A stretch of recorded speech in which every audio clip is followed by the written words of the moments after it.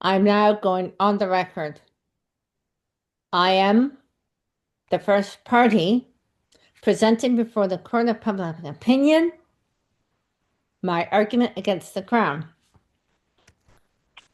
I have some speech issues. I'm going to write part of my testimony into the chat.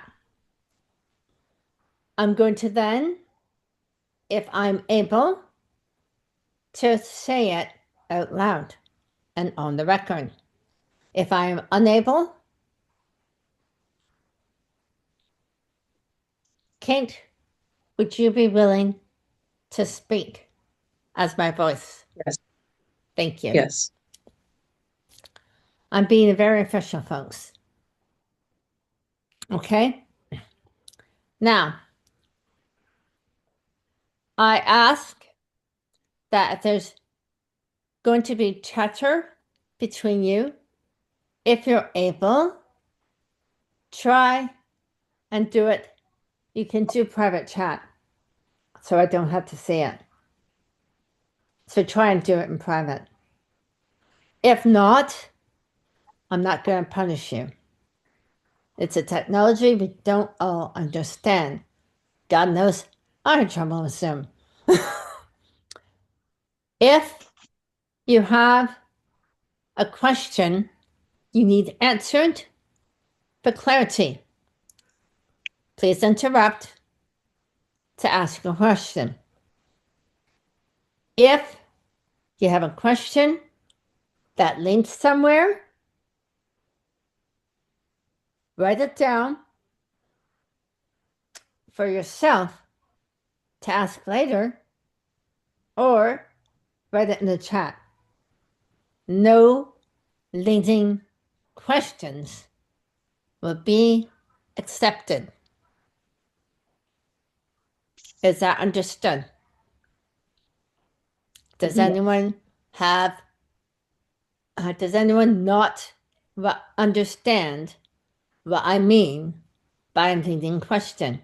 Yep. I will be talking about the Crown.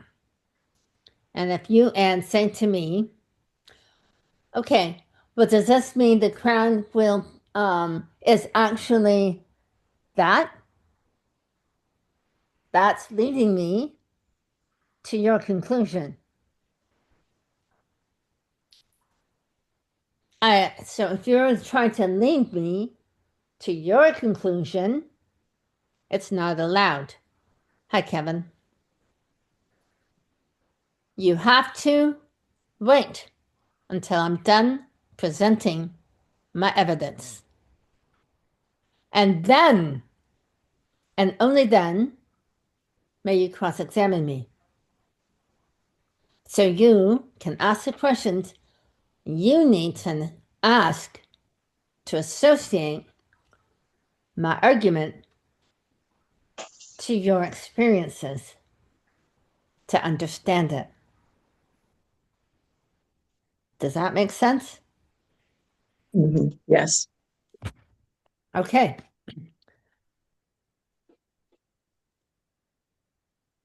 I'm doing okay at the moment. It's been a rough couple of weeks though. Okay. Only been talking about it, for those of you who have noticed, not because I'm looking for sympathy. I'm not looking for pity. I'm trying to get other people to understand. Let me restate that. I'm trying to make those nitpickers picking on me because they keep drawing the wrong conclusion about me, and they're literally attacking my character. Attacking my character in writing for everyone to see. To the extent that they're ignoring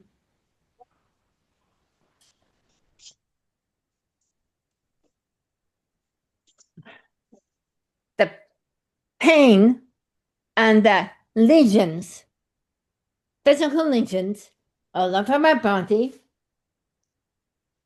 Can you see that?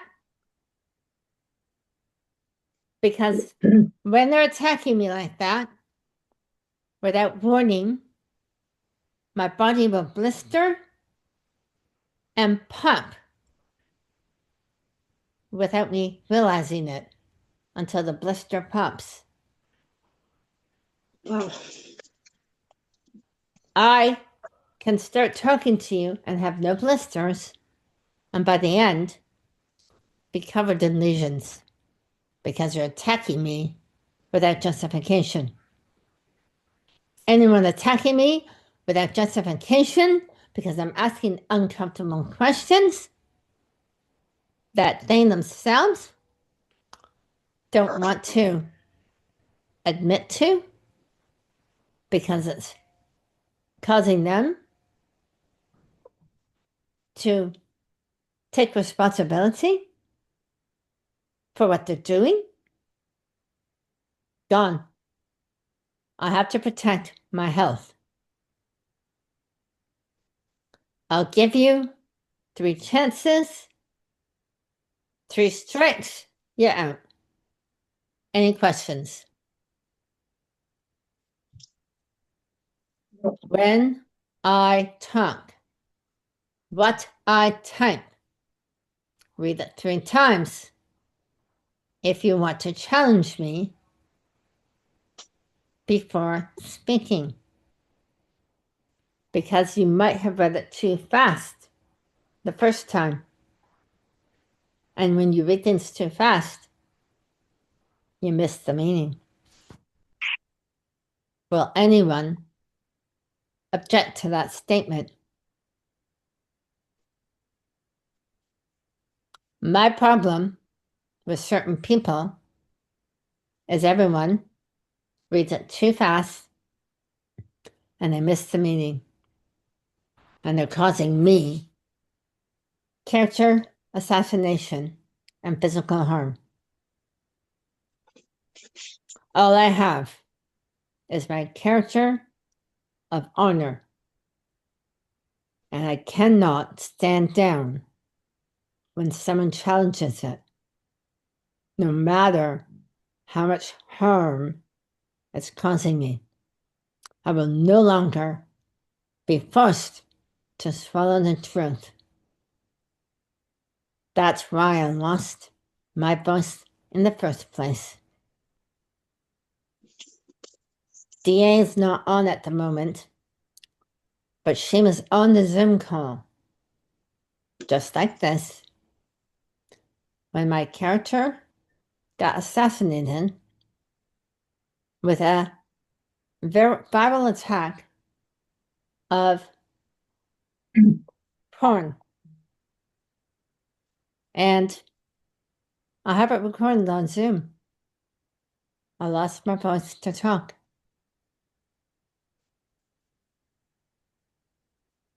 And now,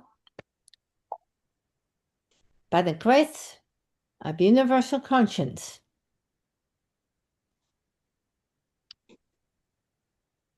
it's coming back.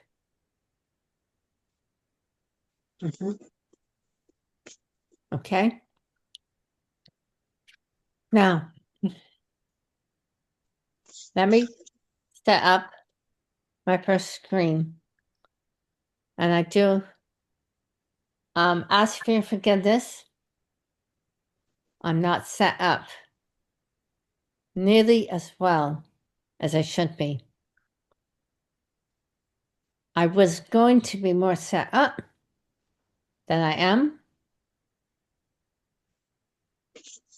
But in my defense, I have, as part of my healing modality, my neurology has caused me to develop 2 conditions, not to hurt me, to protect me. I kid you not. I'm going to write this down.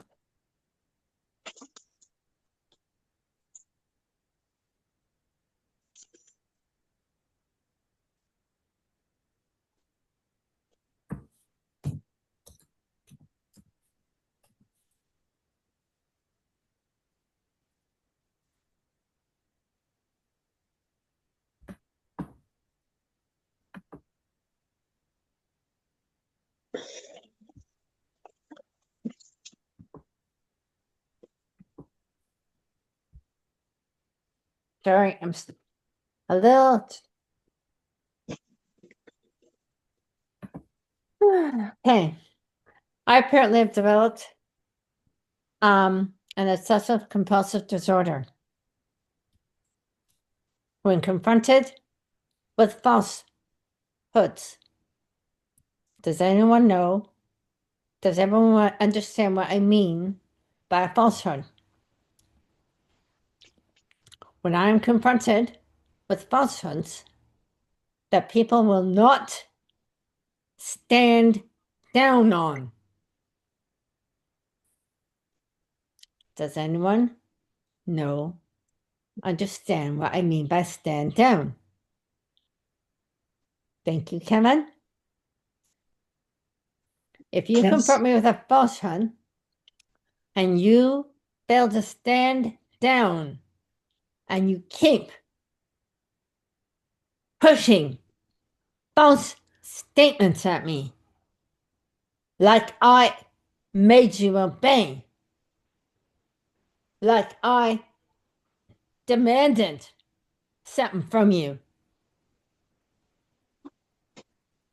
like I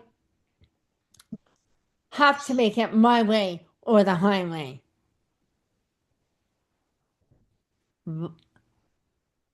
That is false.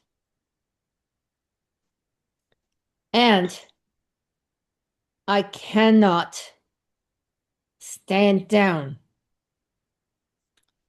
I have an obsessive compulsive disorder to stand up in challenge against all false statements.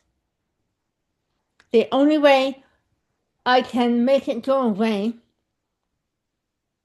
is to kick you out of my group. I kicked 3 people out of the Canadian Law Study Group last night because each of them were acting. I'm going to say again, acting like the world is a stage. We're all players as we act through our experiences of life on the world plane, which is a stage. And those people acted falsely against me. No matter how much I dominated and said, I'm sorry, Kevin, you were expecting this, but I'm thinking you're getting the gist. For people who will not stop pushing their false statements at me, because the moment I stand down, I'm accepting through acquiescence their false statements. In my myasthenia gravis illness, something flipped in me. I am no longer wired normal. I am now wired abnormal.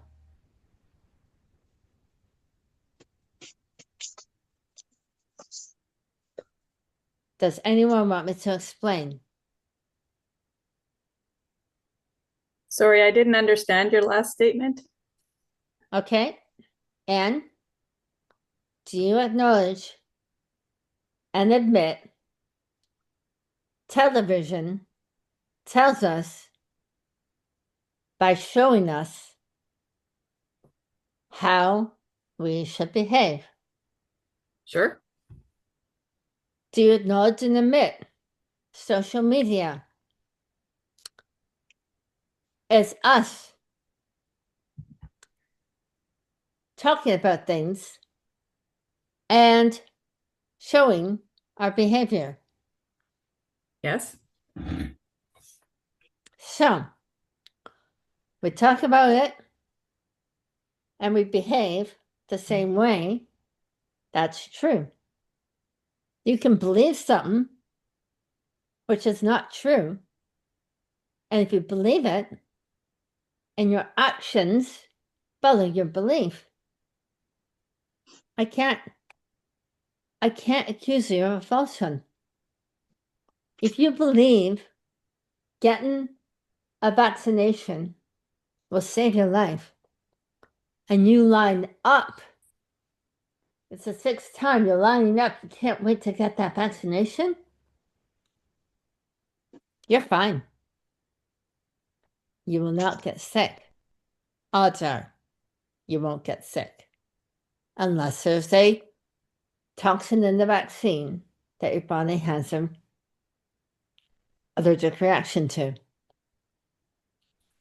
Okay? But if your body does not have a sensitivity to the toxin, your body will process it or store it in the fat, depending on the health of your ecosystem. Mm-hmm. Your body is a closed ecosystem.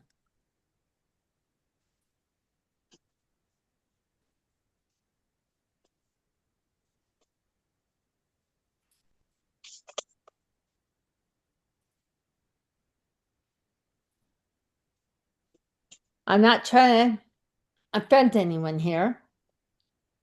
I'm just telling you what I observe. And it's up to you whether or not you'll admit it.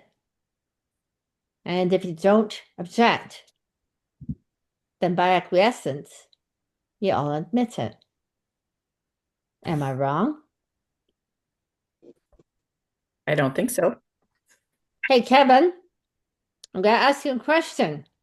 This is yes. This is no. Kevin, how do you like me so far? How do you like me so far? Good or bad? Thank Good. you. I hope you all find this entertaining. Going back to the body being a closed ecosystem. Okay?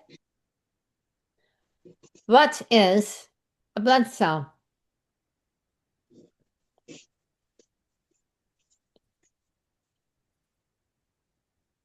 Can anyone tell me what a blood cell is?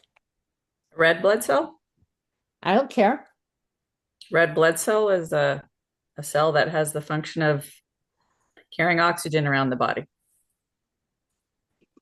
Like a red blood cell, we have the function of moving divine energy around the earth.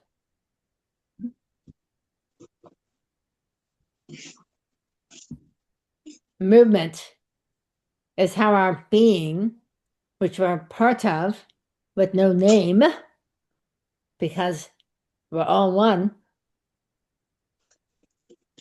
and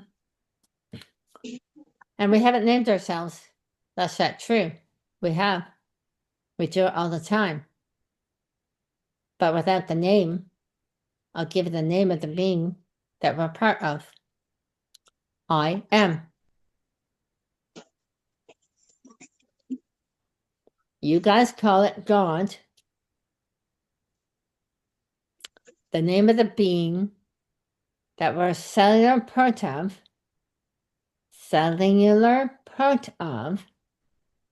is living, both divine energy and divine matter, in particular, earth elements, with what universal elements come through the stratosphere through osmosis.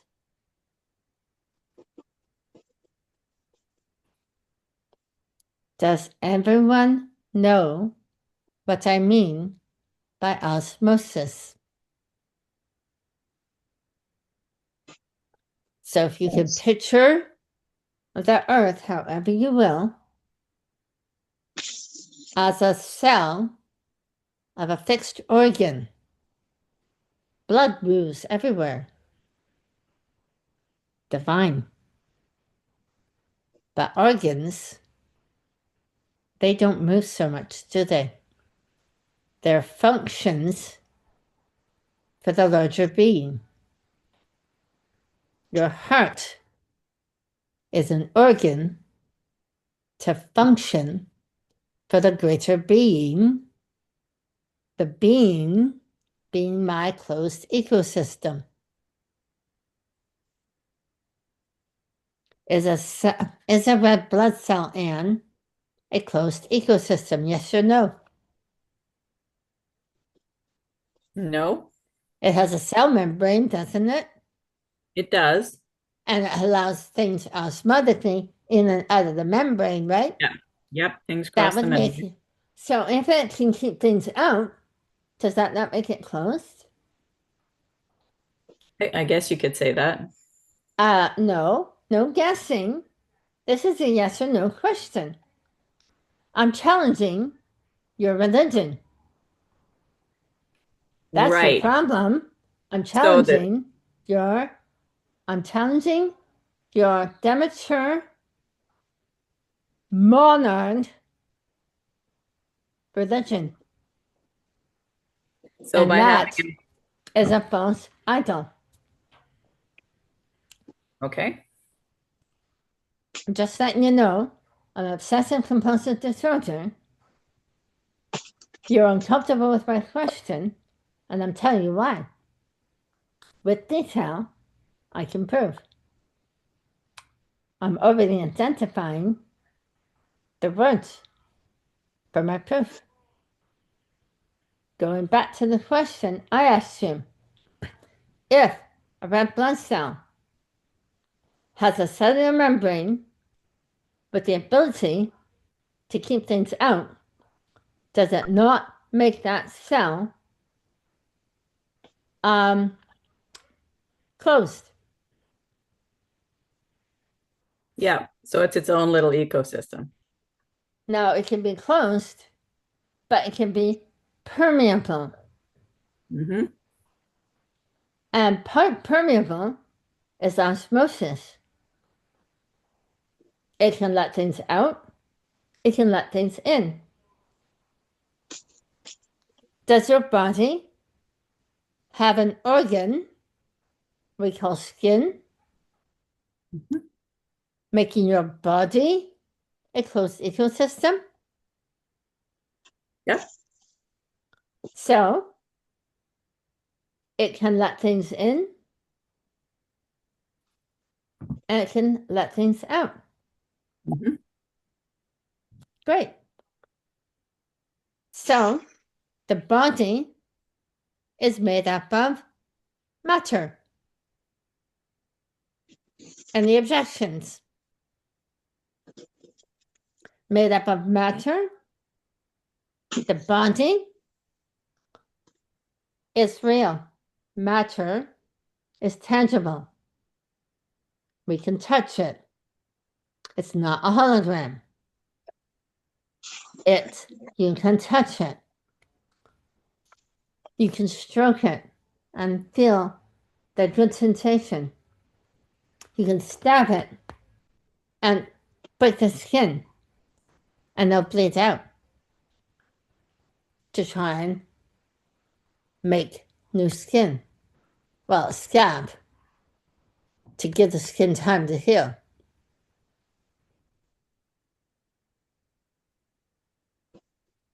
My nervous system got fractured in a cascading health collapse caused in part by a failed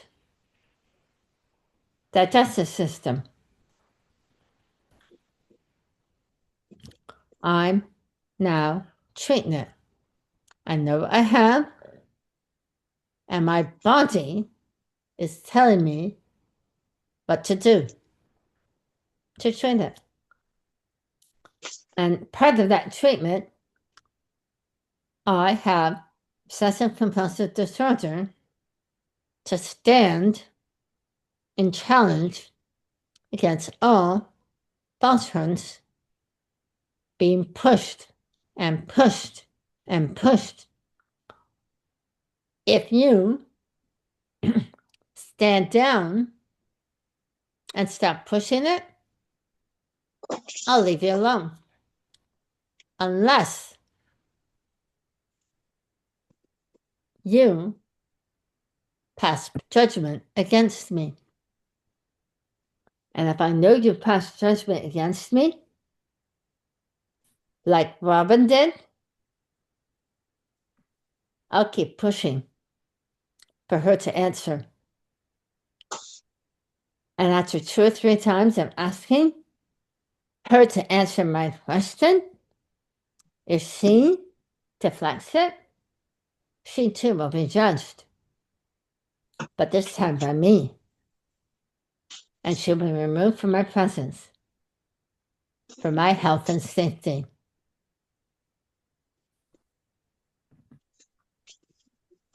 I don't have to have people in my group. That group is my house for my mind. And people cannot assault me in my mind because it gives me physical injury. That's just one that you can see. You can't see the exhaustion, mental and physical. You can't see the tears, the mucus that comes out of my mouth and my nose. You can't see all that. You can't see my flinching. You can't see me lose the use of my hand. I have it today. I didn't 2 days ago. 2 days ago, I could only hold my hand like that. I have my hand today.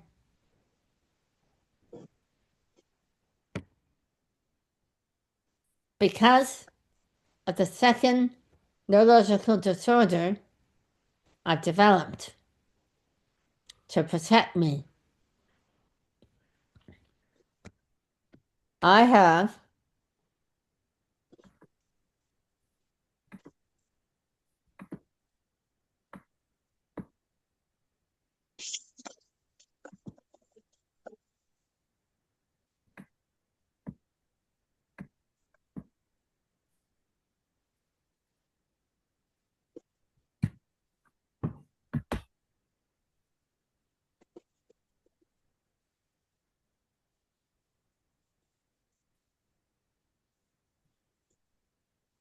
I apparently have developed attention deficit hypersensitivity disorder. Now, for those of you who don't know anything about the condition, when something triggers someone with ADHD, it doesn't matter what time of day it is or how tired they are. They will obsess over that, working it however they do, whether it's flipping through internet pages to find the information, like many of us do, the next conspiracy, the next conspiracy, the next conspiracy.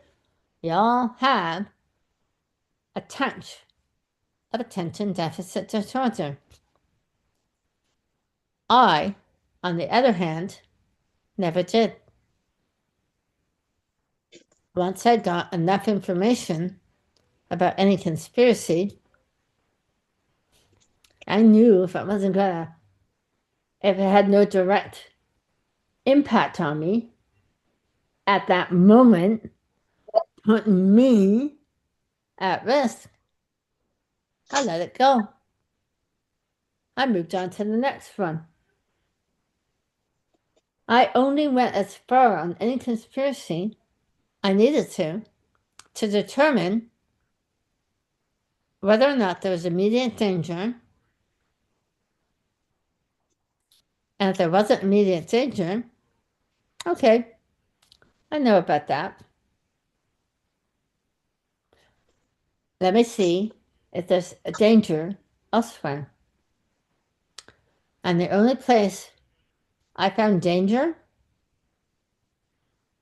was in the written law.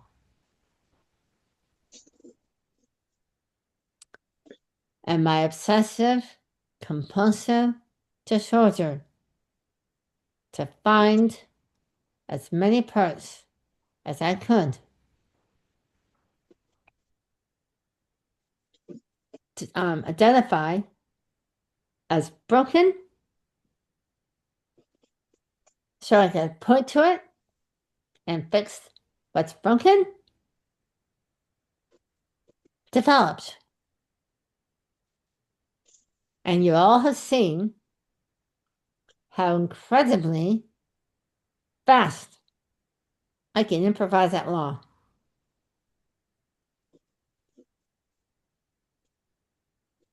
Kevin, you may not be as as familiar with my legal prowess.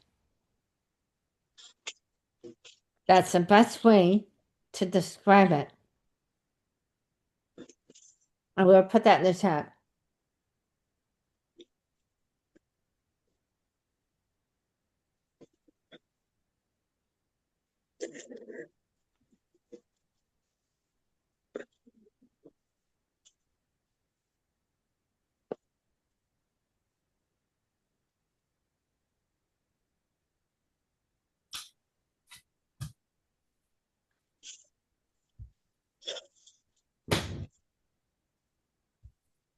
Now, can you see what I wrote? I'm going to say it again. I put it in the chat. Kevin, I'm directing this to you. Yes or good, no or bad, and no objection, just wave. Kevin, I don't believe you have as much knowledge about me and my legal prowess at law. Do you? You're good? Okay. Can anyone tell me what prowess is often associated to? Sexuality. To what? Sexuality. Okay, it's not the one I jumped to. This is family, like Family Feud. Top five Knowledge, answers are on the board. Top five answers are on the board. Family Feud. Here we go. So knowledge, no. Think Animal Kingdom. Strength.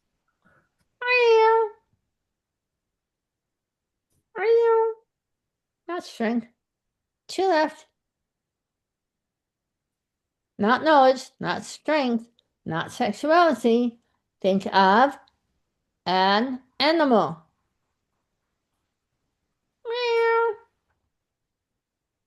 gathering information. Meow, meow, meow, meow. No. Fearless. No one thinks of cats, felines. Prowess is feminine. Oh, Prowler is masculine. So when you think prowess, I jump to feline, like the lion huntress who stomps their prey and prowl before they pounce.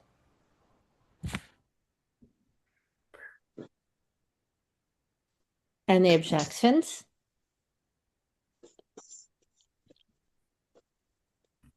The lion is male. He may be the king of the jungle, but there's one above him.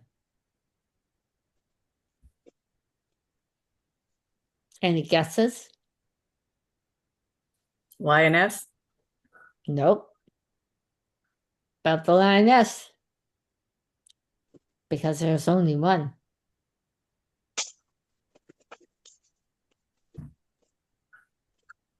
There could be more. Don't get me wrong. There could be more. But someone had to get there first.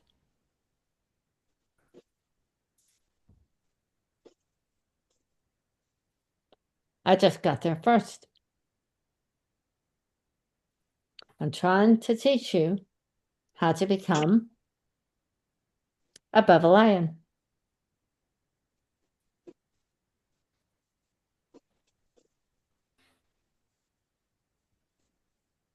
What animal is associated to the eye?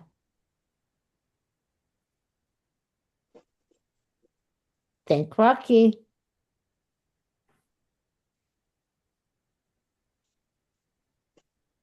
Tiger. Survivor wrote, Eye of the Tiger. And when you understand what I'm sharing, you'll all have the eye of the tiger. Now,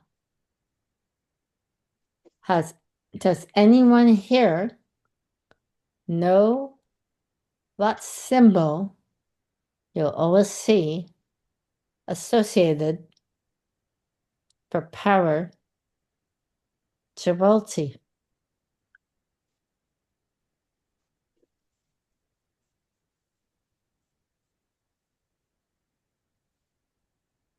A lion. Lion. Lion. Yep. So, the lion associated to the king of the jungle. As long as he remains king, rules the jungle.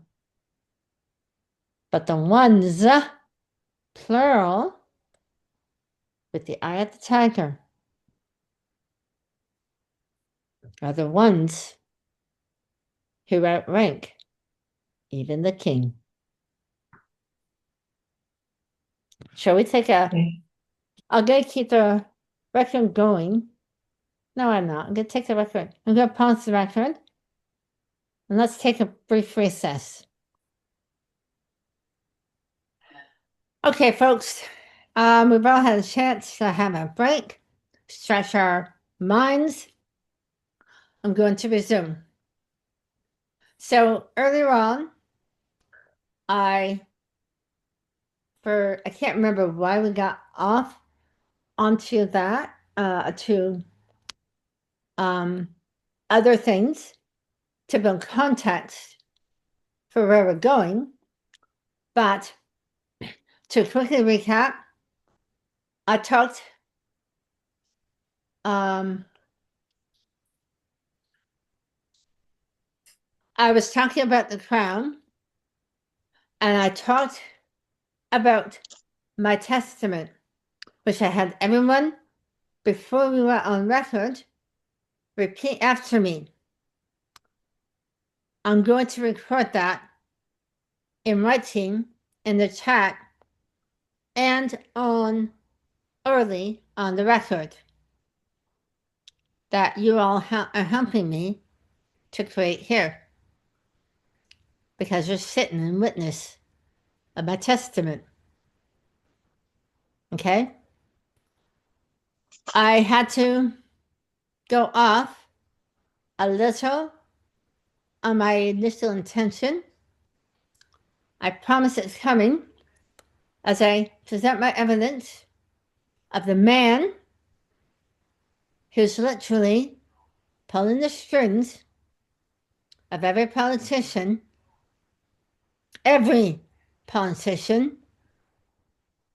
like magicians of policy. That's right, magicians of policy. Politician is nothing more than a language magician because they trick the mind with language.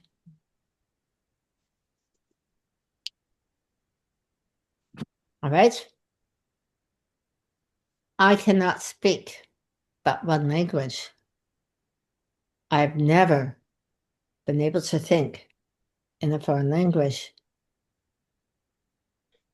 despite being forced by my mother to take French, and as much as I wanted to learn it, I couldn't think it. I could not think in French. And as a result, I struggle to retain it. But in English,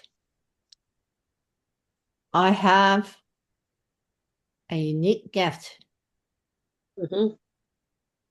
and I can see words not just as words, but in symbolic meaning. So when I see a word, it means one thing. When I see a word with other words, it means something else. And whatever punctuation is attached to a word or group of words means a third thing.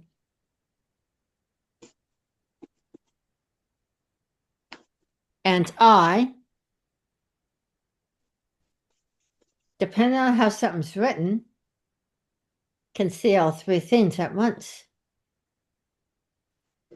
The subject word and what it stands for, the words around it to describe it, and the action with adjectives and verbs, and what it means in the big picture and in the little picture, and vice versa, and everything in between.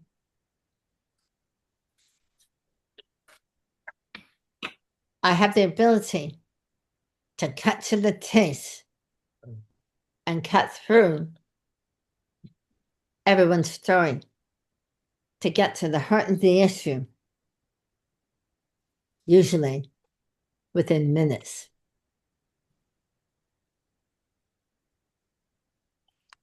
I don't, Chris, am I speaking truly about my ability to cut to the issue? Chris has witnessed it multiple times. Karen? Yes. Karen, on Facebook, you've seen me cut to the issue at least once, haven't you? Yes. However, many times I don't really understand what you mean. It doesn't matter. That wasn't my question. My question, do I or do I not have the ability to cut to the heart of the issue? I believe so. Kevin. Thank you. I just suddenly realized I was asking Karen, who struggles because English is not her native tongue, that Kevin has reacted to my cutting to an issue more than once on Facebook. So, as a jury of my peers and witnesses, I'm testing my argument against all of you as my court of public opinion. here by invitation. Because I trust all of you to object if I speak falsely. You want to hear something funny? My mother's maiden name is Beale. And in my maternal family, the motto is, I'd rather die than tell a lie. And when I began my testament today, before all of you, I admitted when I began, I have an obsessive compulsive disorder to stand against falsehoods. Why would that be?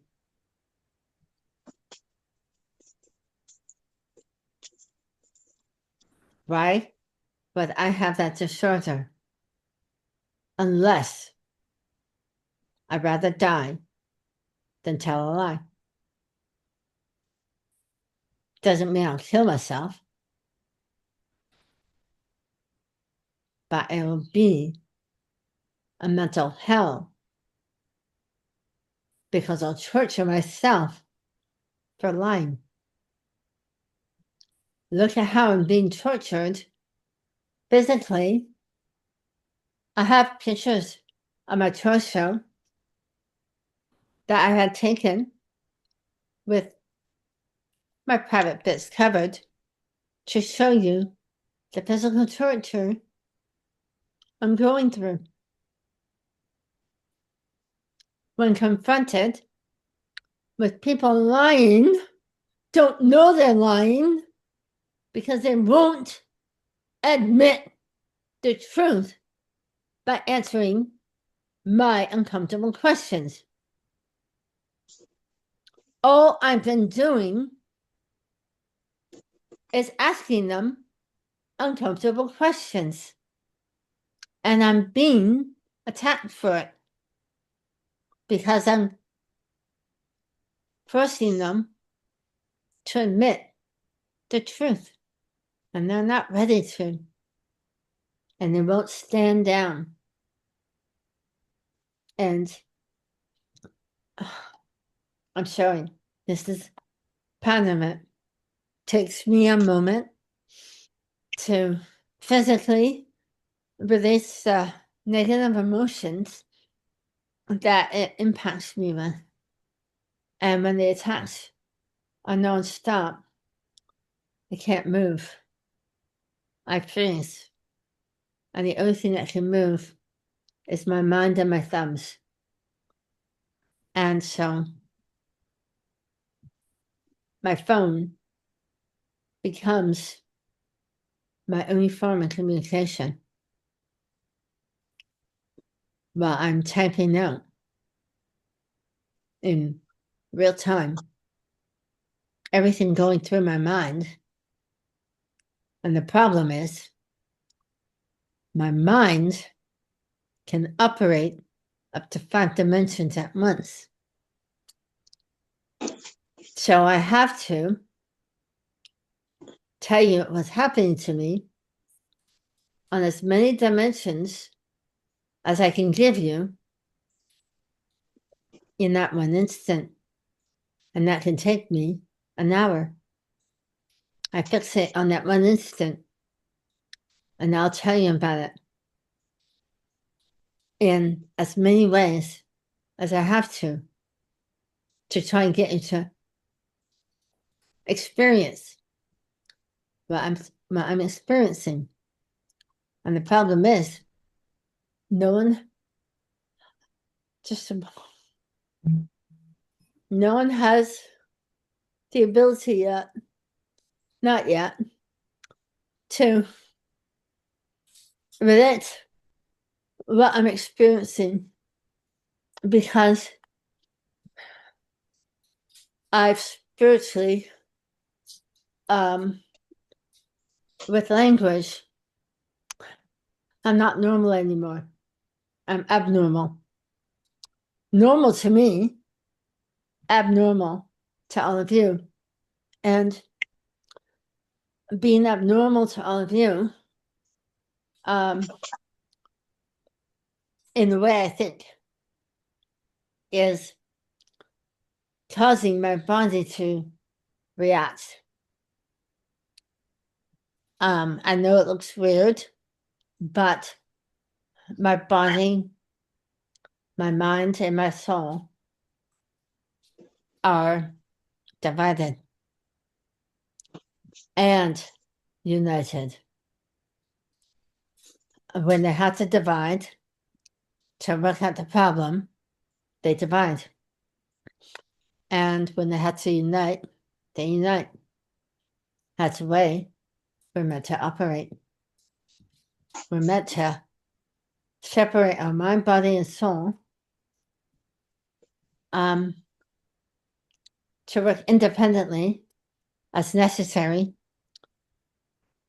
to working in unison. And society is no different.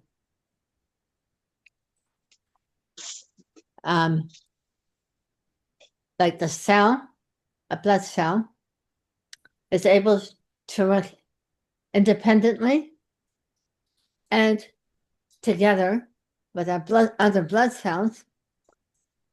Our body, mind, and soul, made up of 3 parts, is to work independently in parasympathetic healing, as an example, or in the heart, pumping the blood through a vortex, charging it. The vortex charges it as the blood pumps through. While aerobic activity, like breathing exercises, if you cannot run or walk, will help you get oxygen into your lungs to help charge the blood as it passes through the heart vortex. Does anyone want to object or question me to help their understanding?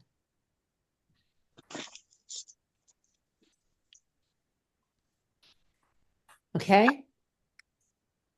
I will move on. The more people I'm around who are able to access direct thinking and indirect thinking with flexibility, the easier I can talk, the calmer my body is, the more strength I have to endure. Can anyone? Kevin, I wish you had your audio, because I suspect you can answer simply my question. Direct current is direct. AC current is indirect. True or false? Is that, Kevin, am I right? Well, it's alternating current, so it's back and forth. But also indirect.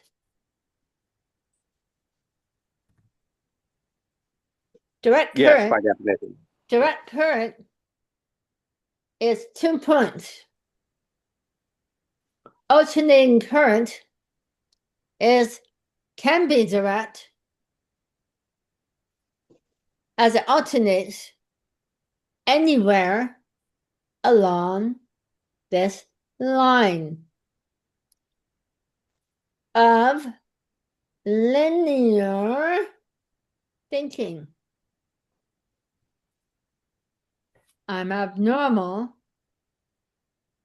because most of you are DC current. And I am AC DC current.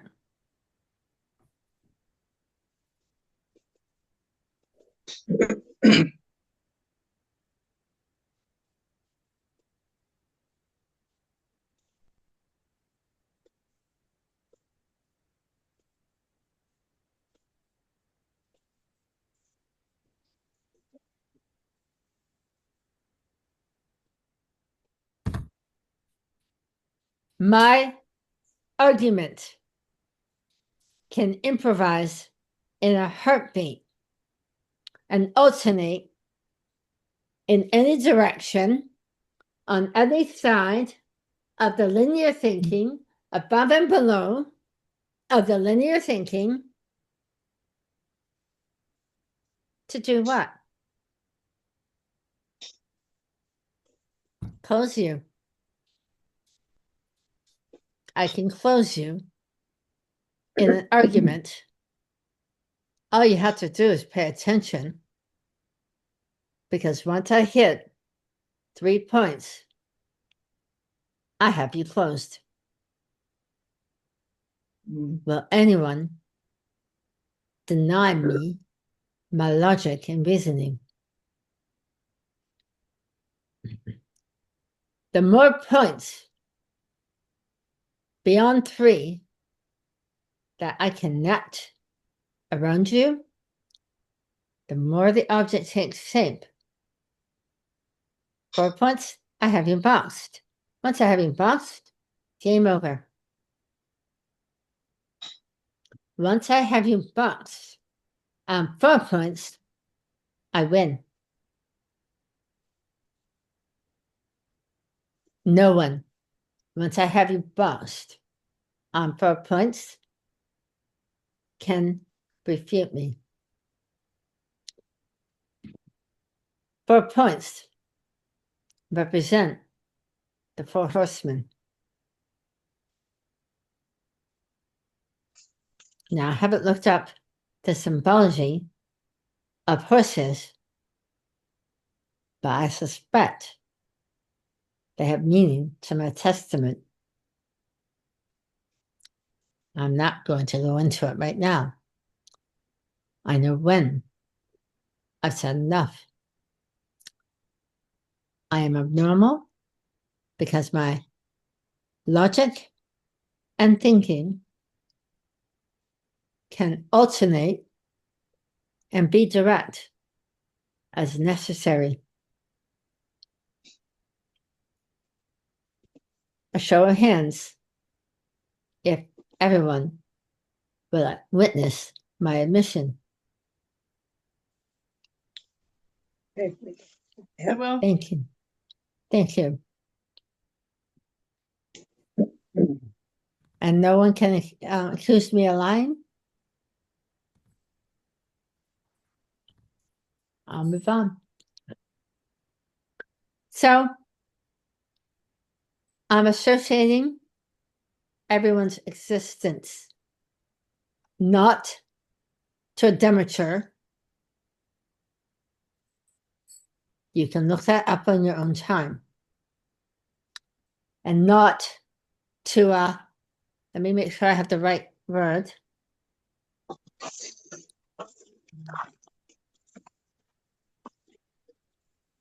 I'm sorry. I only just found the word to attach to it this morning.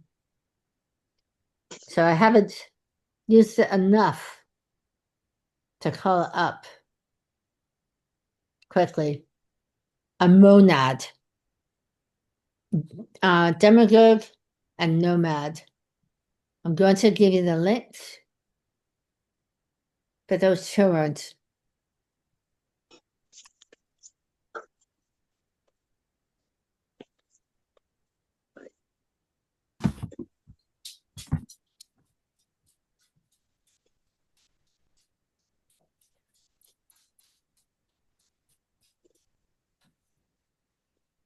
Chris, Yeah.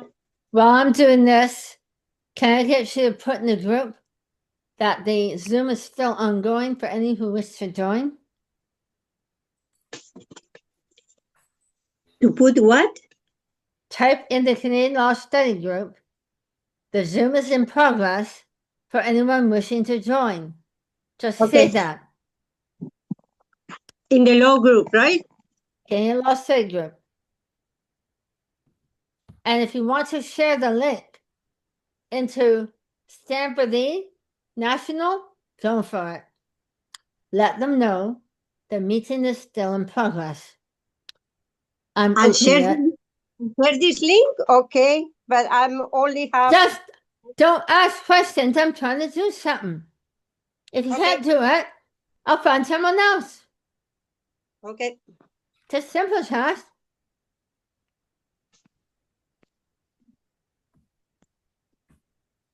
Sugar tax.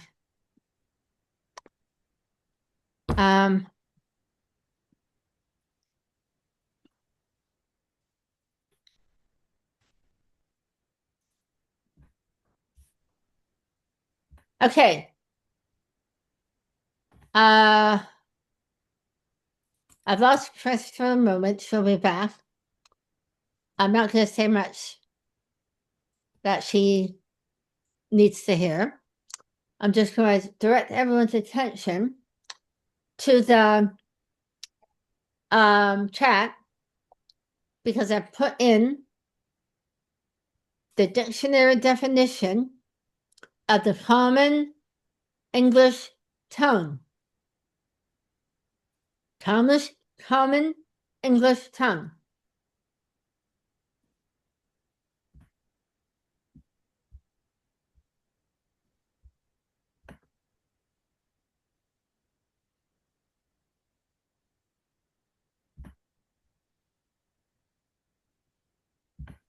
Okay? I do not allow anyone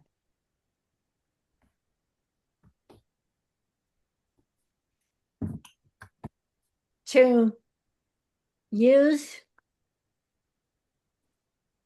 a law dictionary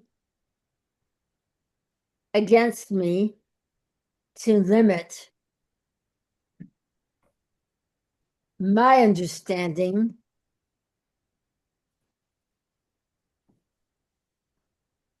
of a word. I'm writing that as I say it. It's one thing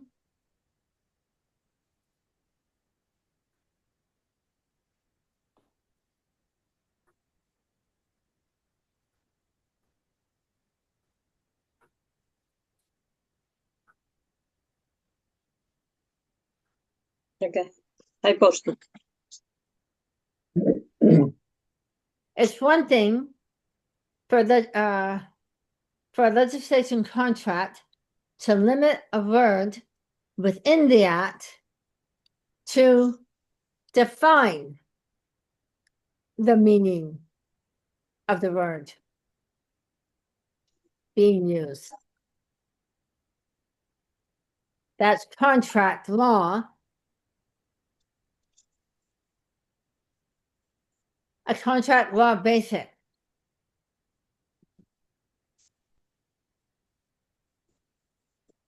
Which everyone with common sense should know. If you haven't got common sense, find it.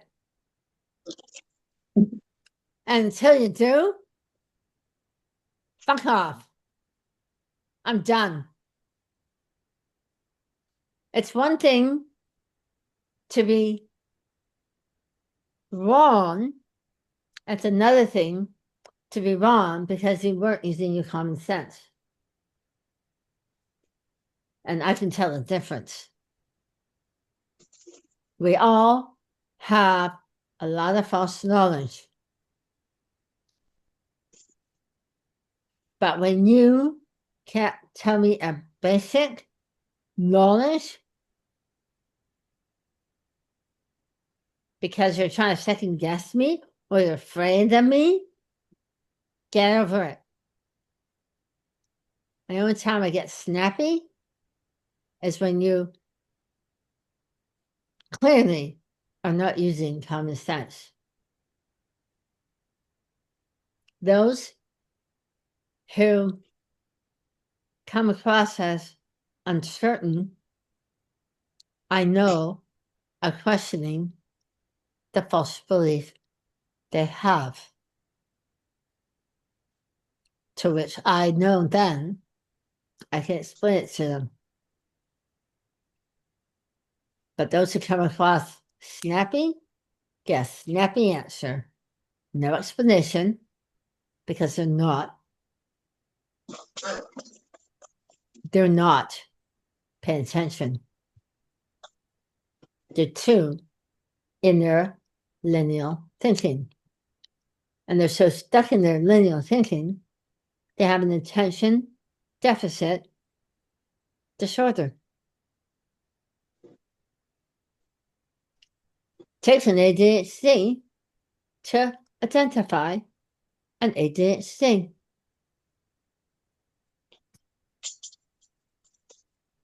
And because of my neurological physical condition of myasthenia gravis, when I have an ADHD attack, it's something to watch. It's a fucking joke. Because I am all over the place.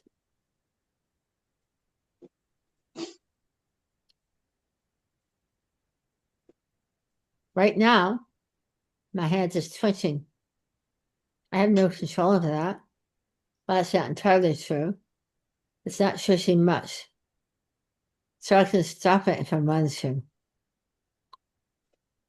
But I know I had to release tension there. So I'm just letting my hand do it. But when I'm under attack, I have no control. I lose it. I'm calm and peaceful right now. I have control.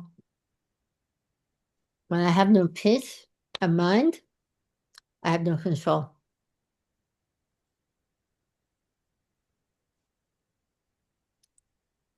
So that's what happens when people will stand down and take responsibility for their actions against me. They caused me to hurt myself because I have an obsessive compulsive disorder. It's a vicious circle. And the joke is on me.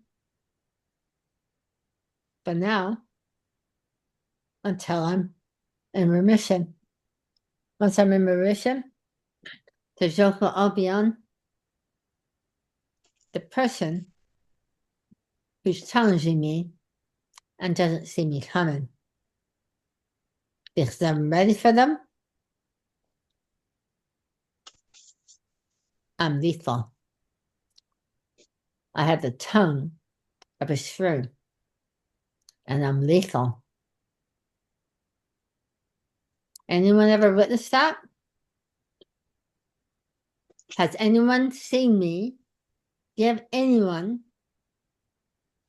a written tongue lashing? Yeah, Okay, Chris, you know what I'm talking about, don't you? a few times. I'm lethal, aren't I? Yeah, you can.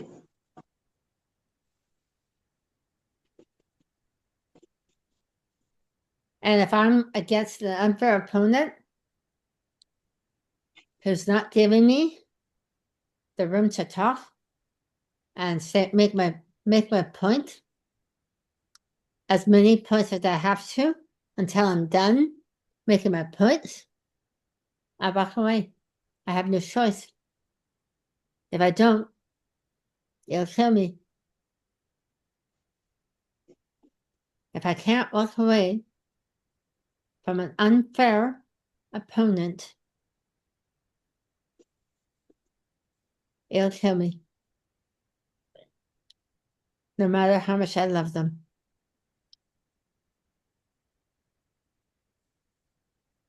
No matter how much I had to walk away. Not because I don't love them, but because I love life more.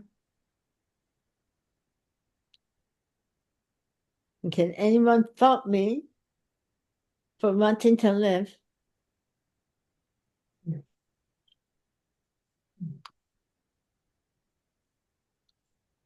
I want to hug you. Thank you. I will take a brief recess. I'm taking a brief recess. I just realized I wasn't on the record. I won't go over that again. Take it as you will. However, when we came back, I had left off because I had lost my composure for a moment. I took a brief recess to regain my composure. So, I'm going to quickly summarize what we expressed during the recess. In anything before the contract can be written or implied, there must first be an offer followed by an acceptance. Without the offer being accepted, you won't have any union. No union, no understanding. I don't give a flying fuck for understanding if we don't have an understanding. Your understanding makes you a loser. It's only when you unite your understanding with my understanding do we have an understanding. Am I wrong? No. Thank you. Once we have an understanding, contract is implied. But at times, we'll write it down on paper. And if we register that contract officially with a registry,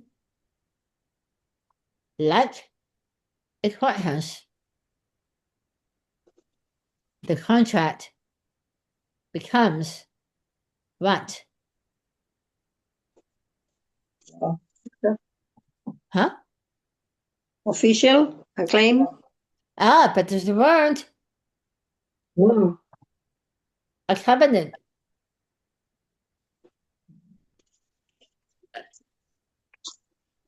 Binding. It's a covenant. Yeah, it's binding. If you write it, if you put that covenant under oath on a court registry against someone else, you better believe everyone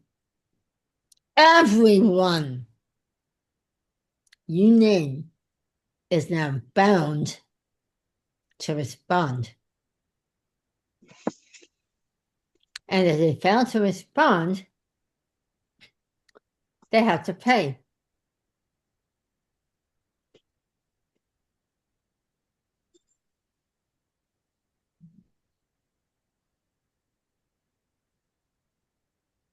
Am I making sense?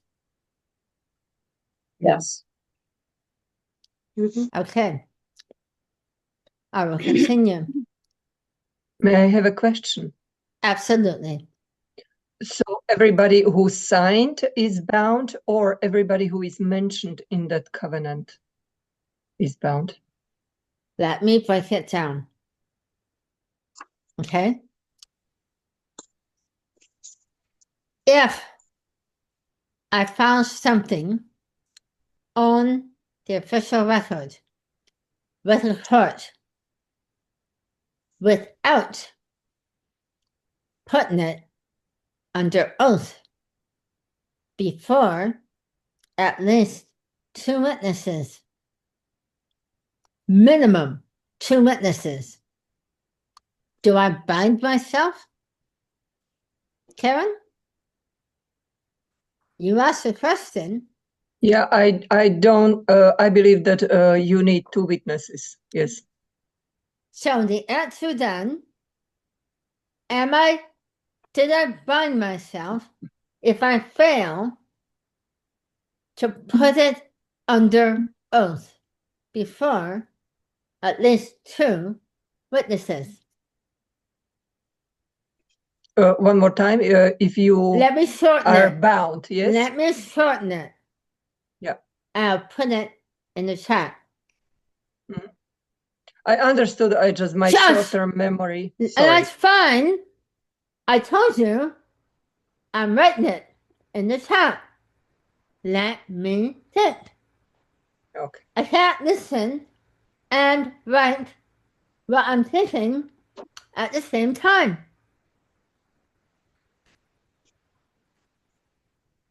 If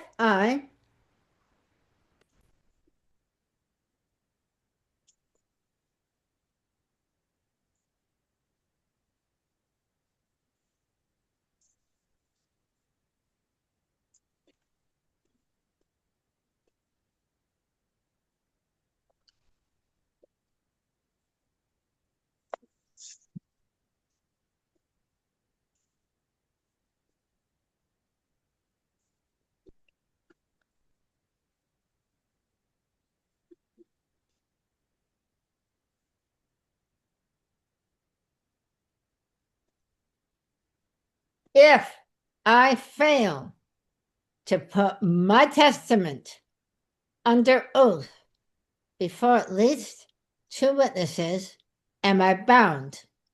Yes or no? No. This is a court of public opinion. I'm not under oath.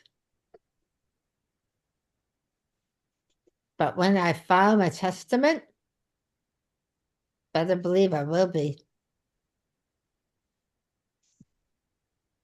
This is not official. Therefore, I'm not going to bind myself. Not here. Because part of what I'm doing here today is trying my testament before I make it official. If I have any errors or areas that are not clear, questions like yours, Karen, help me cut to the chase on that point next time.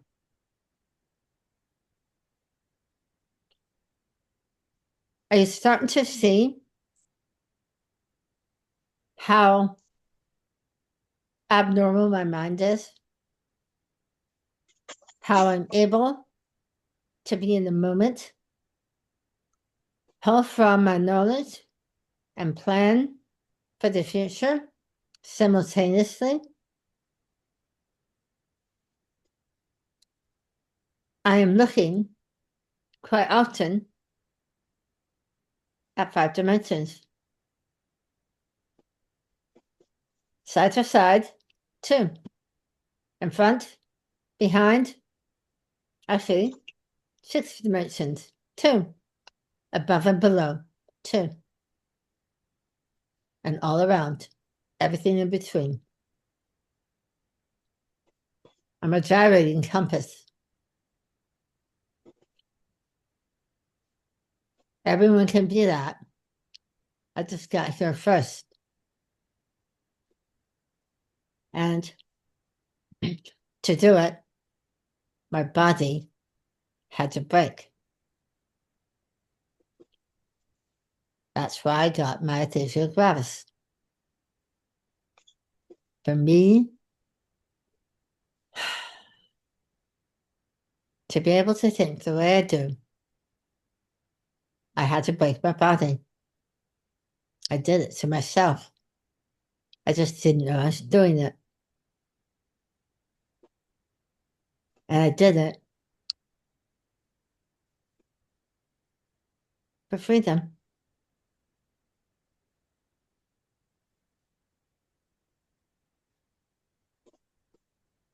I did it for freedom.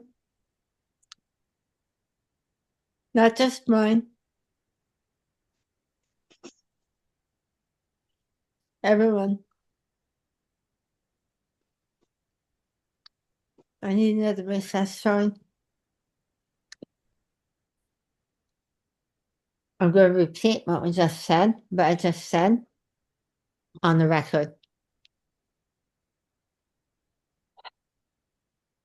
We, as a society, have been conditioned to use terms and words subject specific. And we become so subject specific, fixated, we fail to see the cross-pollination of the words. Everything comes down to the union of energy and matter. And for anything to be created in life, whether it's man-made or organic through nature,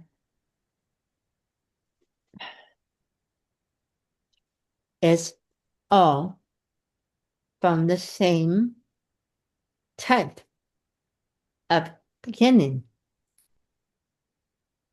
An idea,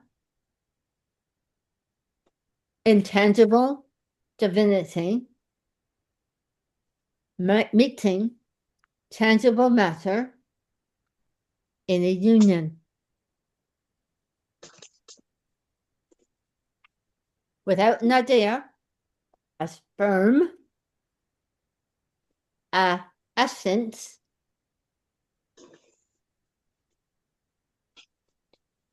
being put to matter, an egg, or writing a book, or something else tangible, there can never be a union, can there? And that egg has to accept the essence. And if the union's not viable, it won't survive. That's life. You might start a book, but if you don't complete it, it doesn't survive. You might complete the book, but if you don't publish, it doesn't survive. You might build the car, but if it doesn't drive, it doesn't survive.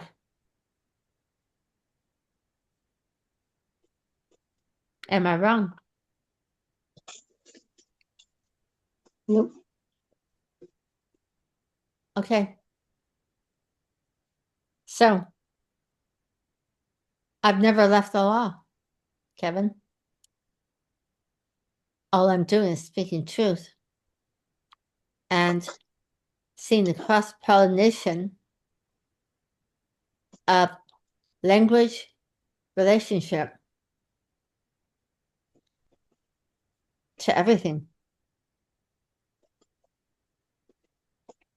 A computer has a central processing system. So do you. A computer has an interface. So do you.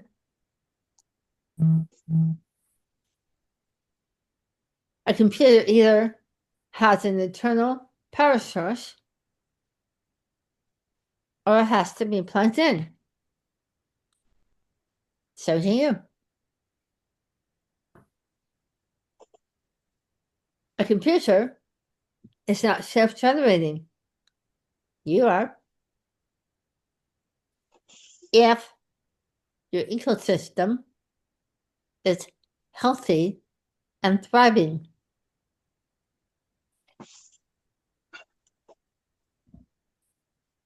Does anything here sound untrue?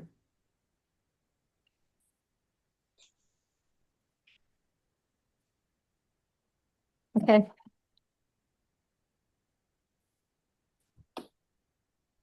Going forward.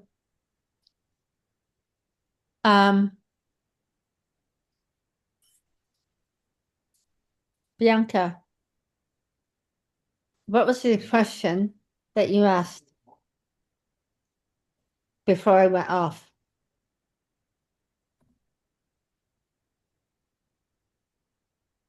I don't think I really asked a question. I pretty much said You that I asked- understand the Someone physical asked- manifestations of the spirituality in physical form. So in spiritual realm, there is laws, and in physical, there is laws. So I get the connection of always staying within the law. Okay, so before that, someone asked a question that had me going off on context expansion. I'm trying to remember where I left off on my testament. Can anyone remember? Oh, if I fail to put my testament under oath before at least 2 witnesses, am I bound? Because it comes Yeah. back to Karen's question, wanting clarity on how to bind everyone. Okay, picking up from there. Now, Karen, take care. Unmute yourself. Yes. All right. I'm going to write it down to help me keep track of where I'm at. But I'm going to ask it to you orally as well. So you said, I'm going to ask you again, if I fail to put my testament under oath before at least 2 witnesses, am I bound? I believe you are not. Perfect. So,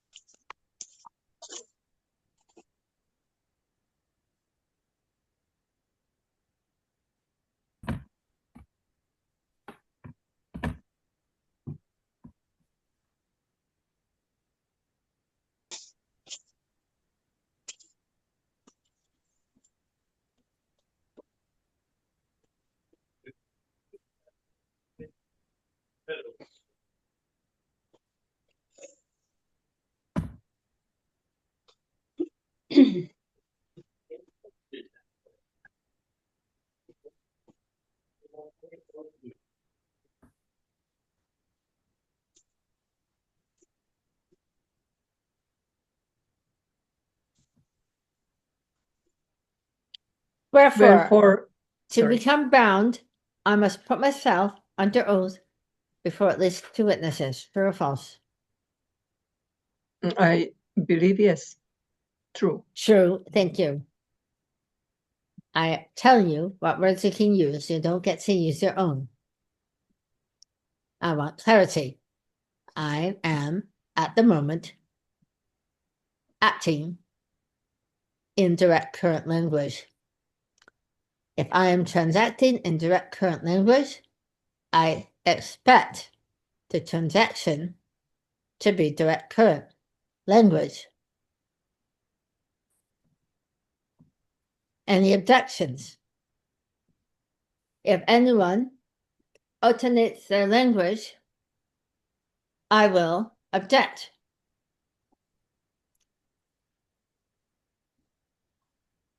If I give you 2 words to choose from, you have a third option. I don't know, not relevant, or some other reason. But don't give me what you're thinking. Give me a reason, but not your opinion. There's a difference. If it's what you're thinking, that's opinionated. I don't care. Give me a reason or tell me you don't know. I don't know. Well, you do. You answered that. Wherefore, Yeah, because it is. Sorry. Karen, Mhm. the language barrier confused you a bit. I wasn't directing my comments at you. You Okay. answered my question. I moved on to everyone. Okay. Okay? You told me that to be bound, I had to put myself under oath. You told me true. Right? My comments that followed is for everyone. Okay? And at the moment, Kevin is in the center of my screen. So Kevin is the one I'm watching. Oh, I'm looking around to see the expressions, but the one I'm looking at most, Kevin, because he's in the middle. And also, he's giving me the thumbs up a lot. You poor thing. But Kevin, I actually like your face. I do like your face. There's a new one. It's very warm and friendly.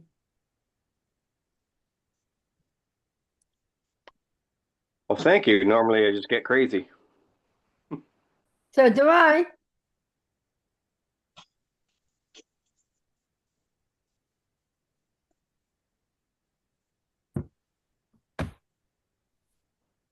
Honestly, you all have welcoming faces. I like looking at all of you because your faces are welcoming to me, meaning you're warm to me, meaning you want to hear what I have to say as I testify. And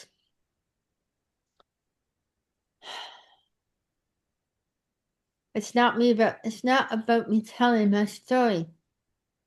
It's about testifying to an experience with the intention of setting everyone free. Here. And free of taxes. Free of bullshit tickets. Free of false accusations.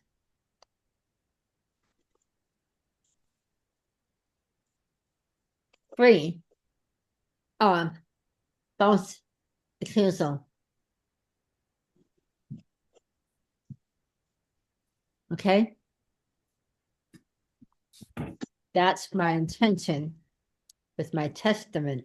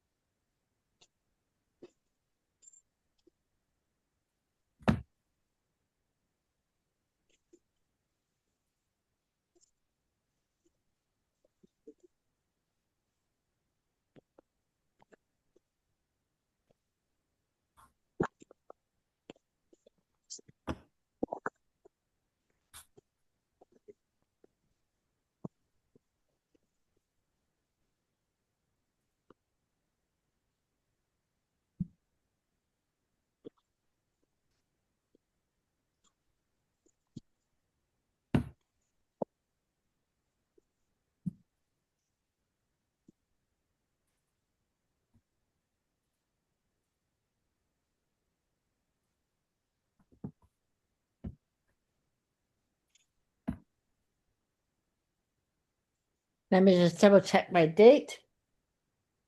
Bear with me. Ah. Okay, I have to just get my too many ideas I want to get out at once. That's the problem with ADHD. ADHD, you have the ability to think several things at once. And those who can't control it will have a hard time picking the right thing to focus on.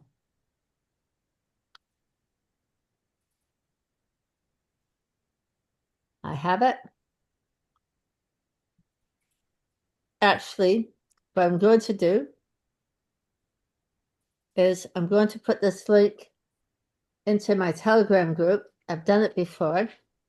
I'm going to do it again now so I can pick it up, put it on my computer screen for everyone to see.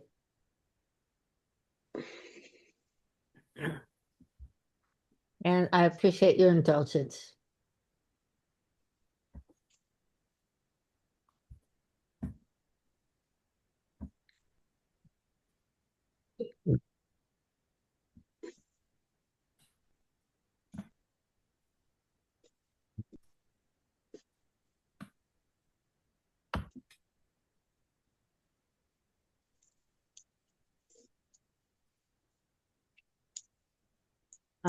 Sugar, I'm getting distracted here.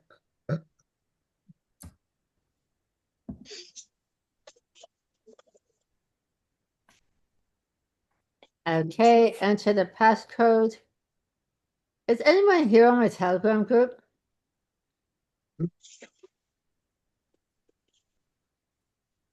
Yes. Can you monitor the channel for me and reply to people? The dog needs me to let him out. Give me one moment. I'll pause and okay. Oh sugar, where I put my phone?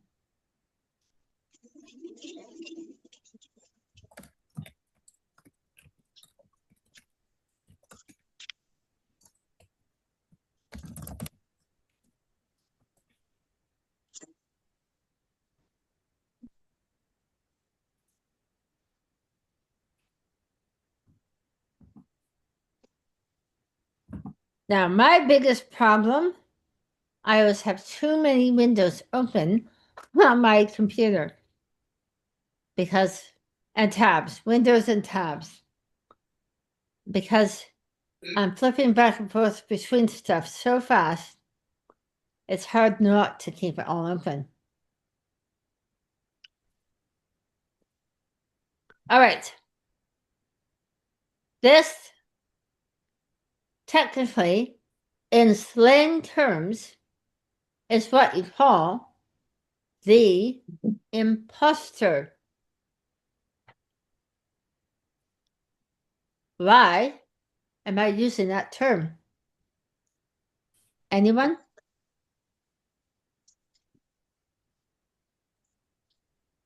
He's not the real king. He's not a king to Canada.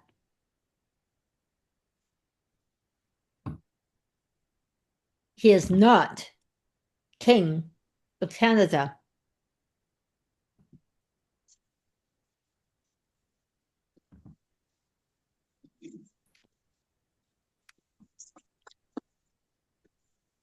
Give me a moment.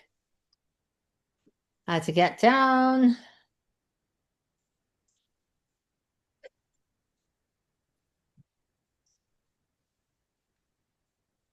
Sugar. Here it is.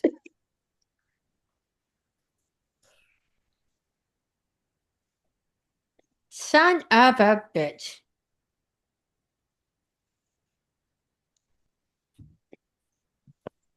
Do you know what's missing?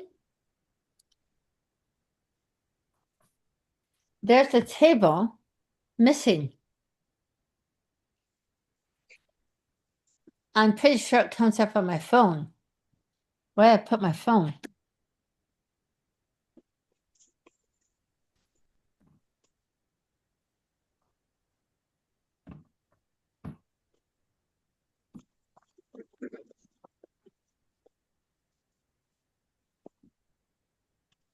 No, they removed it. They removed it.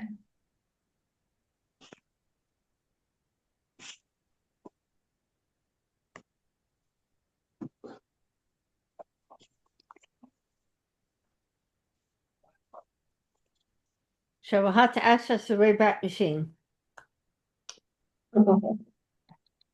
I have a picture of it, but I'm not messing around with it right now. I took a picture. I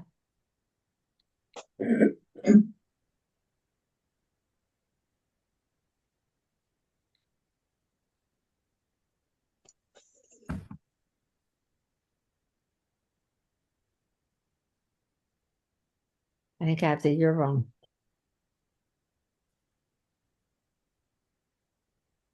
Shit.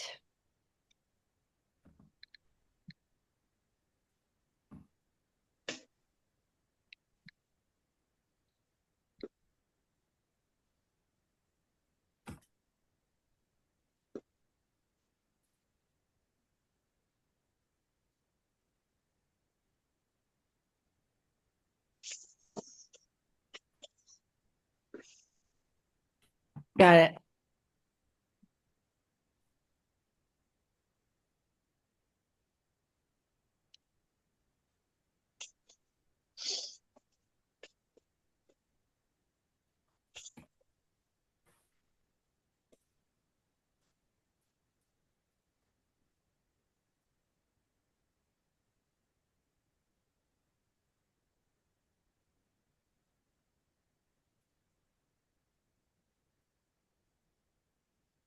Give me one moment. I am actually going to just pause a second.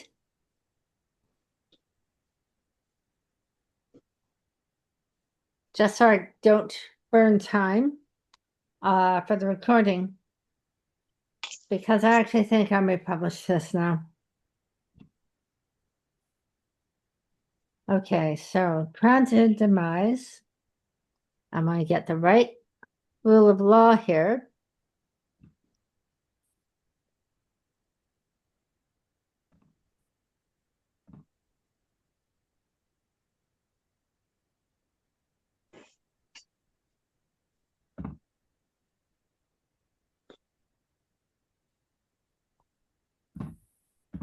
Want to make sure I have the right number. What's the number? Oh, there we go.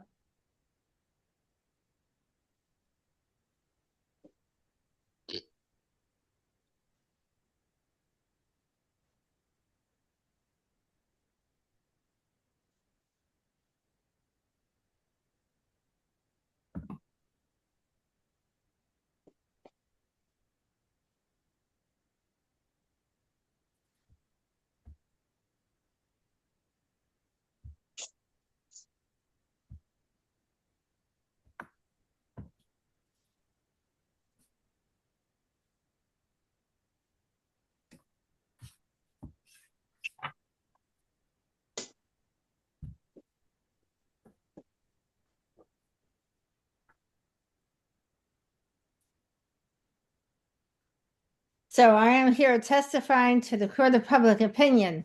My testament made under will be made, not now, under oath, to be registered against the crown. The crown is, as of September the 8th, 2022, did demise fully in accordance to section 46 of Canada's Interpretation Act, making the crown, oh, sorry, I'm going to clean this up because I rushed it and I want the language right. And Jimmy Cricket. I'm struggling with Telegram. No, chat. I can't use it easily when I'm sharing.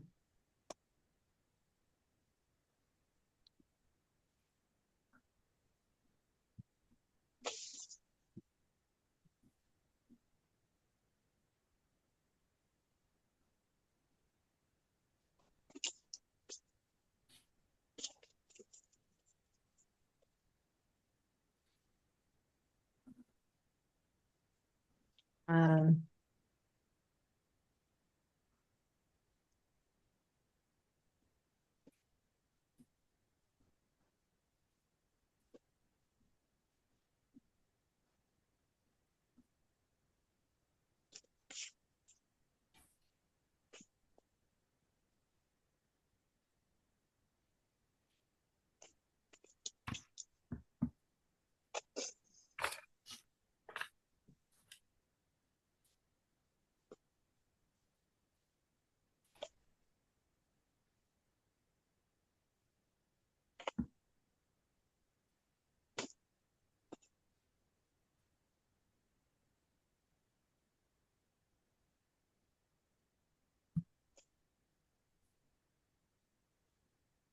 No baking.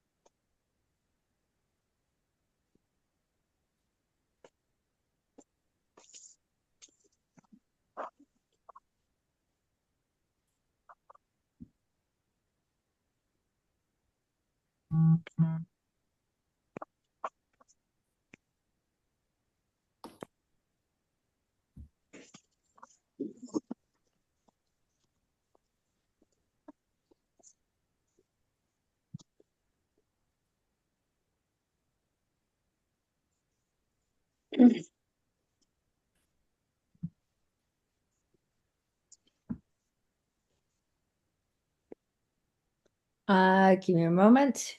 I want to get this language right. I am, if anything, a language snob.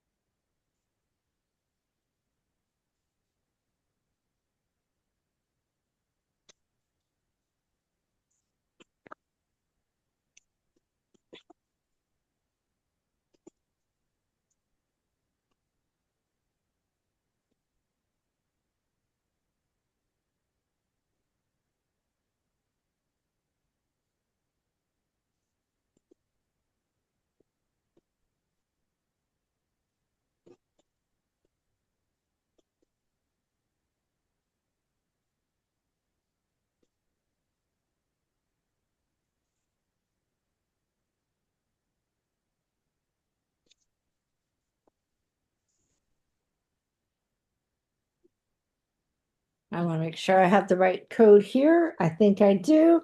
Ironic, it's the same fucking number. Yep. Fucking ironic.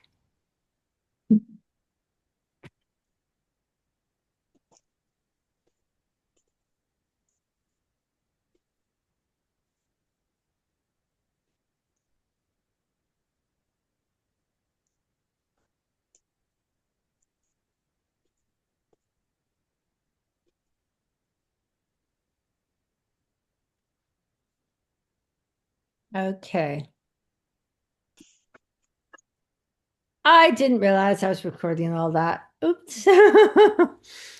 All right, so I've just finished rewriting what I wrote. I'm going to read it now onto the record of the Court of Public Opinion. My testament will be registered under oath against the Crown. The Crown did demise as of September 8, 2022. I hereby declare, in accordance to Section 46, Subsection 1 of Canada's Interpretation Act, that the Crown is now a foreign state, not of Canada. Any person or Commonwealth agent who communicates anything against Canada's interest, down to every last Canadian, shall be seen and deemed to be committing treason by definition of the provisions provided by Section 46, Subsection 2 of Canada's Criminal Code.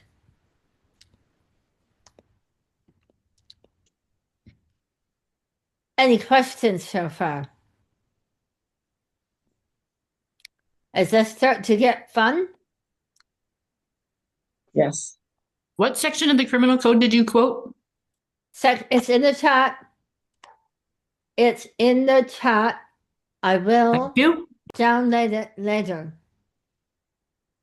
The language is not 100% in the chat, but I'm also not under oath. I remind you. So, I'm acknowledging minor errors. Okay.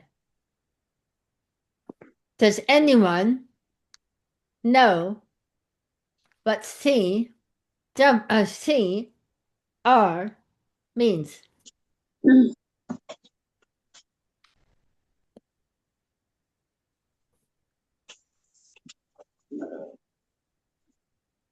Shall I provide it?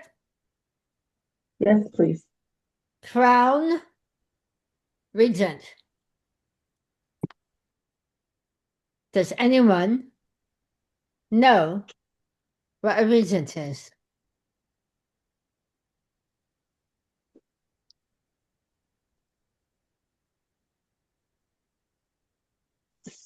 This is why your microphones are supposed to be off. I can't watch you. I need to hear you so I can keep doing what I'm doing. I'll ask again. Does anyone know what regent means? Nope. No. Thank you. How do I know?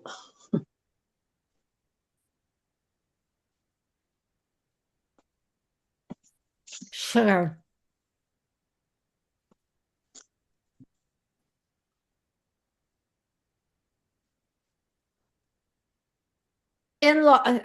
Kate.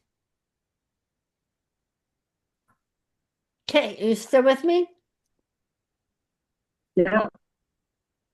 I'm starting to, Want me to read this? please.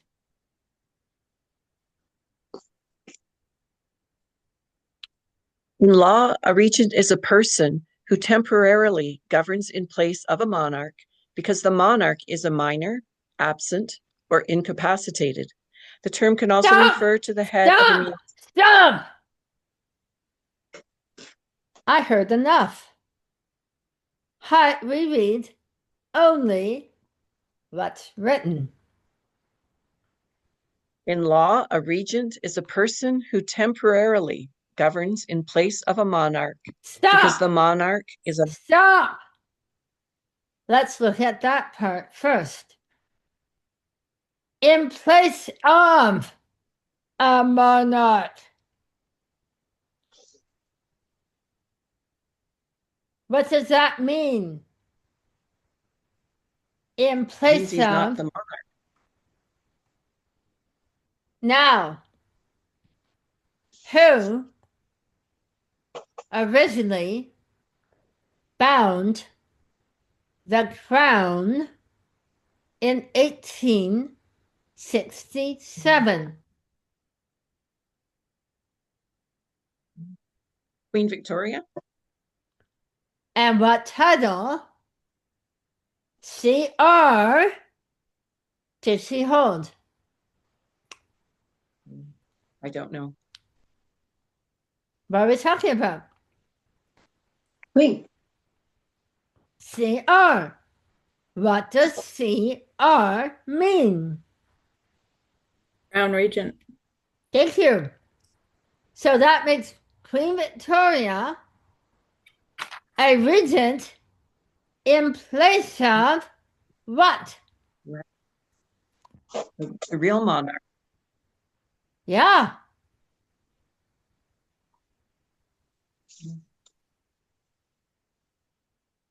Wow.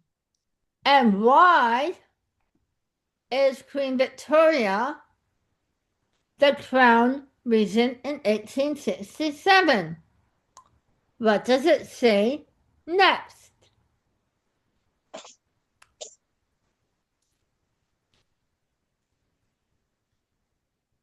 I can't Because read the it. monarch is a Because the monarch I'm was reading it. absent or incapacitated. Bingo.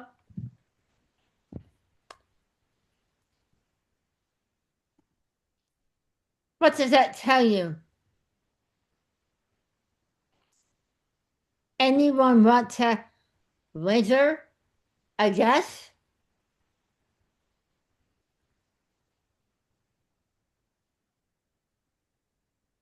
There was no monarch at the time. No.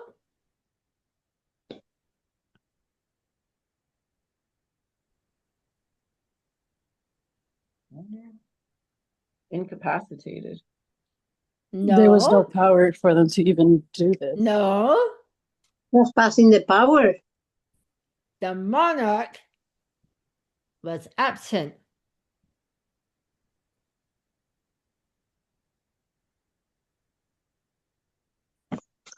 Does absent mean incapacitated? No. Nope. Does absent mean not existing? No. Nope. It means we're overlooking him.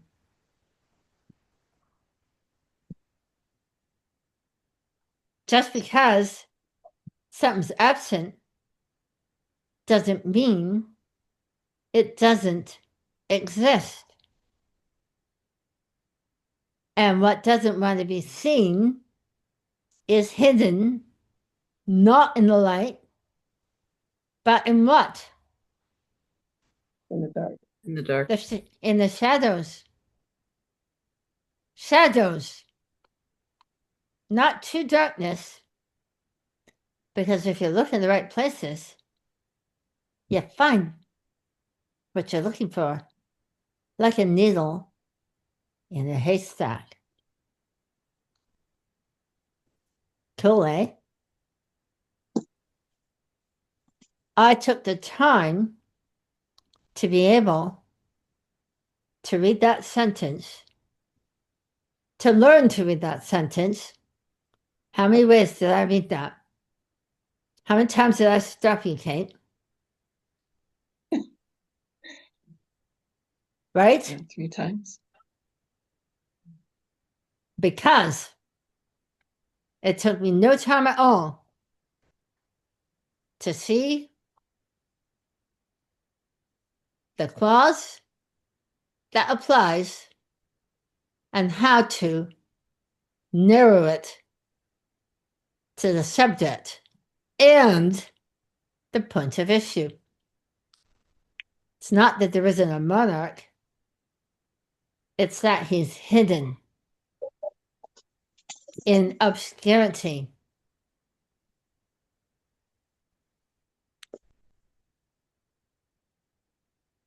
Do I have your intrigue? Are you all intrigued? 100%. Yep. Yes. And are you intrigued?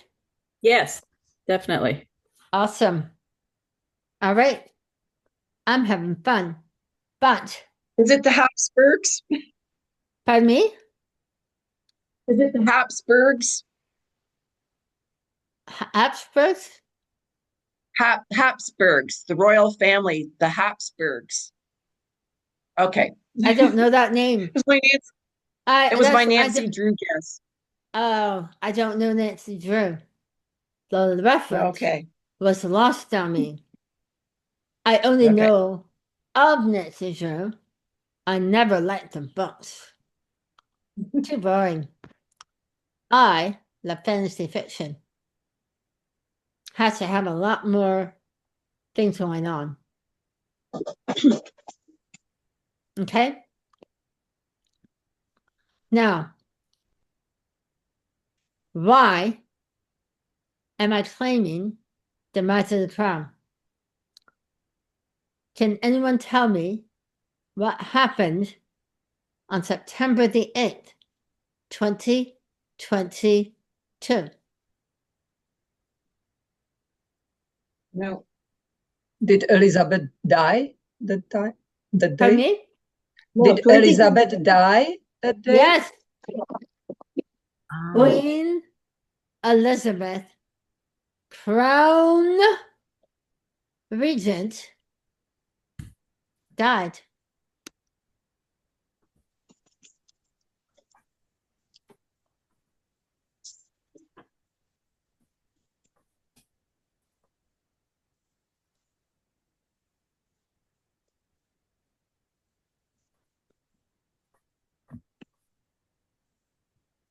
Now, why does that matter?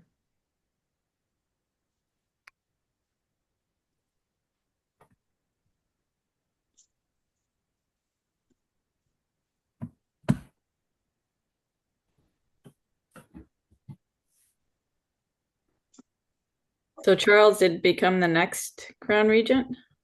Nope. Nope.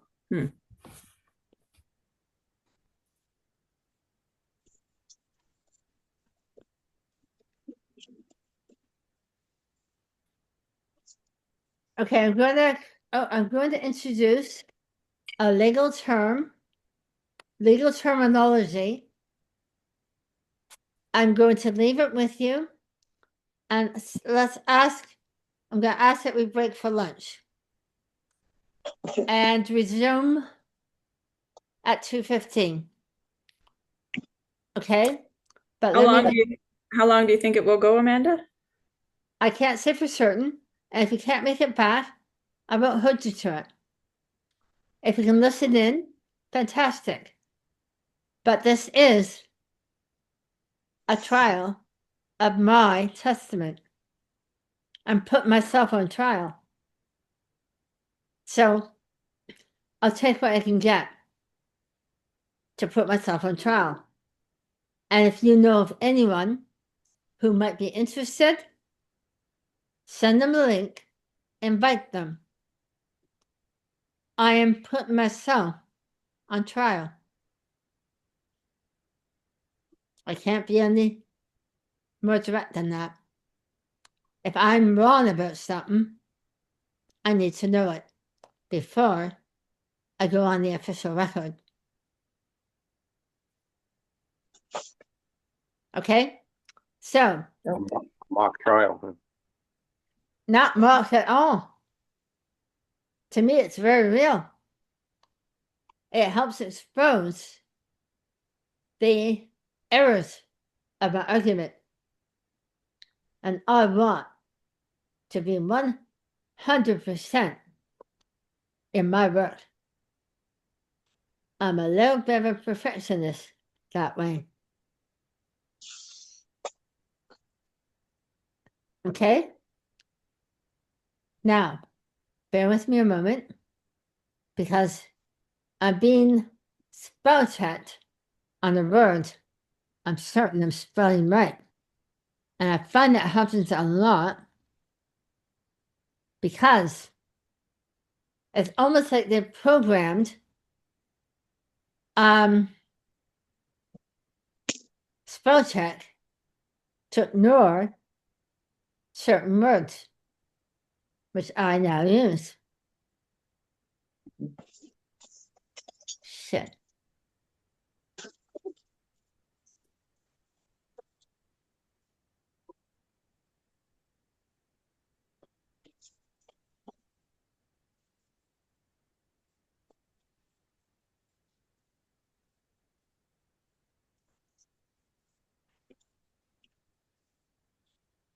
Ah, darn it. I also had that one word wrong.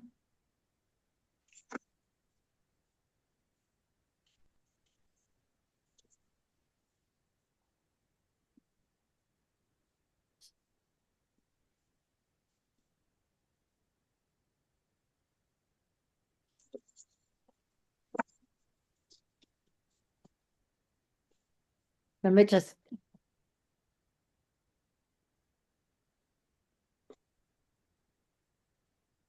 So those are 3 different words. Each have their own meaning. Look them up. familiarize yourself with them if you have time over lunch. We'll resume at 2:15. Any questions? And I posted the link publicly in Telegram. Feel free to post it on Facebook. Feel free to post it any other Telegram channel you want. I gotta go and eat something. I have to. Okay? Mhm. All right. I might even try and figure out how to make this live on Facebook. All right. I forgot to record. Whatever. Every family with 2 parents and children is a corporation and may include 1 parent, 2 step-parents, step-children, etc., etc.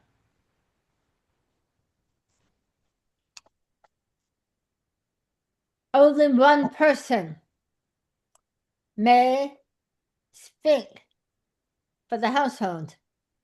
Only 1 person may speak at a time.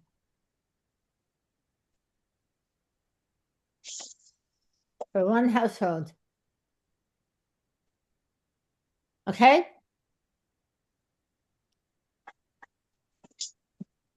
So, typically, but not always, the man will speak on behalf of the family. More often than not,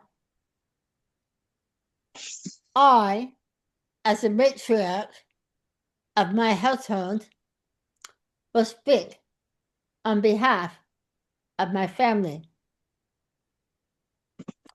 Does anyone object? No. Okay. So, in my family, my husband and I are the matriarch and the patriarch in law. He is the oldest surviving male of the Vipon branch, and as his wife, I am the oldest female of his branch. I literally am a matriarch in 1 household. In my own household, I'll never probably be the matriarch. I'm the youngest of 4. And I have cousins, female, older than me, on my dad's family and my mother's family. I'll never be a matriarch there. But my husband's family, I am the matriarch. Now, that applies to a corporation, where the president is a patriarch, speaks for the body. A family is a body unit of more than 1 person.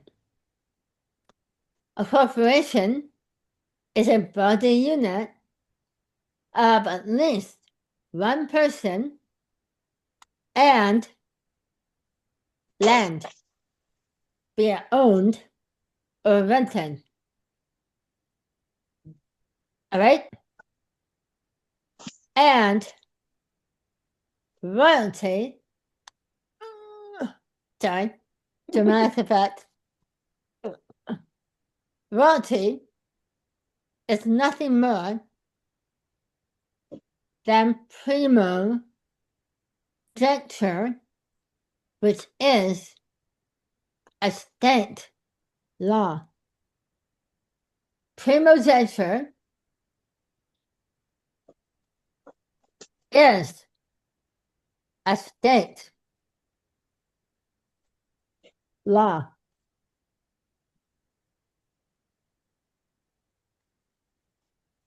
Now, I believe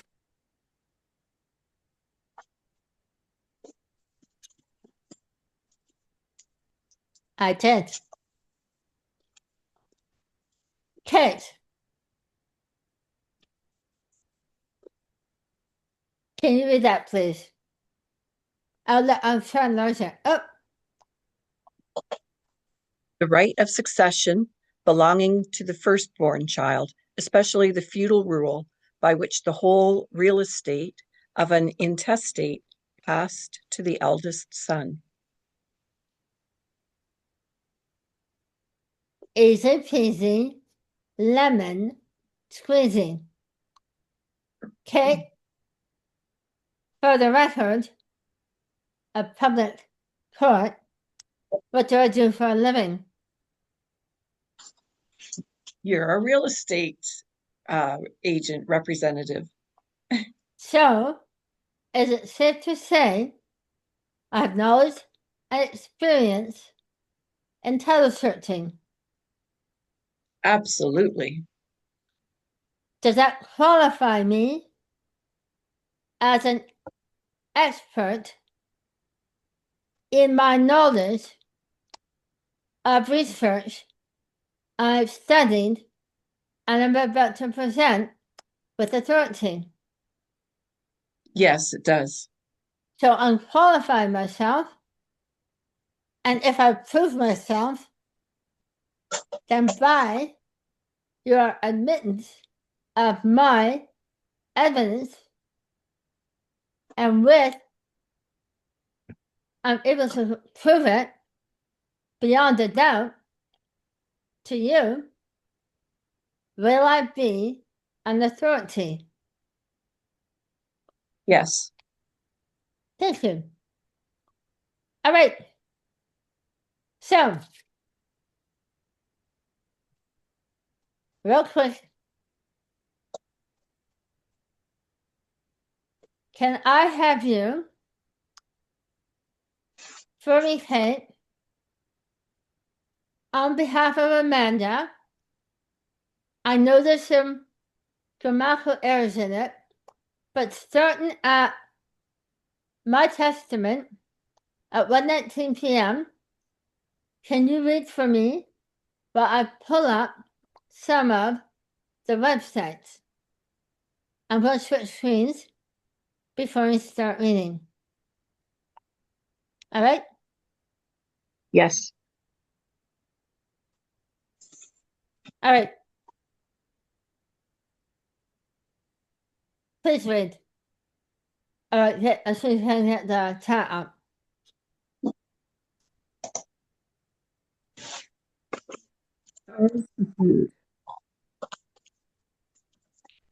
Born 14th November 1948, is King of the United Kingdom and 14 other Commonwealth realms.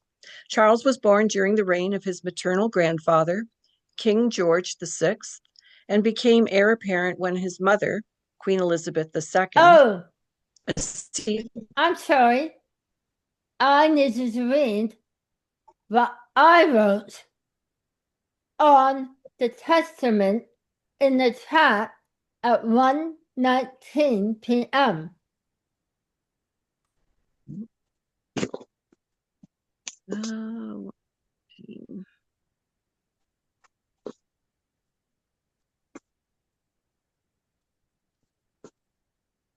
I have 1:29 p.m. 1:19. 1:19. I do not have 1:19. I have Okay. 12:40. Stop! I only need to know what you told me. I don't need to know what you have. Okay? All right. I don't mean to be rude. And I'm sorry I was abrupt. but I know what I need to do. Once I know where you left off.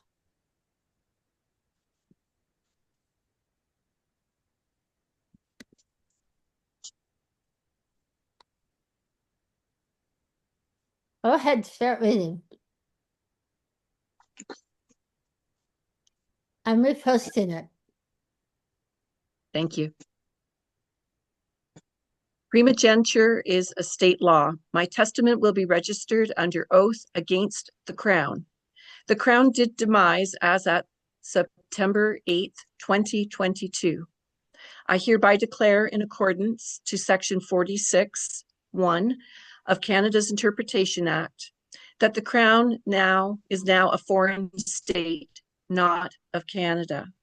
Any person or Commonwealth agent who communicates anything against Canada's interest down to every last Canadian shall be seen and deemed to be committing treason by definition of the provisions provided in Section 46, Sub 2 of Canada's Criminal Code.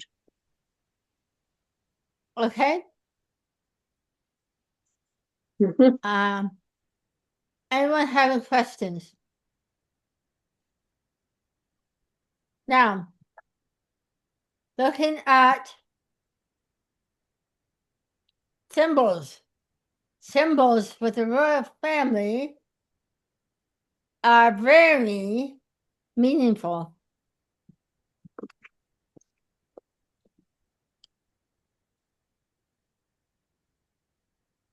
Okay, please read for me.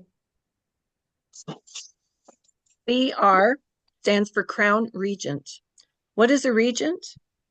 In law, a regent is a person who temporarily exercises the power of a monarch when the sovereign is unable to, such as a minor, absent, or incapacitated. Okay, Kate. Give me a moment.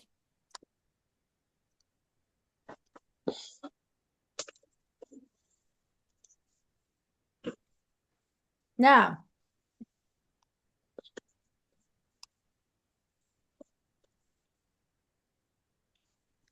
it gave me a different answer than what we had earlier. But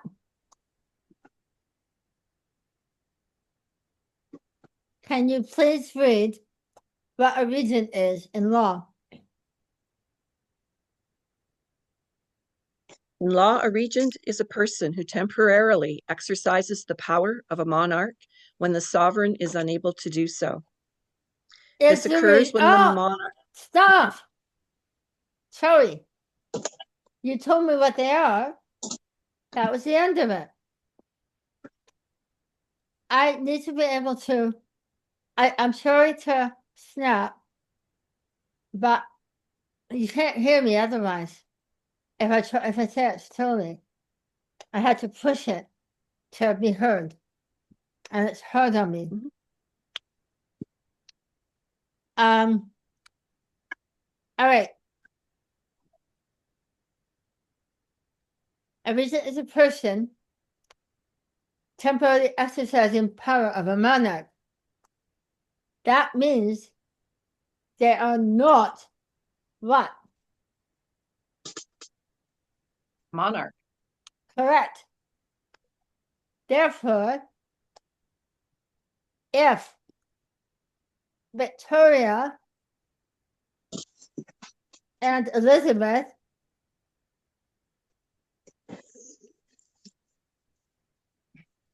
wore the crowns as regents, are they truly queens? No. No, they're not. Before Charles,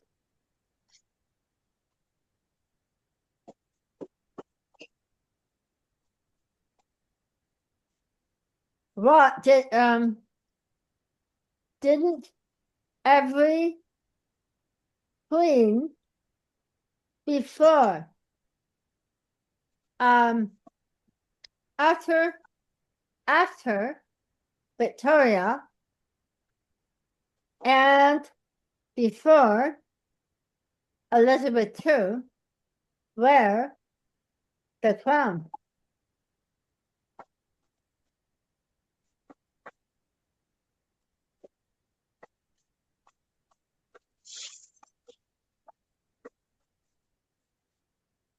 You guys don't know this, do you? Believe they did. No, it is Queen Mother wore the crown. George V, his wife, I think, was also Victoria, wore the crown. And every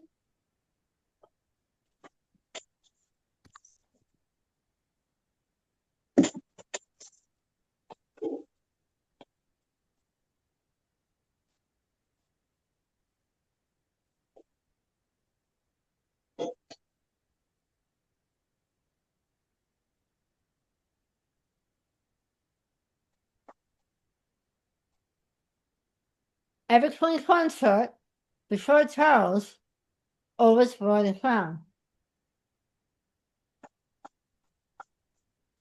Why?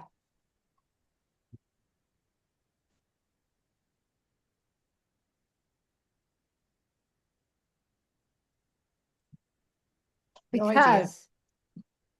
Because in places like Canada, Her Majesty was the one with the power.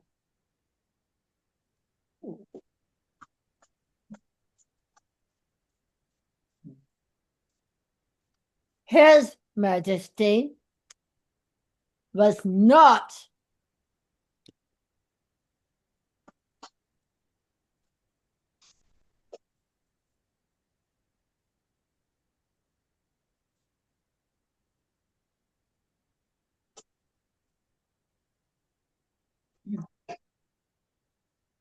for a moment.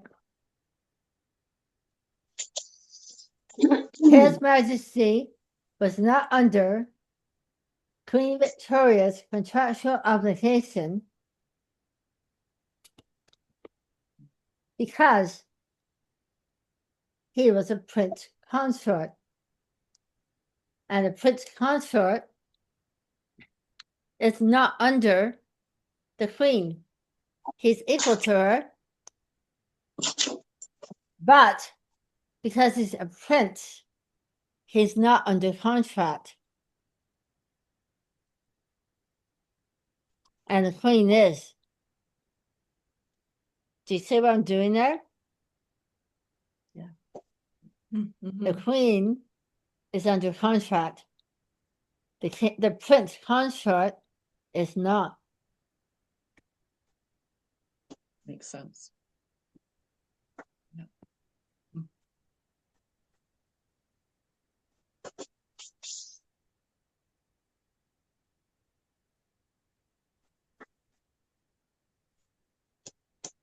Okay. So the queen consort is the one under contract.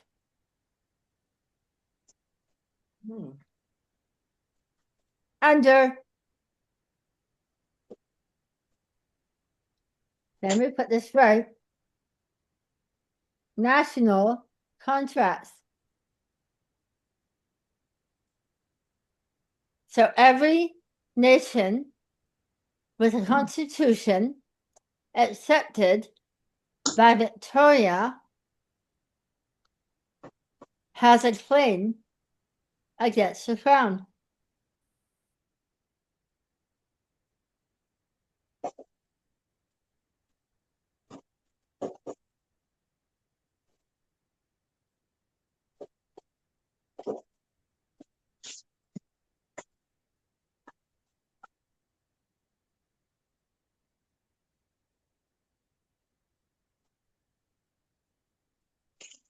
Okay?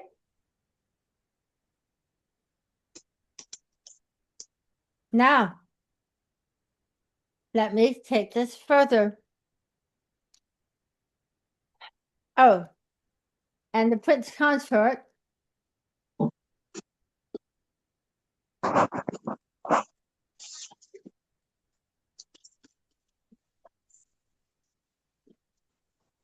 while equal to the queen,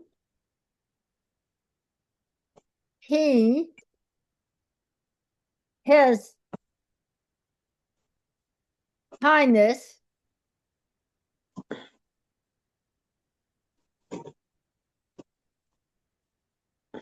and that's a lower case h. His highness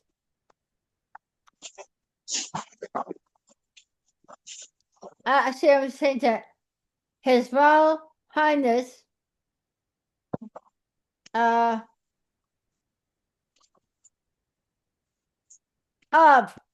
Her Majesty is the prince consort. Do you see how I wrote that? Kate, can you read that for me again? The prince consort, while equal to the queen, his highness of Her Majesty is the prince consort.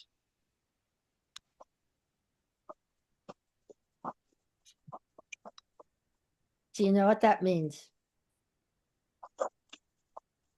No.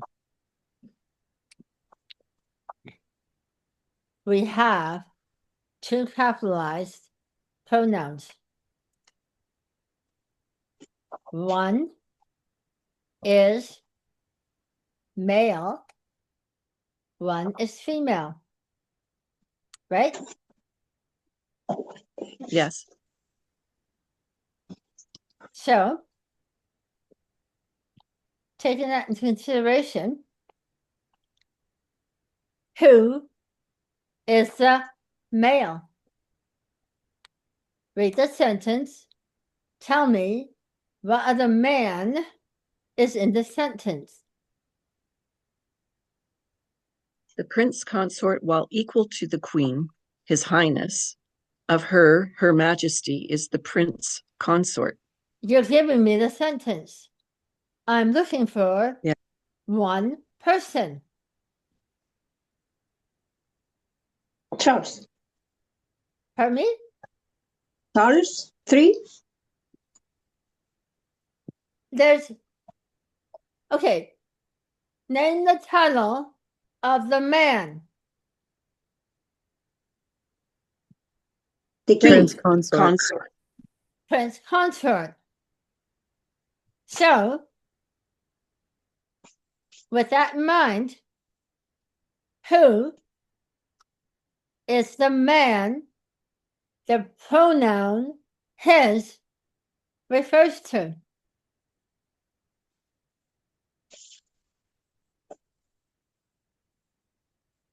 Prince consort. Right.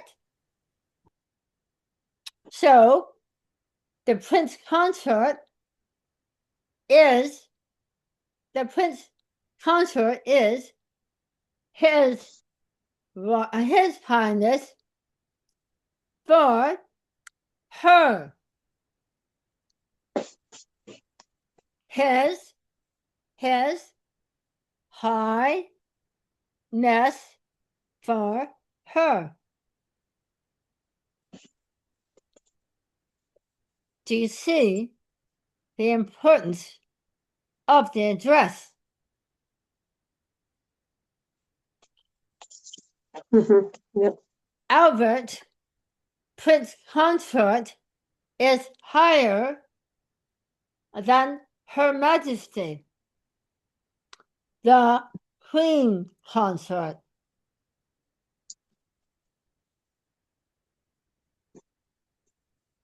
And princes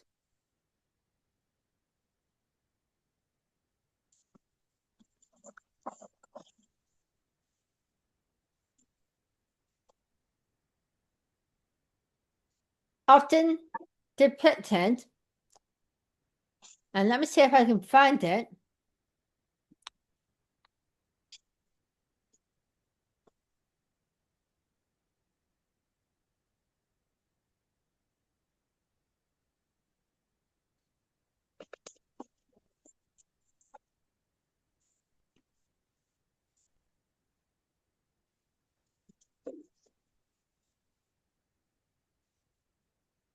Oh, sure. Not what I want.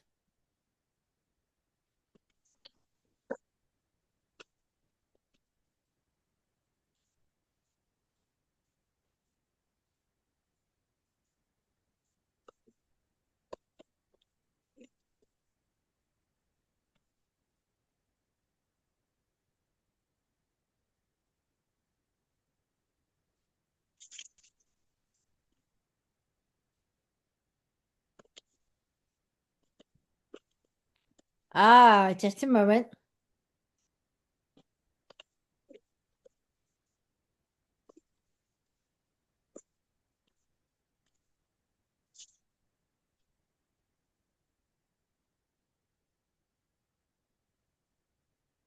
What I'm looking for is Prince.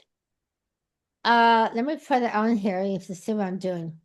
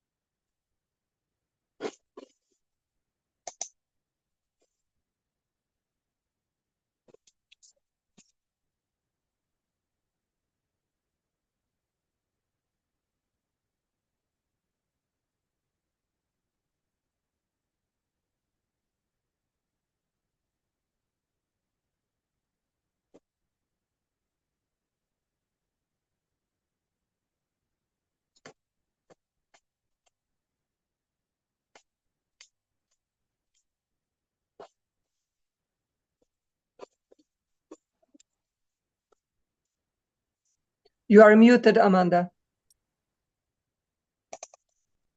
Did that just happen? Okay. I remember Yes. as a child, and I can't find it right now, but my mother is a lover of the royal family. And I remember the title initials of HRH. I just can't find it right now. All right. Now, with this in mind, Prince Albert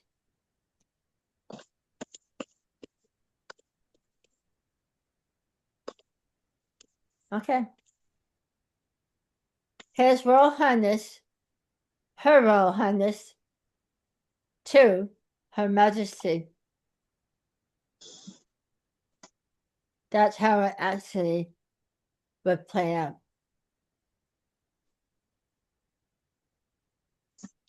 I know it sounds crazy, but it's all in their styling. And if any of you ever watched Netflix The Crown, you'll know how intense they are about the styling. They will take a year to come up with the title and style and logo emblem for every royal creation they make by letters patent.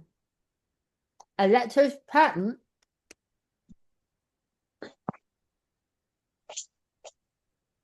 is nothing more than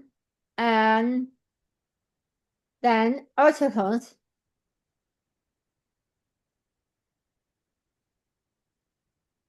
of incorporation among other things, essentially.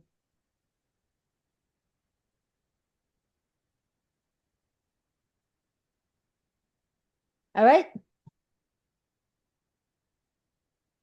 So, in corporate commercial law, we say articles of incorporation. In primogeniture estate law, we can do it by a letters patent. You patent as a patent. You're making a patent. No different than trademarking an invention. You patent it. And when you patent your invention, you will do some type of letters patent, right? Now, if you register the letters patent under state law of primogeniture, now you're a family corporation in feudal estate law becomes a letters patent. And the head of the house is in charge. The patriarch is in charge.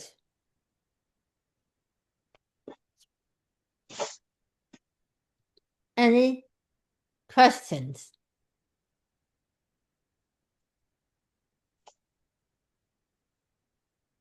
I'll continue.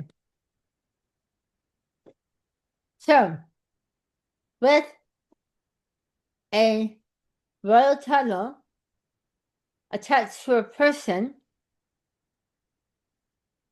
to make it a commercial corporate sole, commercial, for trade and commerce,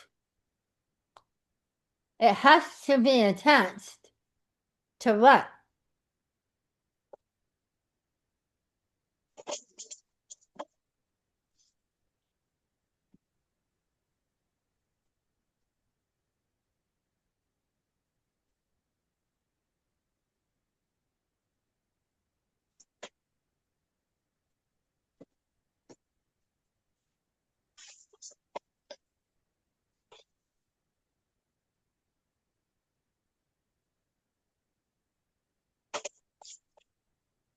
I told you guys earlier.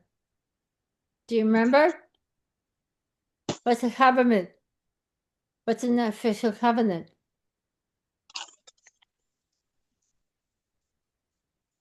All right. Binding agreement has to be filed and registered. Yeah, okay. Thank you, Bianca. I realized I was starting to leave away because I realized it was the wrong question. But that's my fault.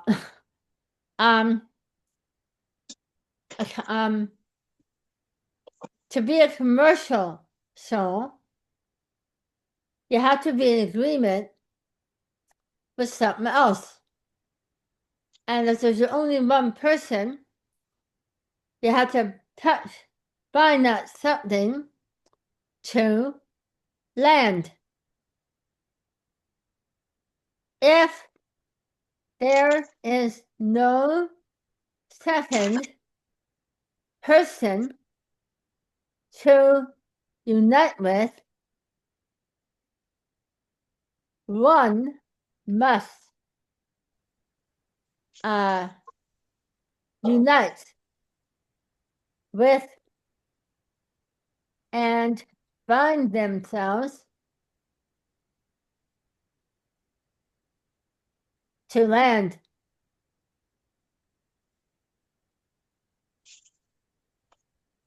Hence, land deed. Now, in public law, a corporate sole can attach to a rental. But in private law, in private law, a corporate sole must be bound to the land deed itself.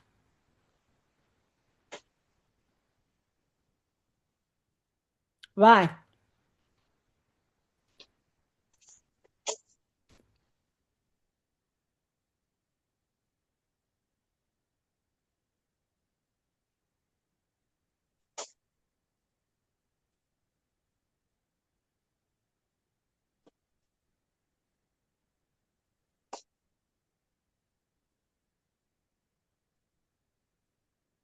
Can I answer this for you?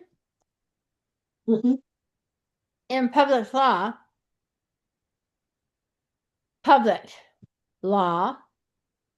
is tied to public Commonwealth land,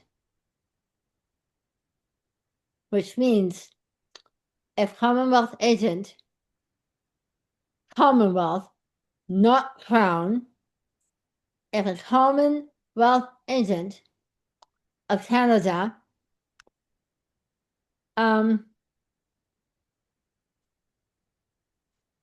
acts above the law without authority, then Canadian may sue for damages within reason.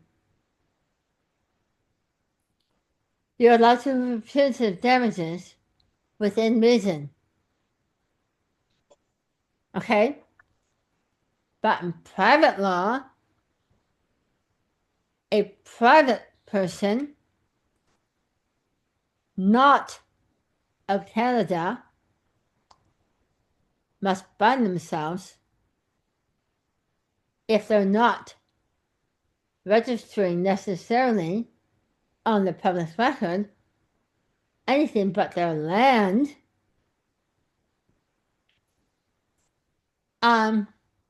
They must register to their land title and causes them to become surety of the trust they are meant to keep and maintain in their national contracts. And if they violate their national contracts and we touch them, we can claim everything. Everything they own in private, we made a claim to in law.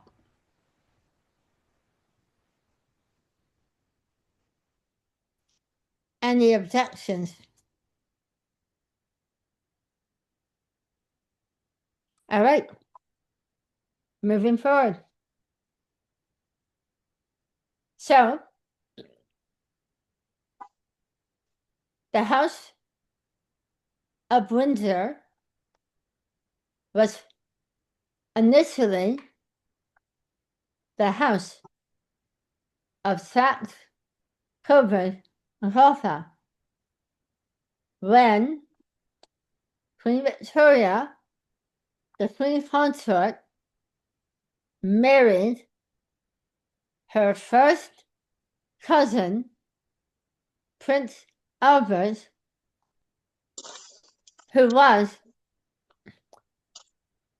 the heir apparent of the House of Saxe-Weimar-Eisenach.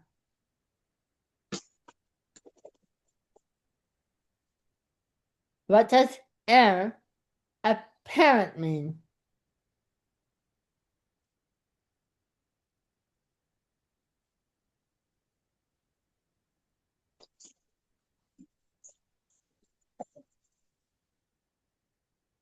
The next in line to succeed the throne.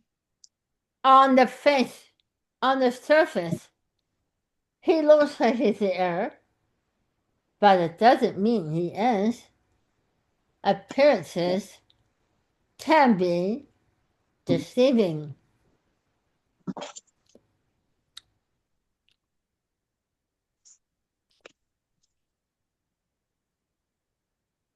Did you know that?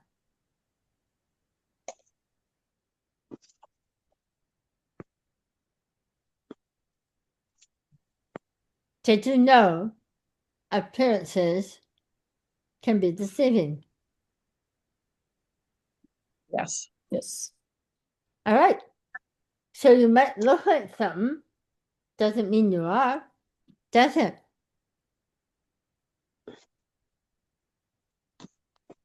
Does it?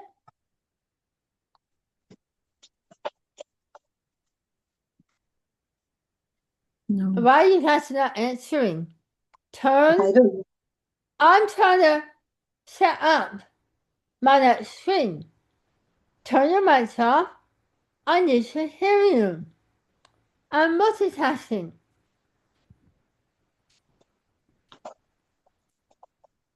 Now, I'll try this again. All right? What was my question, Kate?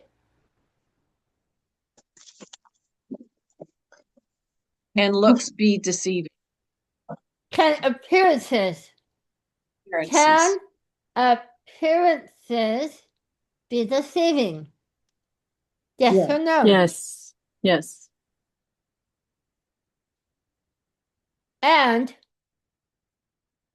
royal oligarchs. Can you repeat that, Kate? And royal oligarchs Can and do deceive. and do deceive. They deceive us. And they've been doing it for hundreds of years.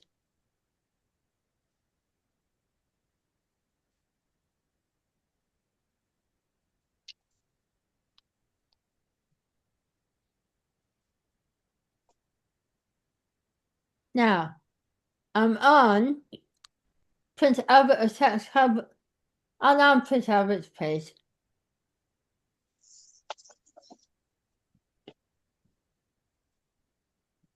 Look at that.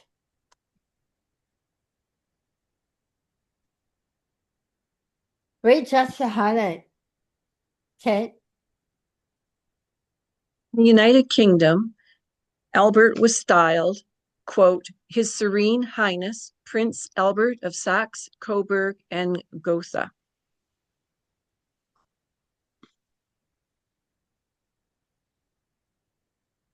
His abbreviation was HSH. Now, there's somewhere else around this.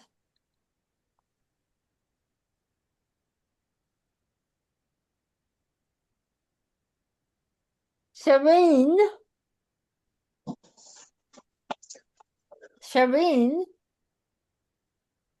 means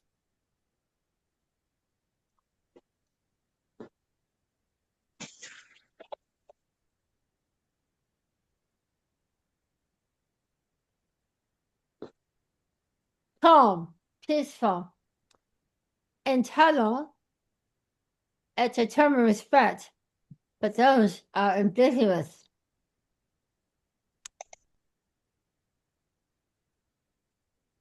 Marked by suggestive, utter, and unruffled repose.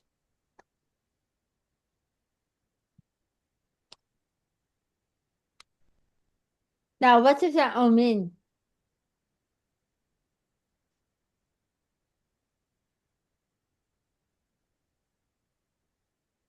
Does he hold power over his wife, or is he equal to her?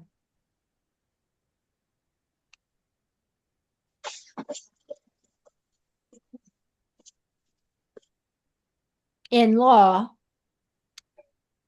does he hold power over Victoria, or is he equal to her? Is he greater than or equal to Victoria in law? Equal. No. Because You're greater. husbands and wives fight. Right? Husbands and wives fight. Yes or no?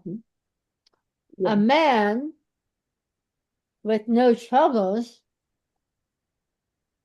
has a wife with no fight.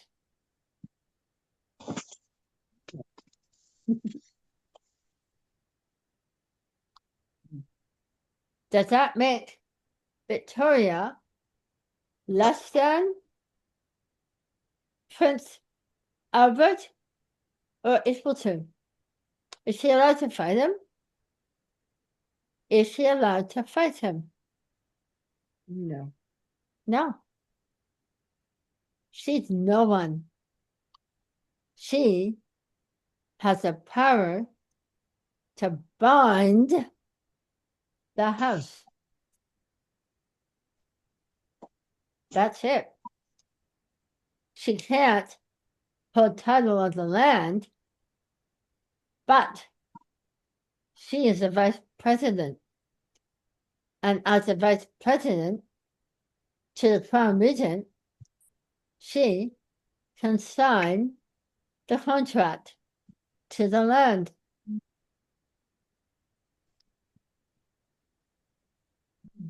That means,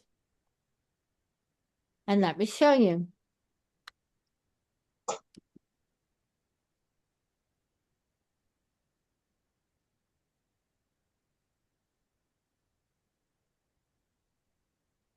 Why is it written twice?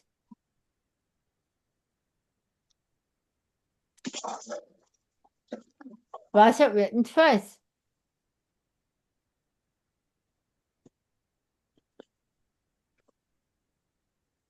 Once for each of them? The top one is what the Parliament adopted by vote registered on the record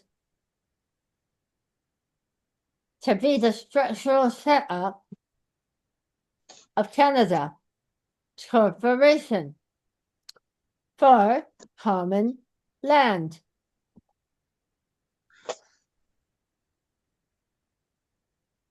All right?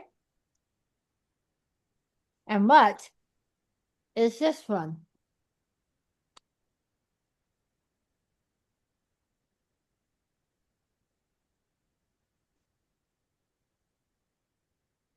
That's the one that Victoria accepted with her royal assent. Ascension is acceptance and registered with the Parliament of the UK, a binding contract. Okay? Now, if Victoria is bound to this contract and her husband is above her, is Prince Albert, His Serene Highness, bound to Canada? No. Right.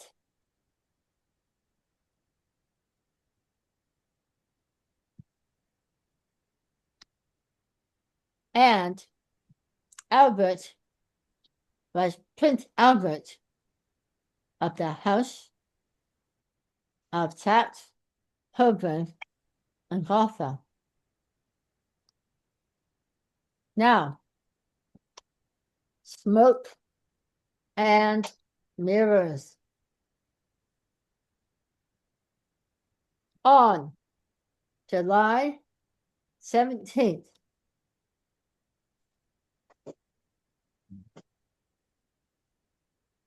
(1917), a shell corporation to hide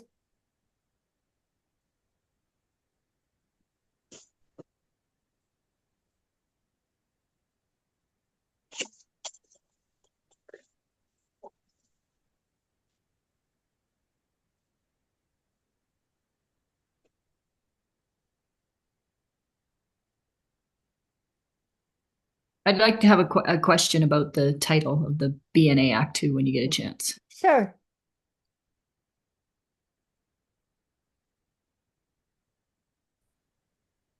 Can you read that under for me, Kate? Mhm. On July 17th, Don't forget 1917. smoke and mirrors. All of it. Smoke and mirrors. Smoke and mirrors. On July 17th, 1917, a shell corporation to hide the dying lineage of the House of Saxe-Coburg and Gotha Was founded. Sorry. was founded. That's okay. All right. They made up excuses about distancing themselves from Germany.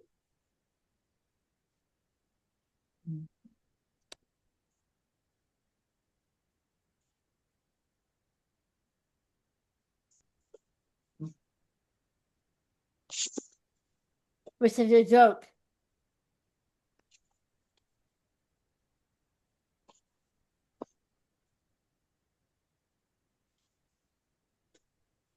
They're trying to distance the English from the Germans, and they're making a war over it, a mountain over a molehill, which is ridiculous because Anglo-Saxon means Anglo-German, but all German of a different dialect. The English are Germans of a different dialect. But the problem, English is mutated. It's mutated language. And it's mutated English is distinct because it is mutated from multiple languages.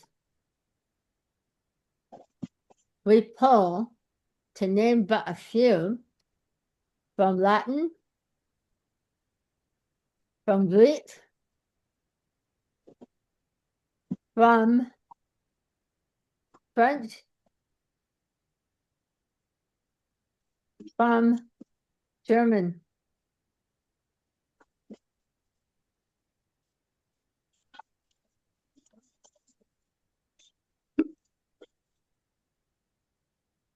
So English is unique because it's a mutt language. Muted language, mutt language. Muted, mutated. Sorry, mutated language is a mutt language.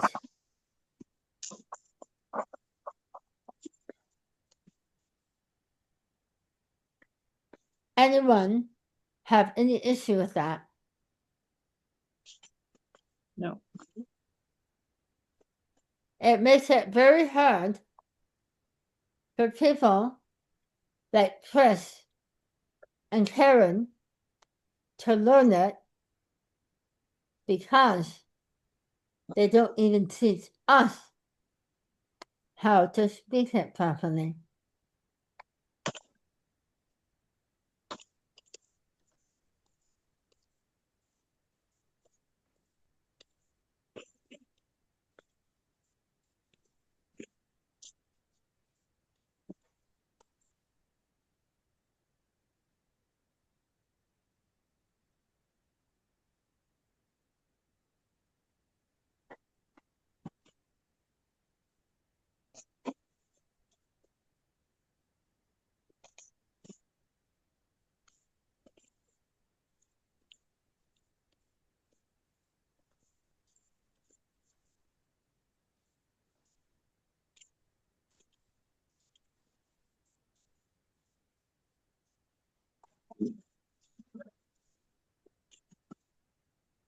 Can you read that, Kate? English speakers, through public English curriculum, has bastardized the English language to elementary grade students. And that carries forward into high school and for many into university. French books have their own verb dictionary because they have 12 tenses of verbiage.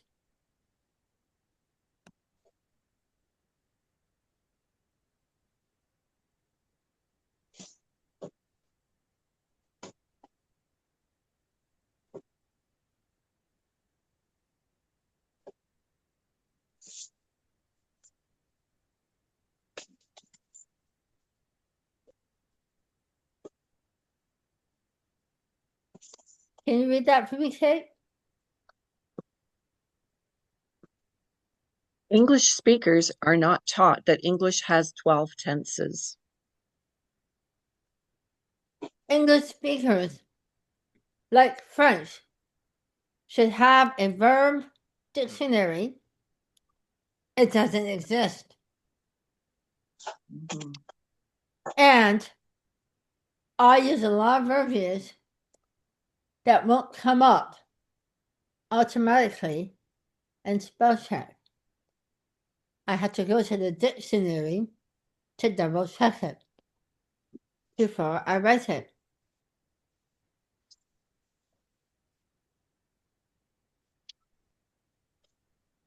Now, what happens in Canada is they use false law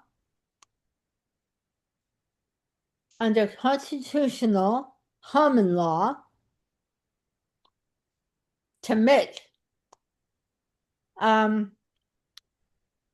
case law to use against the French. Why?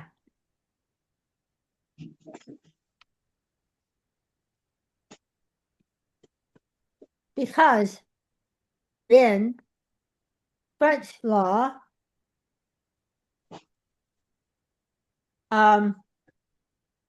law follows,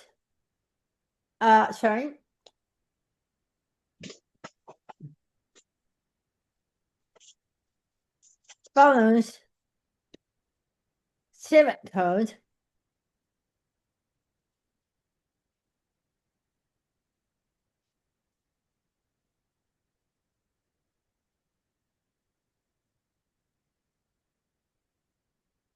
I might have the spelling of Napoleon wrong.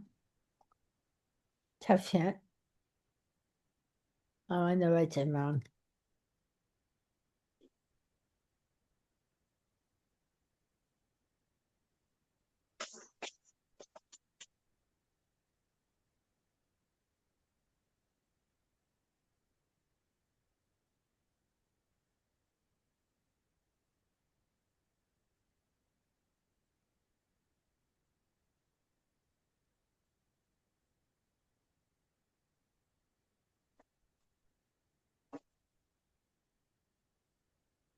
and public law falls to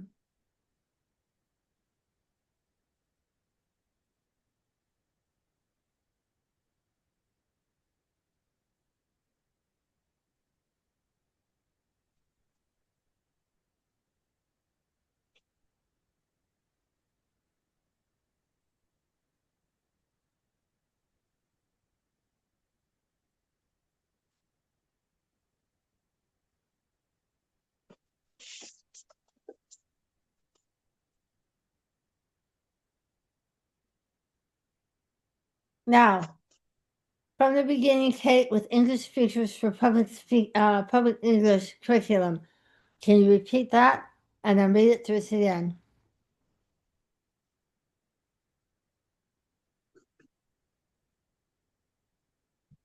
You're You are on mute. muted, Kate. You're muted.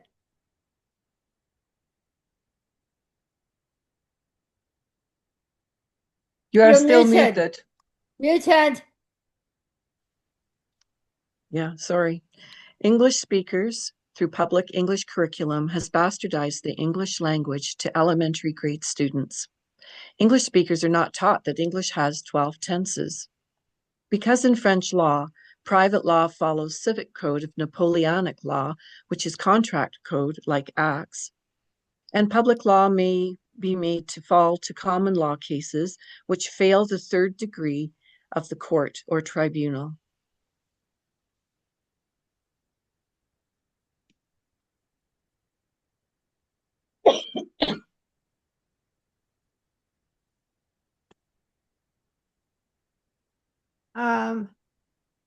Okay.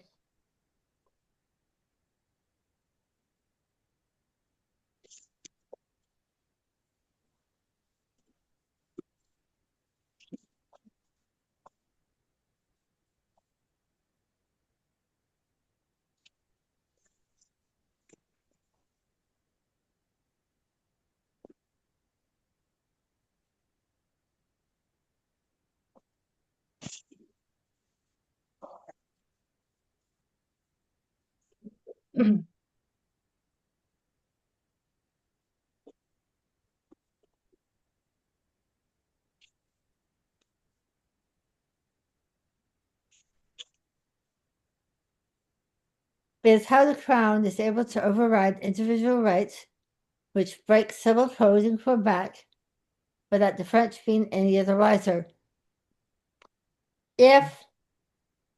So public law is the highest law in the public. It applies to everyone equally and makes the Commonwealth agent subordinate. So Commonwealth agent, like a police officer, is subordinate when they are a police officer. But when John Tribble is at home, he's equal. So John Tribble, equal at home, subordinate at work. Make sense? Yeah. Yes. All right. If people just understood how easy it is to take a Commonwealth agent operating on behalf of the Crown. See what I did there? Commonwealth agent operating on behalf of the Crown, in the Crown's interest. If known to be in treason or not known to be in treason, accordingly, will not know. All you have to do is take them to civil court and hold them to the rule of law. Case law falls under the rule of law. And only case law that meets the first degree is doctrine. Case law that fails the third degree is garbage. Because the third degree law cannot cancel rule of law.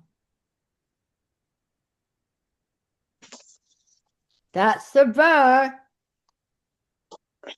And the lawyers are all under it. And I am above it. I was never called to the bar, so I remain above it. When they're called to the bar, they're under it. Meaning,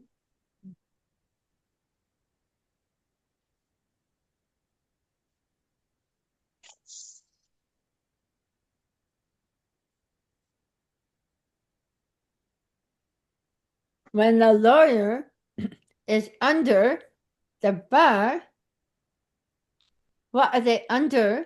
Kate. Lawyers are under the law.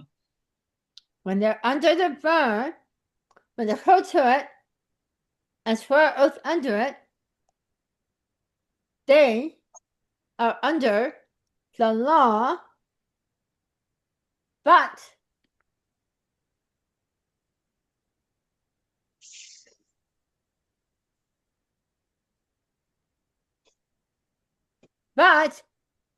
okay, but the law has been hijacked. and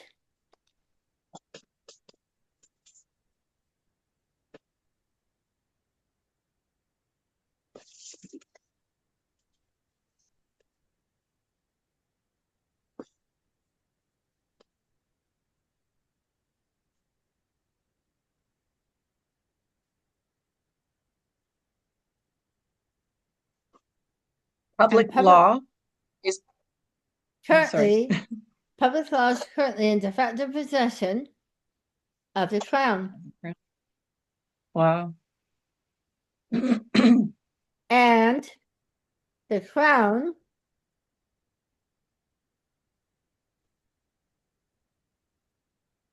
having demised with the premature death of Elizabeth II, okay, the crown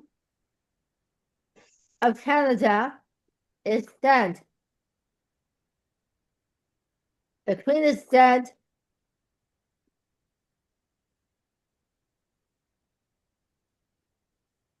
We are free of the crown. And they don't want Canadians to know it.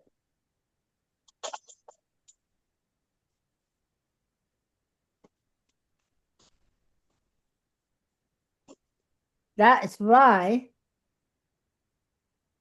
the Lord Chancellor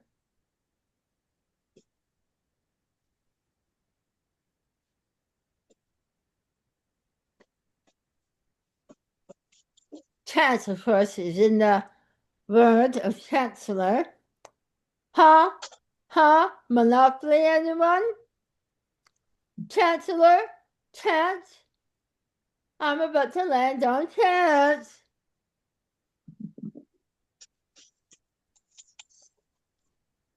What do you get when you land on Chance in Monopoly?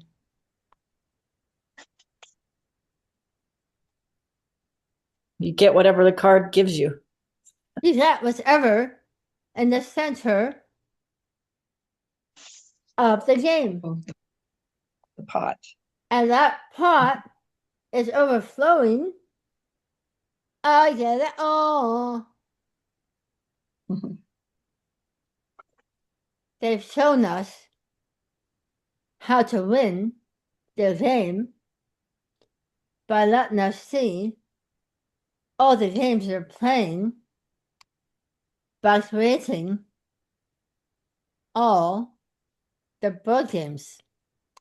The games they're playing are all made into board games or card games or other games.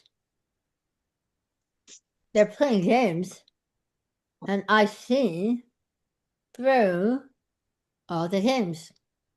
Chess, Monopoly, Risk, Shell Game, you name it, poker.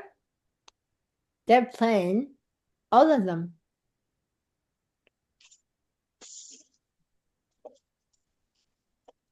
Just depending on what you're looking at. 5-dimension chess is 5 different games, all in one chess game.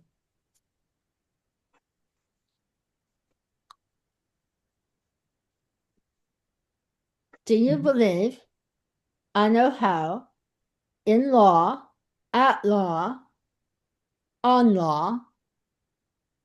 See where I am? In, at, on. I am a phallic symbol. And they are the chalice because they're at, in, under.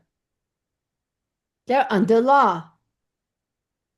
A downward triangle. I am on it. I'm an upward triangle. I am the fallacies. I am a fallacies. That's a better way of saying it. Because all it is are fallacies. PH, not F.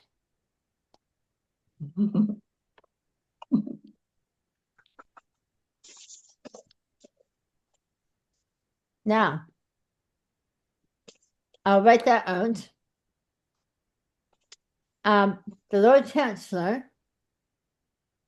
of the Rothschilds is English Canadian. Did you know that? No, I didn't know that. Oh, I'm not getting into that argument today, but he is the banker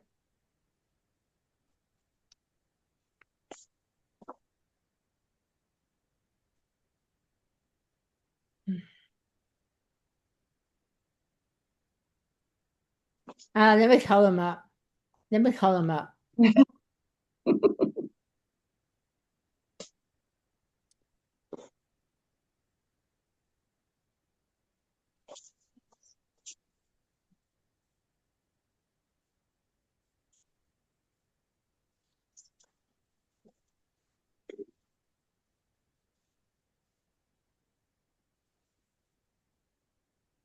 Oh, come on.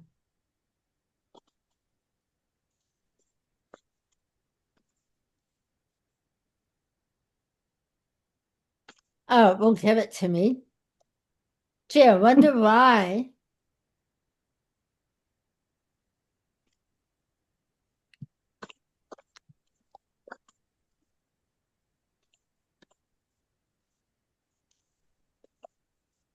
Can Alice come up?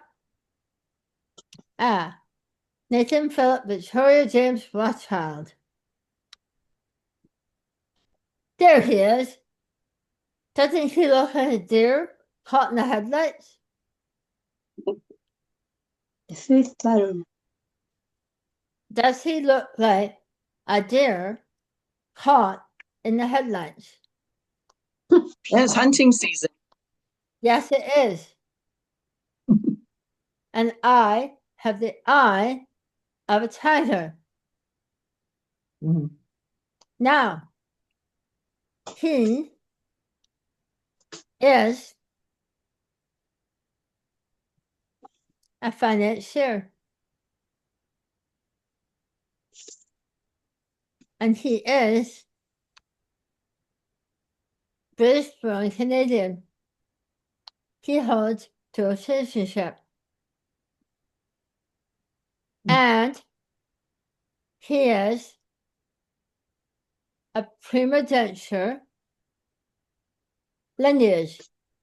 But they dissolved the fourth Barrymore child.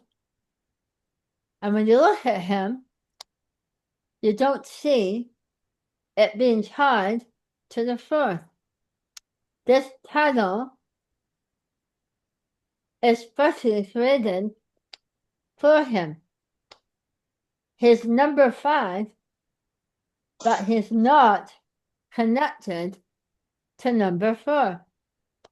He was created, not connected, meaning he's 100% public commercial as far as I'm concerned.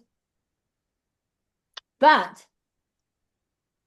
oh, sorry, he's private. My bad. He's 100% private. Private outcome, public law. Out without law. But in it, without law, but in it. What does that mean? He's an outlaw. Yeah! Perfect.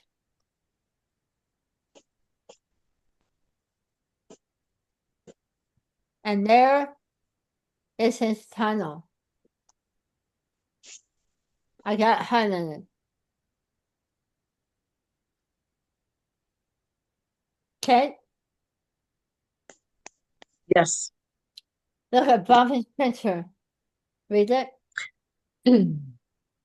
The Right Honorable, the Lord Rothschild. Okay.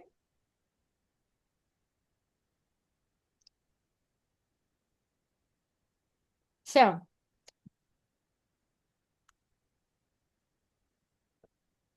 I'm not going to look for it now. I remember seeing somewhere Chancellor associated to him, but if I'm wrong, it will not be in my final estimate. If I can't support it, I won't say it. All right? Now, is everyone with me so far? Yes. So we Yes. have Victoria marrying of the House of Hanover, marrying her first cousin, Albert, putting herself under national contract with Canada and causing His Serene Highness to be without contract in Canada. Then there's Anglo-Saxon family, British German, Anglo-Germans, create a mountain out of a molehill, called it 111,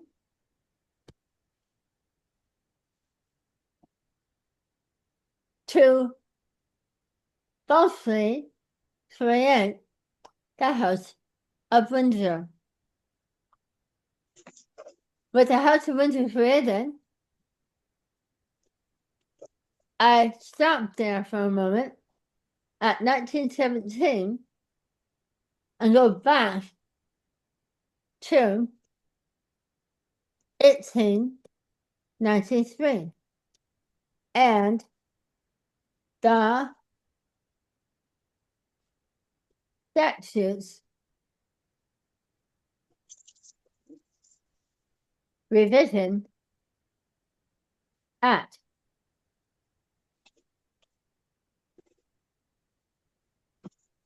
Does everyone know what act I'm talking about?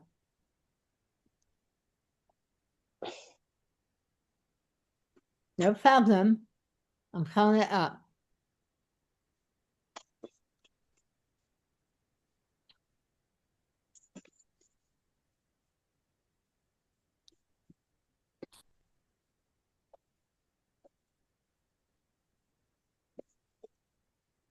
These are all the documents attached to Canada's Constitution.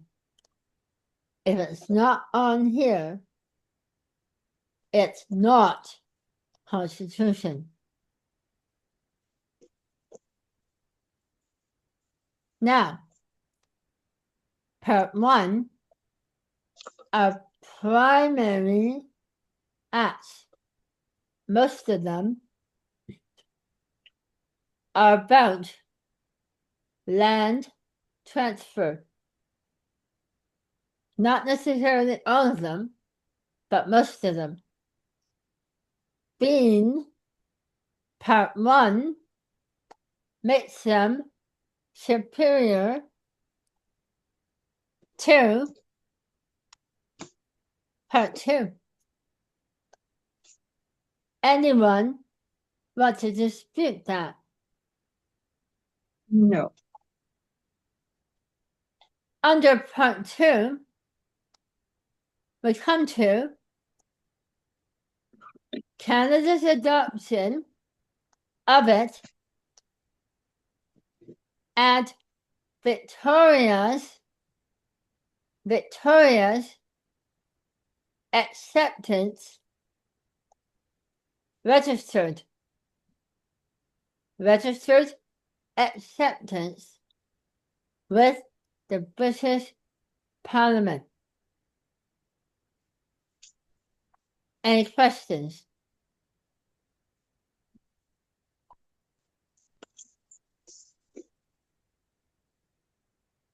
I have a clarification. So the top title is Canada accepting the actual act, and then the bottom is Queen Victoria's royal assent to it. Offer accepted by Canadians. Offer acceptance by the Crown.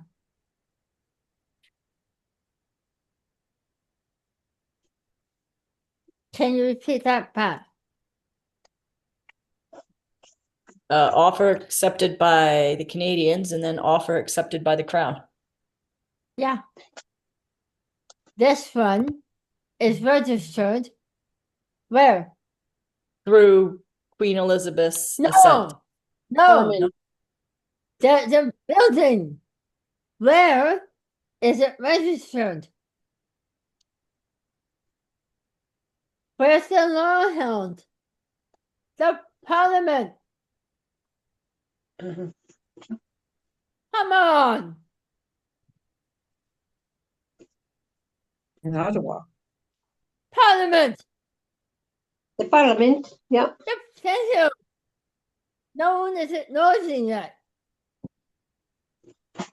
Until you acknowledge it, I won't move on. I will not be acknowledged by acquiescence. I want to hear it.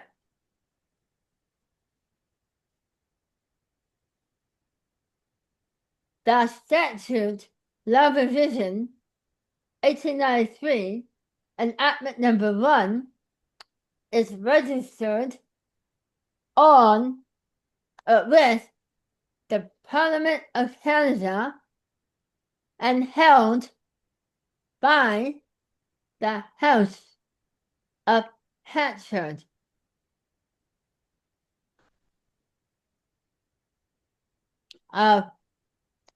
Write that in the chat.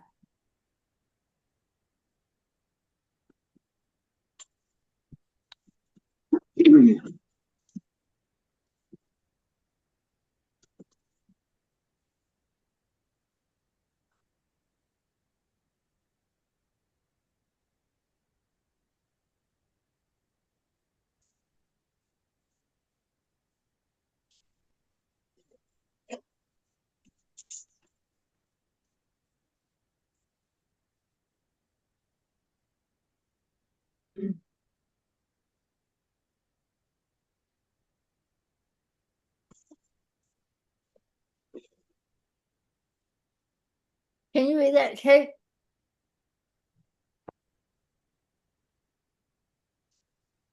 Registered enactments with the Parliament of Canada are held by the House of Hansard on behalf of Canada.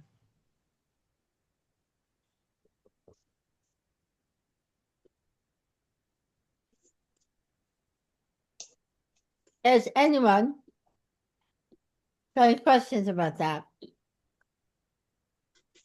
Does it make sense?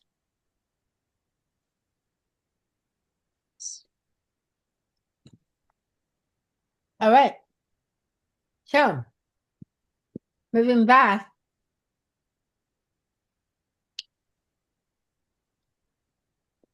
And that will be, by the way, the Canadian branch. Canadian Umbrella emphasizes the held at the Canadian branch of the House of Hansard.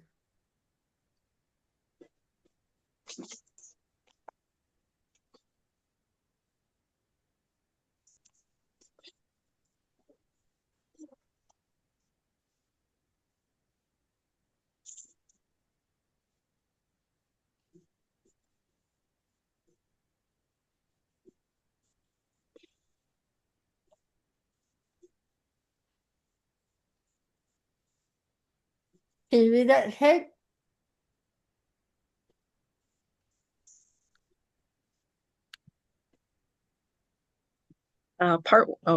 Registered No, enactments with Parliament. No!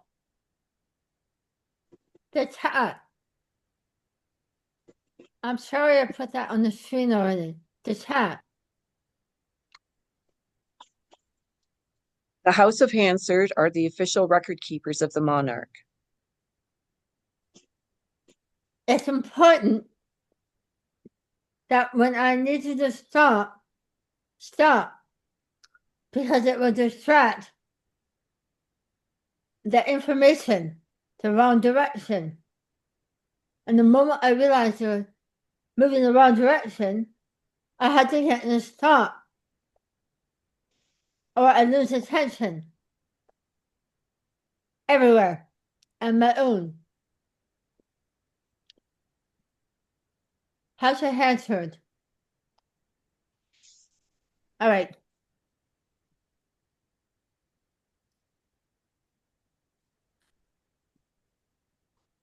So, this is held by a private entity not of Canada.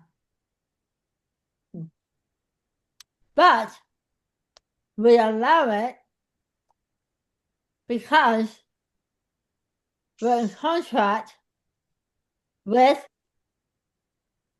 their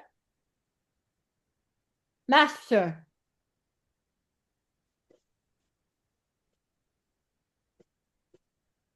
All right?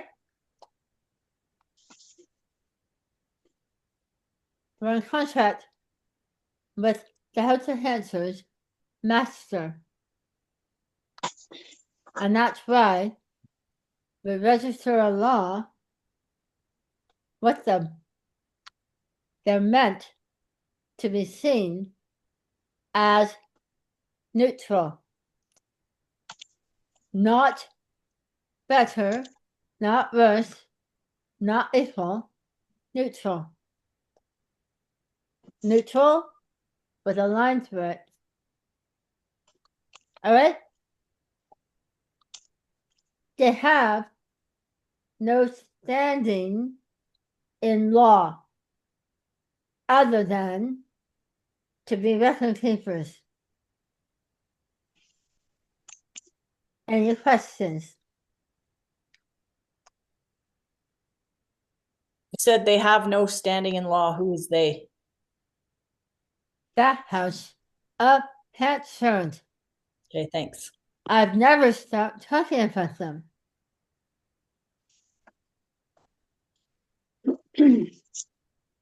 Not your fault. We got distracted. because of my speech. It is what it is. Now, they are, House of Hansford is a private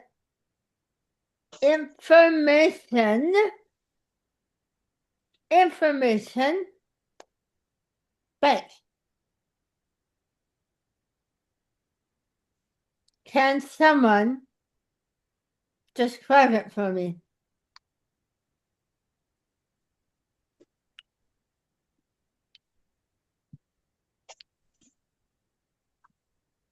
Not me.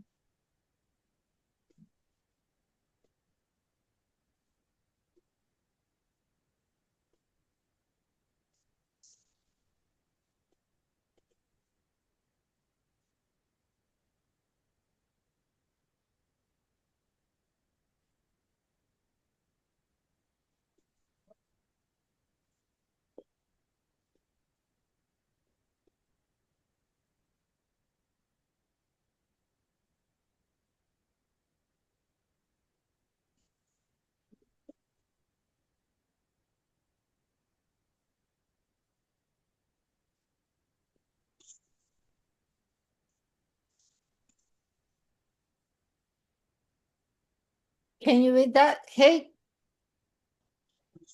The House of Hansard is a private information bank. Banks work simply. You can deposit money in Barrie and withdraw it in London, England. Likewise,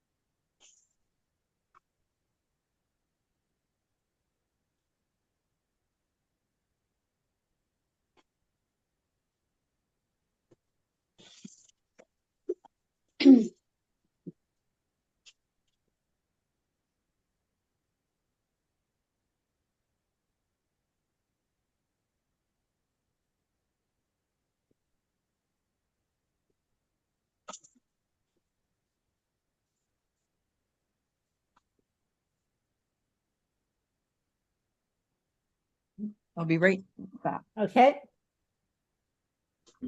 Private.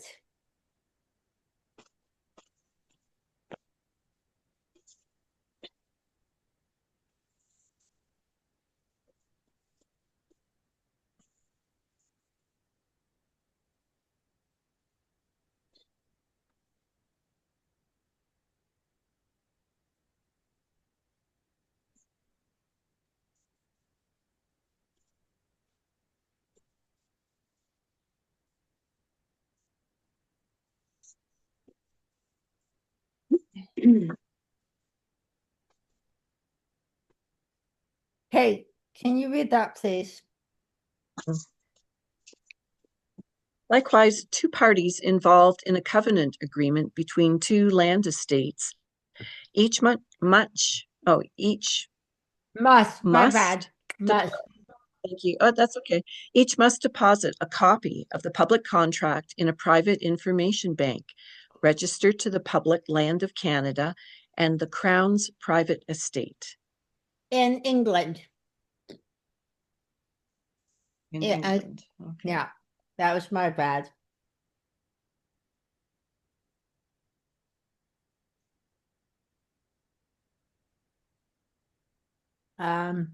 So should I edit that?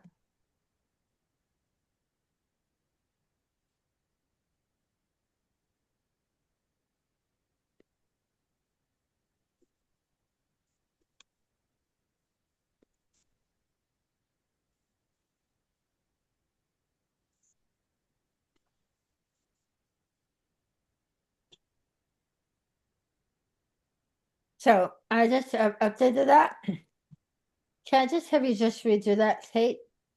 And Yes. I'll change the must as well. Okay. Likewise, two parties involved in a covenant agreement between two land estates each must deposit a copy of the public contract in a private information bank registered to the Public Land of Canada and the Crown's private estate with the public House of Hansard registered with the United Kingdom. So House of Hansard is registered to Canada. Canada's Parliament deposit with them. And the public law we have with the private crown is registered with the House of Hansard in the United Kingdom under the British Parliament. All right? The public parliaments are the caretakers over the registered houses of Hansard. So, Parliament is above the House of Hansard, and the House of Hansard must meet the standards of the Parliament. And two subordinate Houses of Hansard calls them to be neutral. They have no law other than following it. They have no right at all other than to follow all the law above them.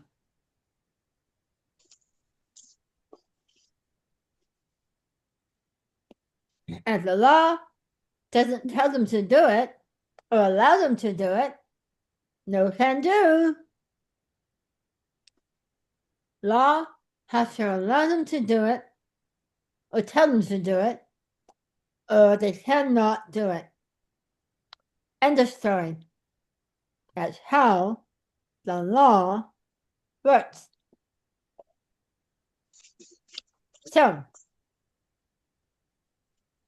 with all that understood, I'm going back, if I can, to this. Canada's Parliament accepted it and registered it to Canada's official registry, Canadian House of Hansard. Okay? Public law registered.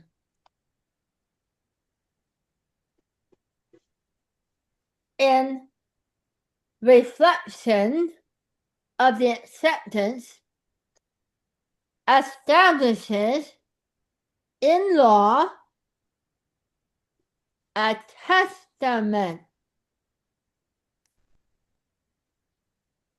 What is a testament?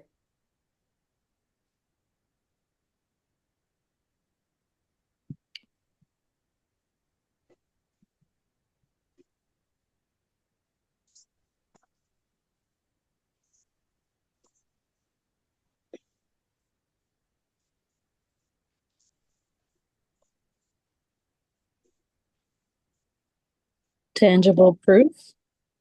I just wrote it in the chat. Can someone, Kate, can you read that?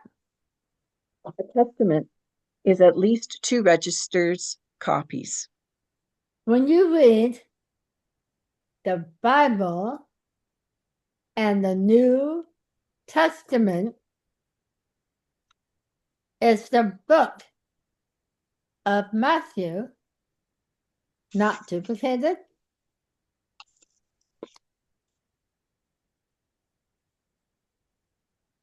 Is the book of Matthew duplicated? Yes or no? Yes, it is. The Old Testament, does it not duplicate the Torah?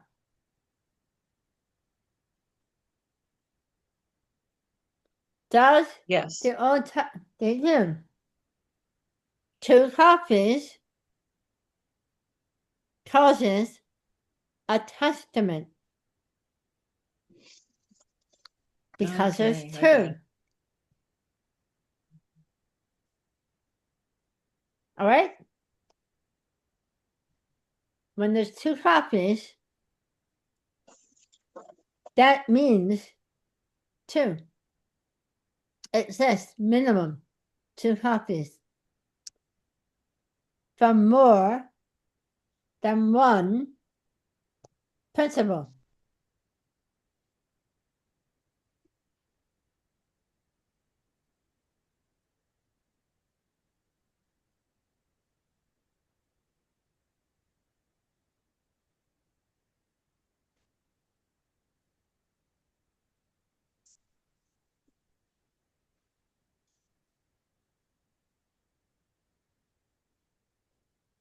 At least 2 copies from at least 2 first party principals to the contract.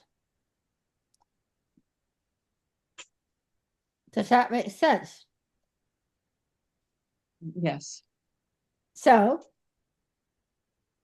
if you have a buyer and a seller for a land deed transfer, both of them must swear an affidavit to testify they both agreed to it.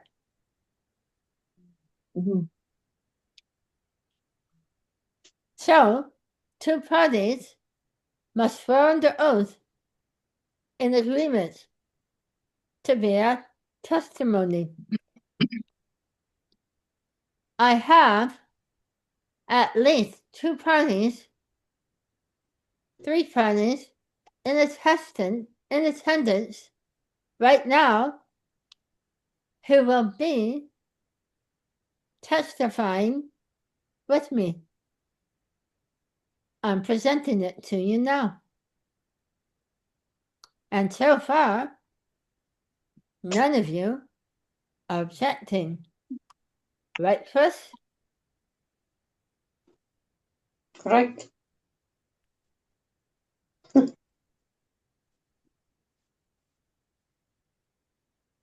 You're going to be able to testify because I'm doing this video. I know it's long, but I'm putting my arguments on trial. And you are sitting as both my cross-examiners and my judges. I'm getting you to sit in judgment of my arguments. All right? Blanca, do I remember you have an ISPA issue? Yes, I do. I'm preparing you to testify. Thank you. I am unable to prepare Patricia, but I will file in her right.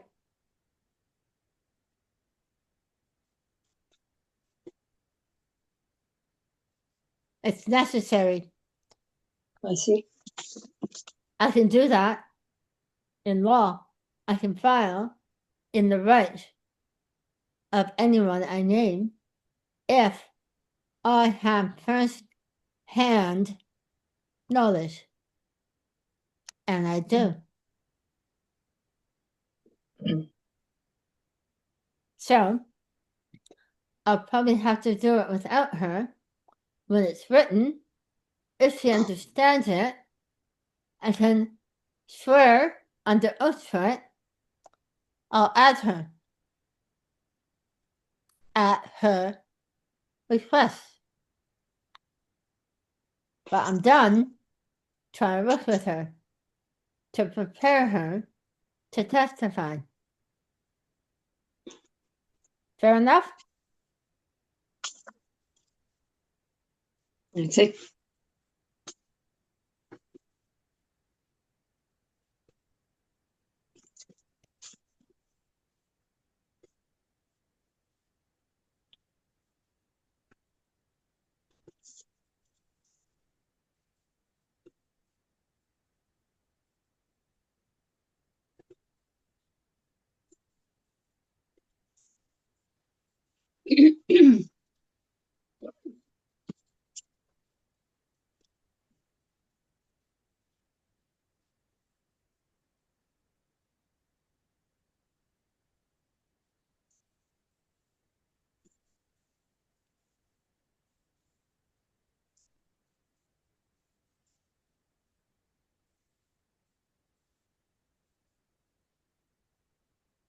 All right, can you just read that for me, Kate? At least 2 copies from at least 2 first parties, one from each party to the contract, must register a copy of the contract with the Public Registry of the Land, which in Canada and the UK is the House of Hansard. So are we all clear on why this is in duplicate? Yes. I'll take it one step further. If I contact the House of Hansard in Canada, I ask for that. If I contact the House of Hansard in the United Kingdom, I ask for that. Any questions?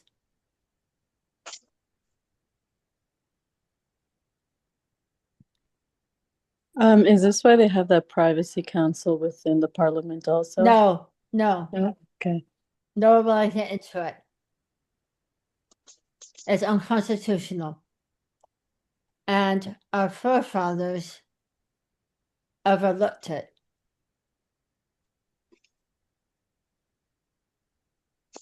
Okay. I think it was an oversight because it's written too beautifully to be anything but an oversight.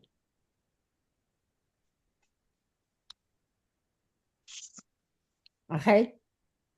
Because Constitution law currently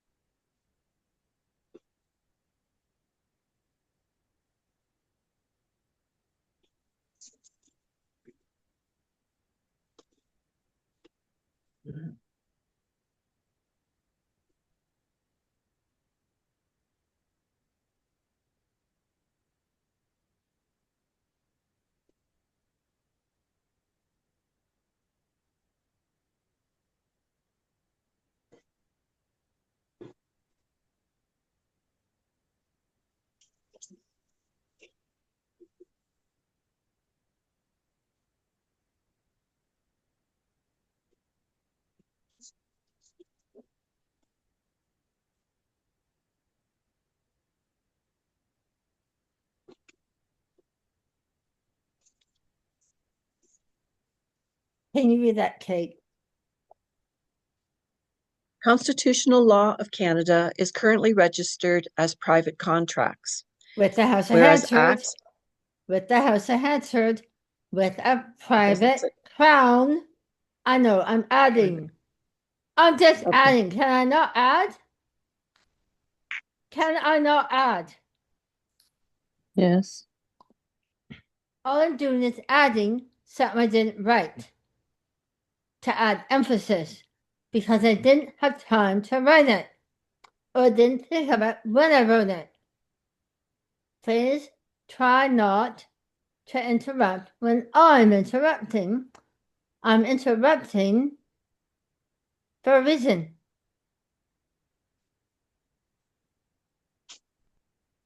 And I know you're trying to help me, but I sometimes need to interrupt to correct my mistake, to keep it flowing in the right direction. I had to be allowed to correct myself with my interpreter. And I need my interpreter because I'm tiring. All right? So forgive me, please, for snapping. That's the only way you can hear me. It's the only way you can hear me. Because waving my hands doesn't work. You're reading. And I'm too quiet to be heard otherwise because of my voice. So I have to snap. My apologies. All right. No ill intent intended. I had to correct. I'm not offended. I had to correct my own mistake. So, registered as private contracts with the private house of Hampshire, registered in both homelands. In both homelands. All right? Yeah. So, with the Crown,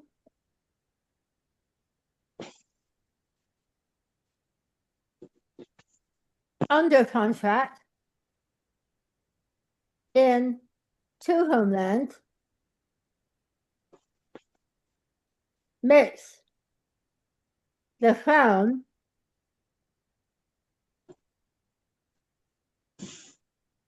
to be of Canada because they're registered citizen.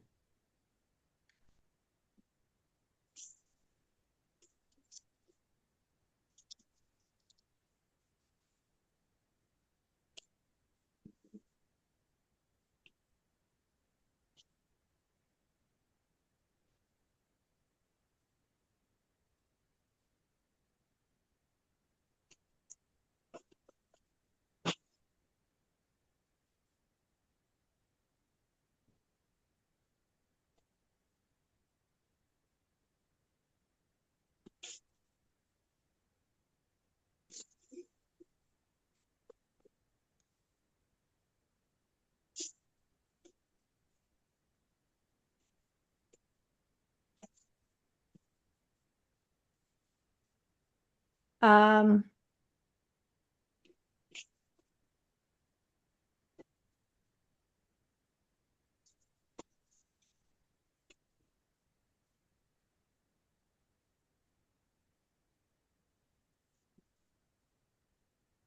so, Kate, if you will. The Crown technically gets registered as a citizen because the corporate soul of the estate of the House of Saxe-Coburg and Gotha is a person in, at, and under law. They are an upside down triangle. They're subordinate. The Parliament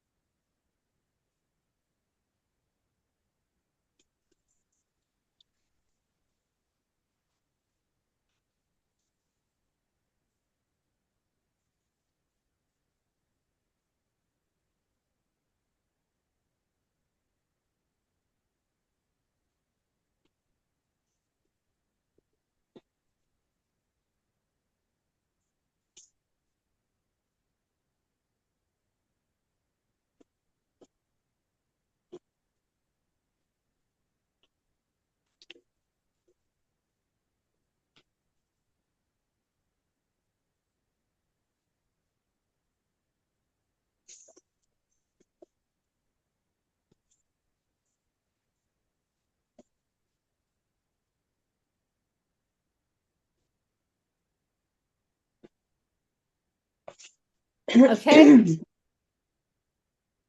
Can you read that, Kate?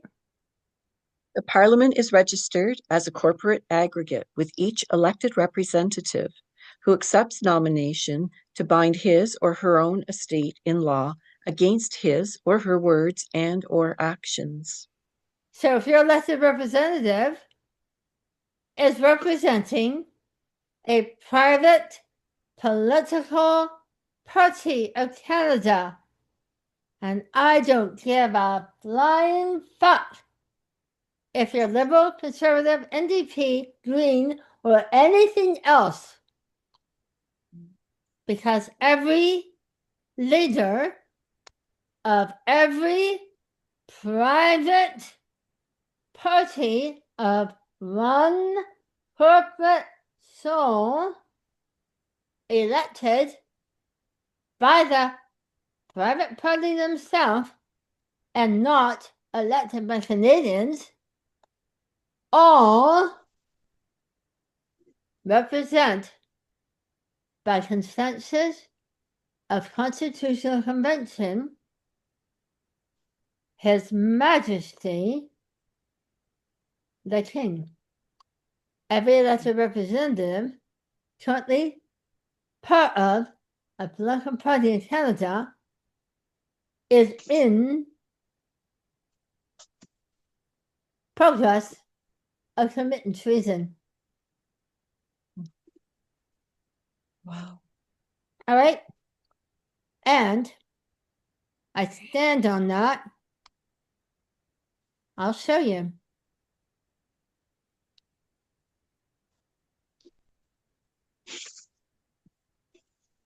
I stand on that with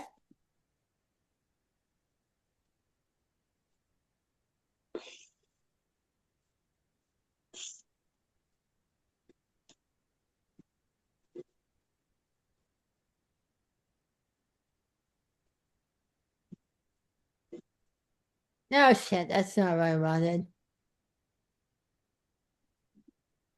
Party mouse coming out and getting tired. Prime Minister of Canada. Right there.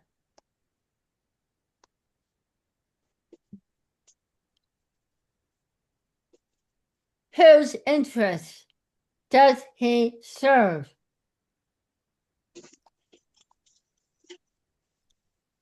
Highlighted. Who wants to say it? At His Majesty's pleasure. So, whose interests does he serve? His Majesty's. And whose interests does the Crown Regent serve?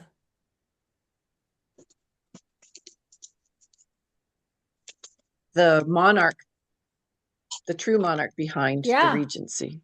And who's that? The foreign state. It's Mr. Rothschild. No, he's a banker. He's a Oh. private. He is a private financier. I haven't told you yet. He's Mark Carney's brother. No? Now, what law in Canada allows Mark Carney, a banker, to be Prime Minister? Highlighted. Kate? None. Constitutional No law. Convention. No law in Canada gives him any right to use that title. Wow. Now,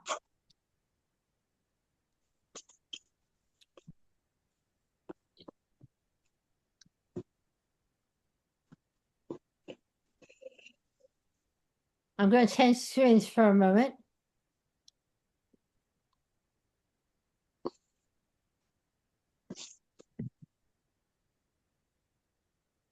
Name the private parties private political parties currently sitting in the parliament?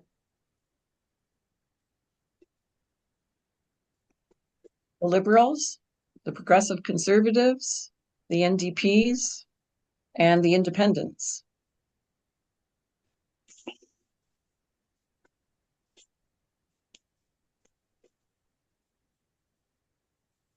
Who else?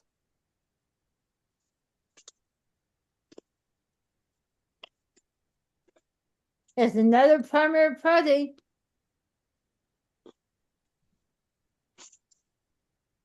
Communists. I don't know.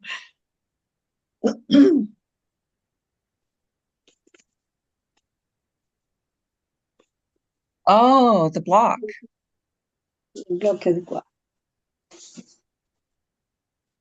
All right. How many are there? How many primary parties are there? Four.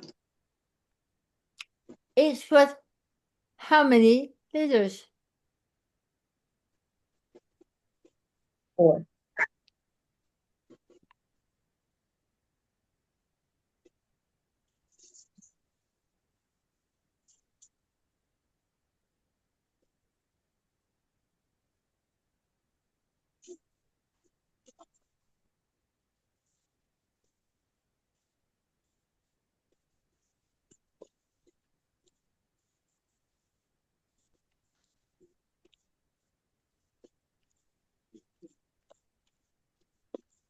Can anyone answer the question?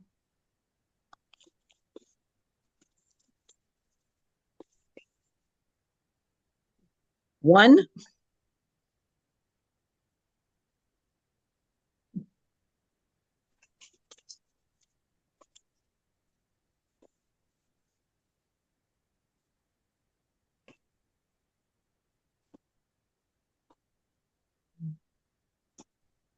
Is that not right? 4 corporate souls equal 4 persons? Mm-hmm. How many persons are supposed to be sitting in parliament? Does anyone know? 318 or something. 180. I'm not sure. I'm going to tell you in a moment. 343. Oh. Wow.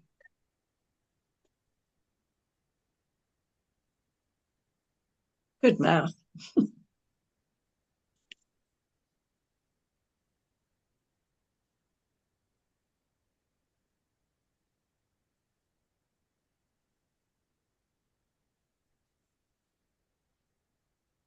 So I looked it up and there's 343 members plus Please the stop. Senate. Please stop. Please stop. You're leading with irrelevant information. I am presenting. Please don't distract the attention of the points I'm trying to make. All right? I don't care if you do research in the background. Don't volunteer it. If you read what I'm writing on the screen, you'll see I'm not talking. You did bring it to my attention, though. I'll fix this.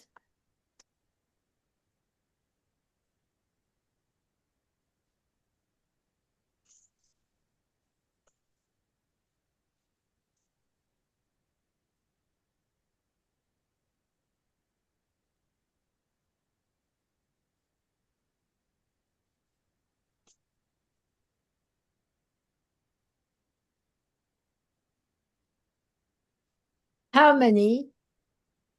There are 343 persons in the House of Commons.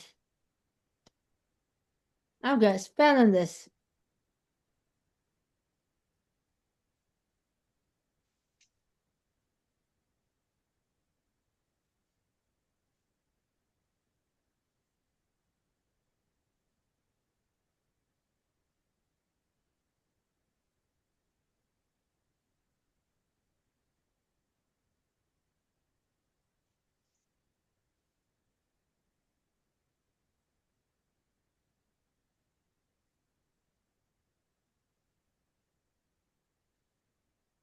So each person elected to speak for his or her home district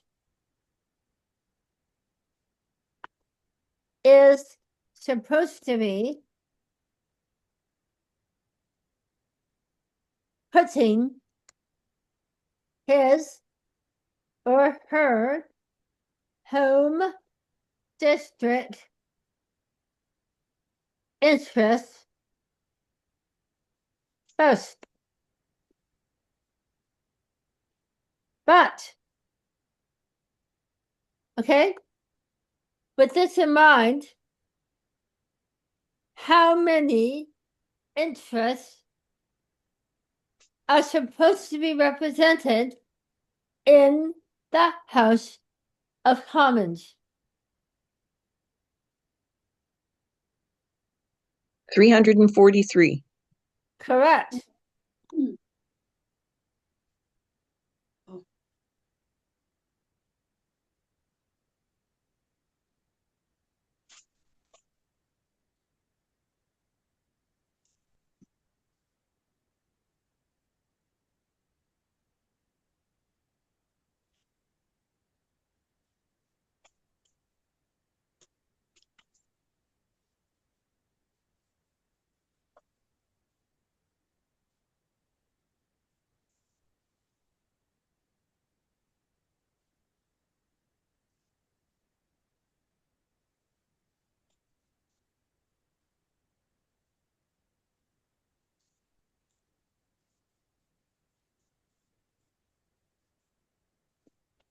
Okay? Can you read that out, Kate, for Yes. me? There should be 343 elected speakers speaking and voting in his or her home district's interests first.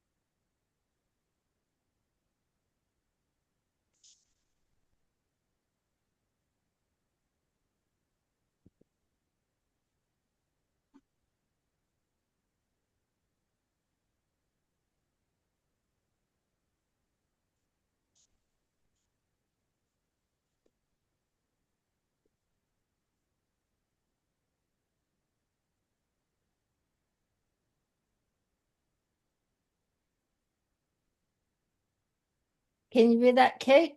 And anyone can answer.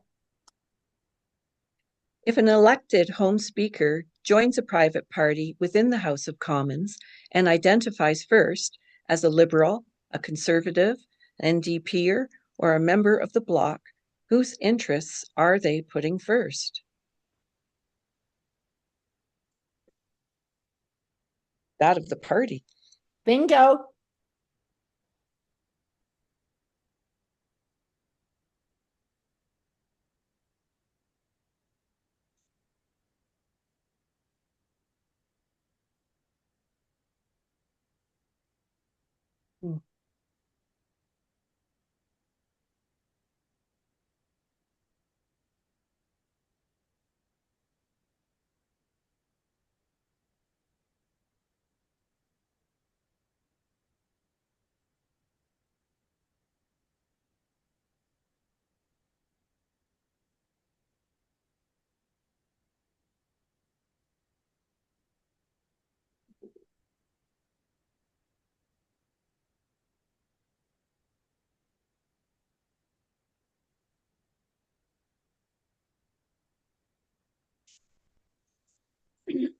these liberals and conservatives and blockheads, etc., are all putting their leaders' interests first. True or false? Based on the information I've just presented, true or false? All right. I will move forward.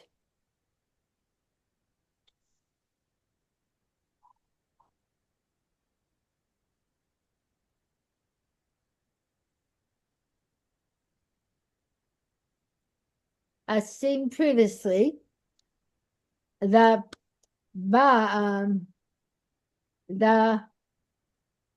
consensus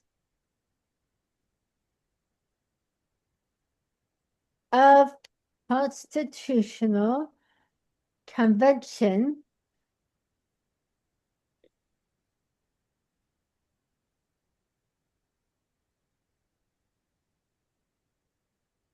without law being outlaw law is acknowledging the leader with the most seats as the agent serving at His Majesty's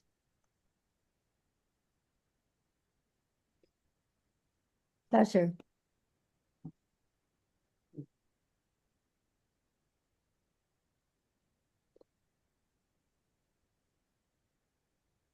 I just want to make sure I have it right.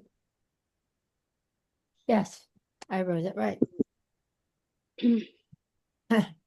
Pleasure is with a lowercase p. Currently,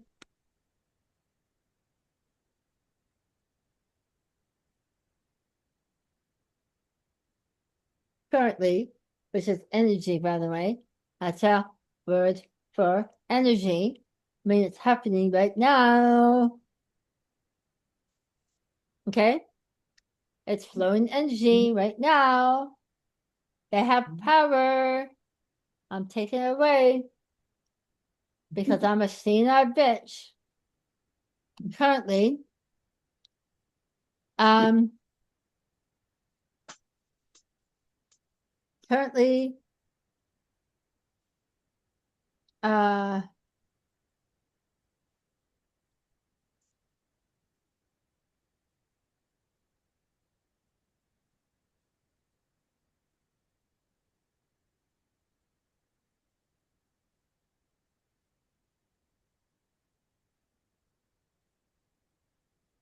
a banker is now holding Canada hostage.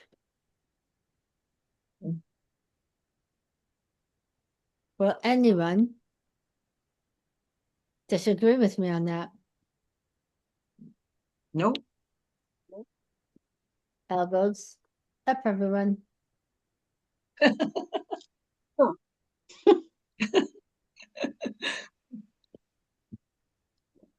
And look it up on your own time. The clock is running out. As the Bank of Canada and all public institutions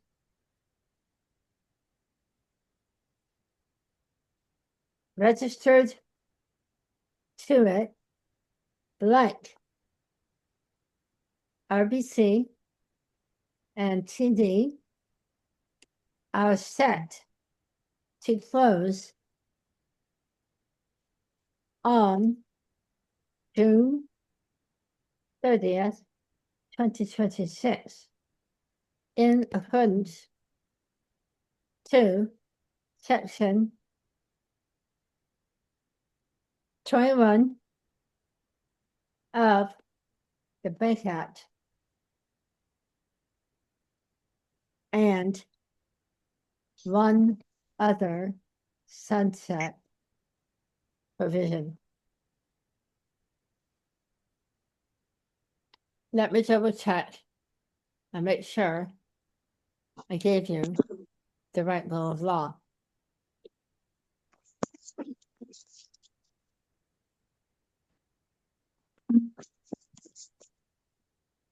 I'm pretty sure I did.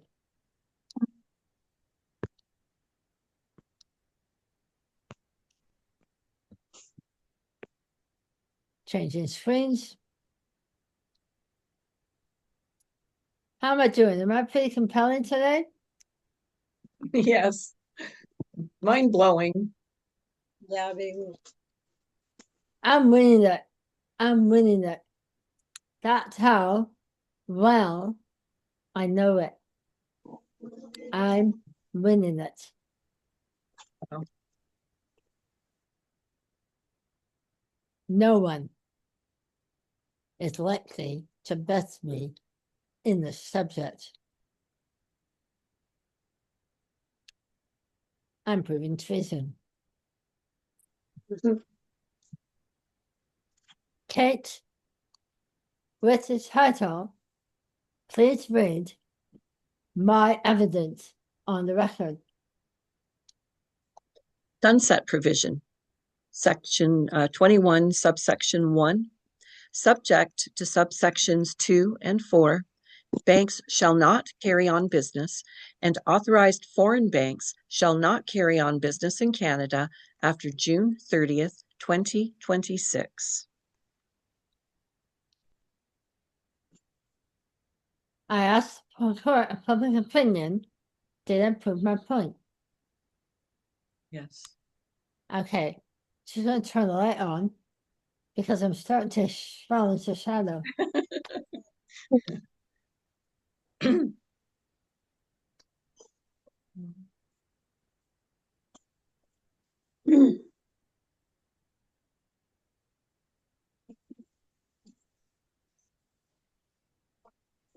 All right.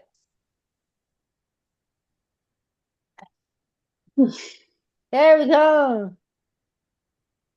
So, no problem, Nanya. Keep the one running and just put on your headphone. All right. So, moving forward, I'm going to return to a connection I have not finished yet to prove my case. Because I'm here to prove my case of treason against Crown agents by Commonwealth Agent of Canada. Can you repeat that, Kate?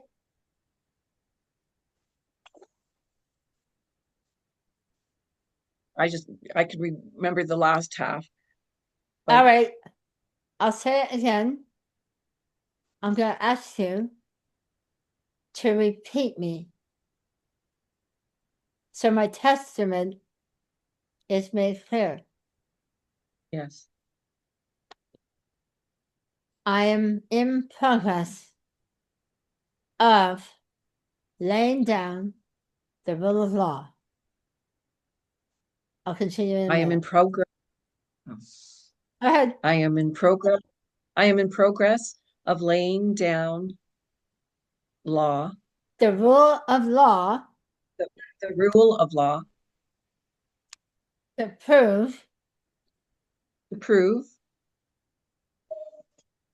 those Crown agents those Crown agents who are Commonwealth Agents of Canada who are Commonwealth agents of Canada are either knowingly or unwittingly are either knowingly or unwittingly committing treason committing treason against Canada against Canada and Canadians. and Canadians.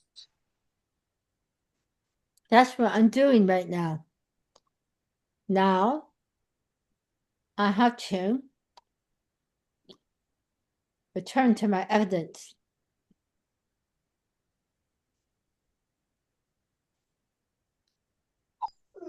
This, if you remember, is in part 2. Part 2. Enactment. 2 falls under 1.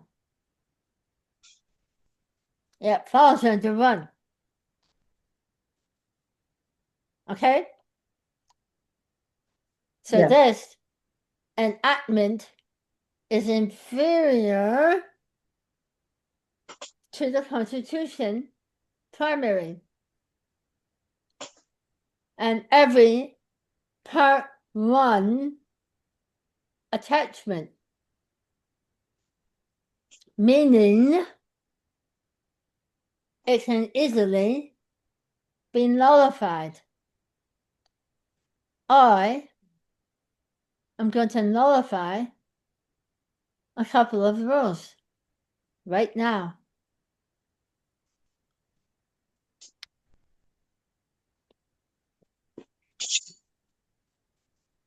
Kate, can you read only the highlight? 1. Enactments in schedule repealed.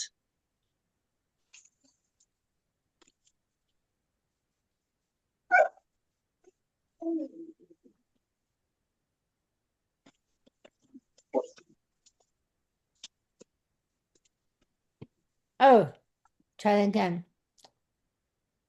Section 2. Has been repealed. Everyone talks about Section 2 being repealed. Yeah. What happened? What happened? I'm going to write it out with my Word document. Bear with me a moment. As I finish writing, Kate, please read. Yes. All right.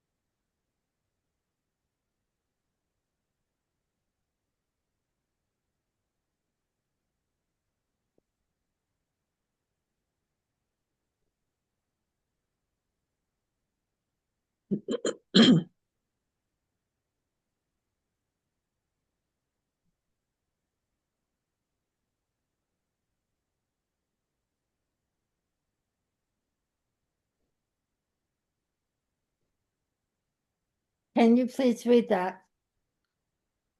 What happened when Victoria managed to get Section 2 of the BNA agreement repealed is she uncontracted herself and her house from Canada's Constitution, consequently committing treason. Does anyone need me to expand further on that? Karen? Bianca? or Blanca?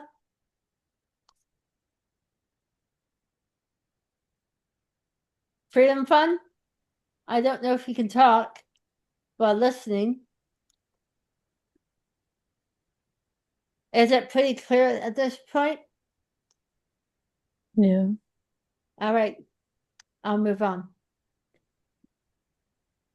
So, consequently,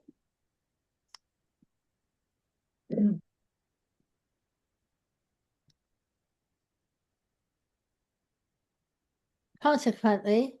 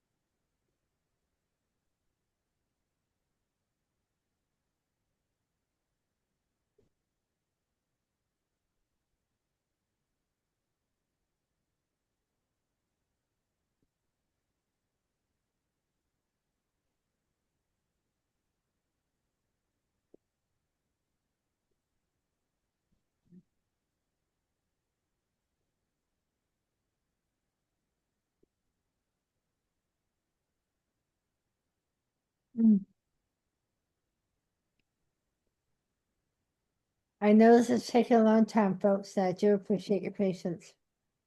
But this is a trial.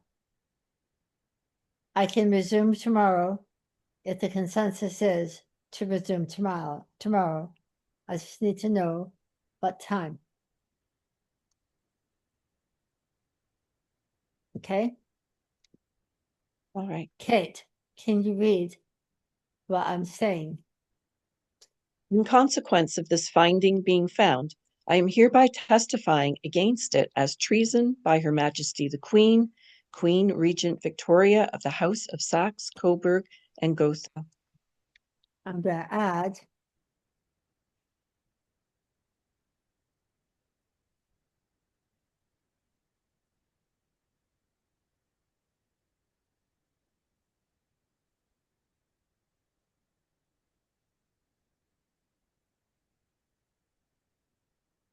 can I get you to finish that? Yes, From Queen Regent Victoria. yes, of the House of Saxe-Coburg and Gotha, of the Crown Monarch, Prince Michael of the House of Wettin. Ernestine is the ruling branch and has been since the 15th century.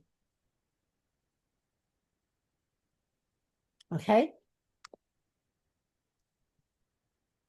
Now, because I'm testifying against it as being against the law, I nullify the repeal and subsequently reenact it.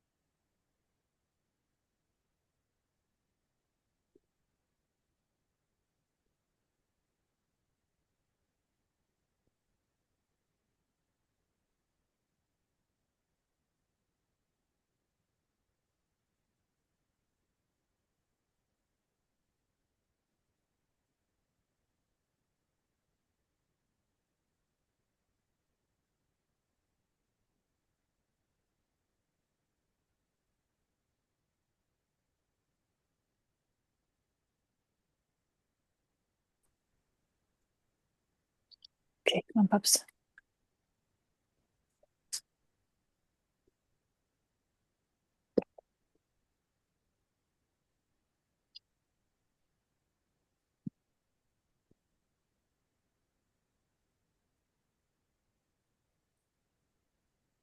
Give me a moment. Come on, Zoodle. Come on.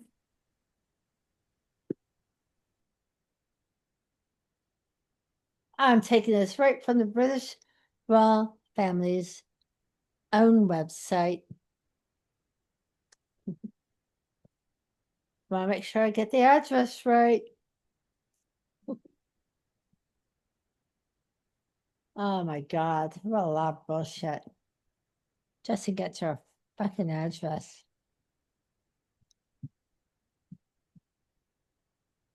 All kinds of flashy pictures. Oh.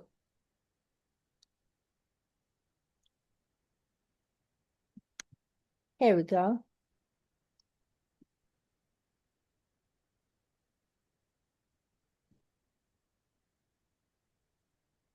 I'm going to rewrite this so you see it, how it's written.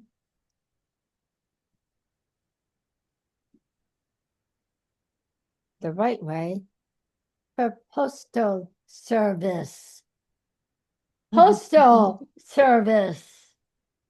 Ha ha! Caught them again. Post is a form of communication, and the post office serves communication.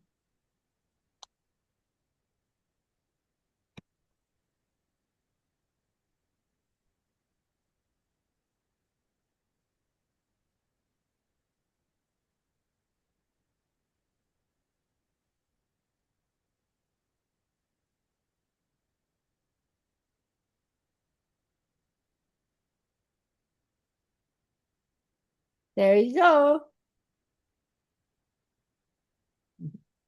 That's the address to serve the claim to along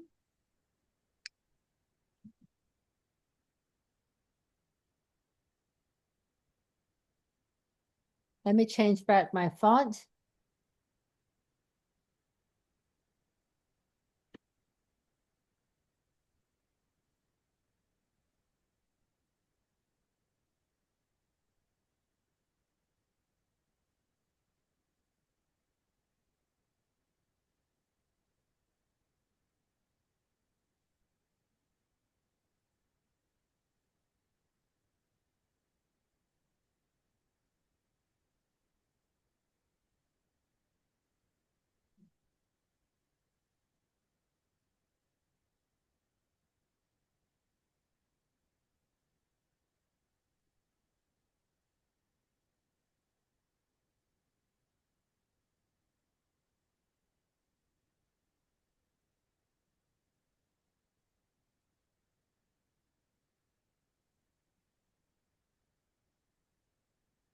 Take, if you will, from Yes. here, read it out.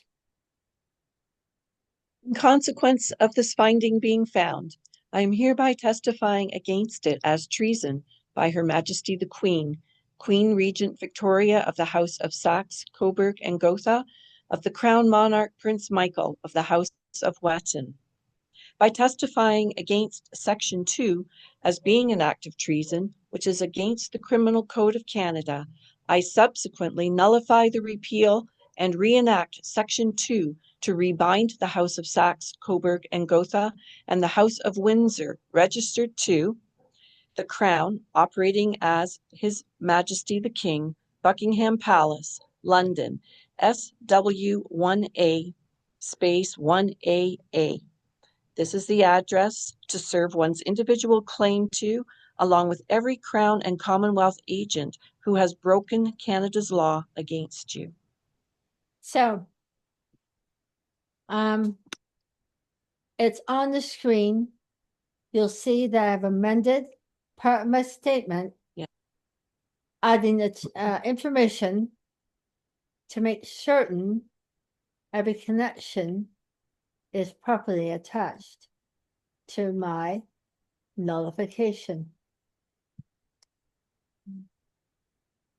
Did you see that? Were you able to read that last sentence, Kate? It's Cadet House of Windsor. Oh, Both no, of the no, Crown no. Monarch. That's not what I asked. Did you get to read the last sentence? Yes, Yes, or I no? did. All right, thank you. Yes, I did. All right. So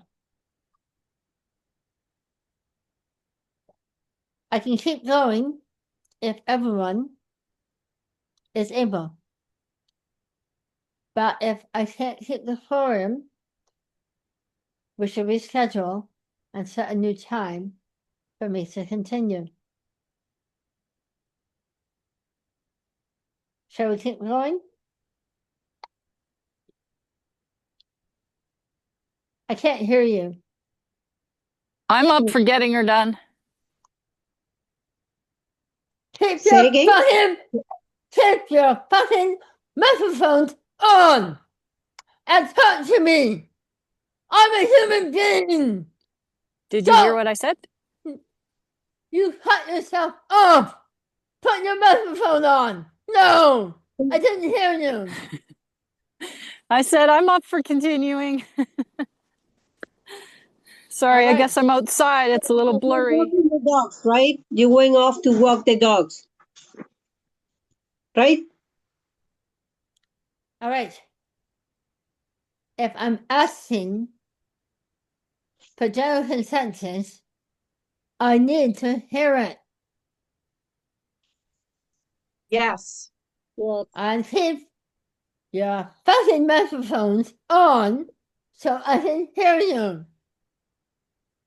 I'm having a conversation with you. And the only reason why you're allowed to turn your microphone off is if you have too much noise. Exactly. I said this in the beginning. I meant it.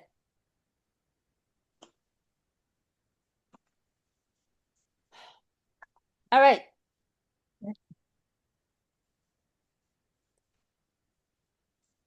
This is an informal court.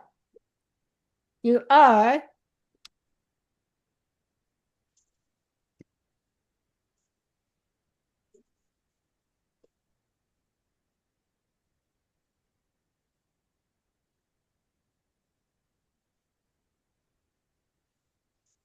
a jury of my peers.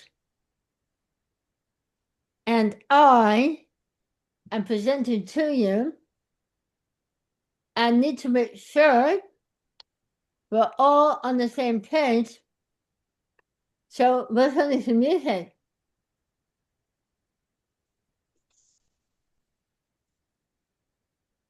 There's nothing in the law that says I'm not allowed to ask the jury or judge if I have their understanding or if I need to expand.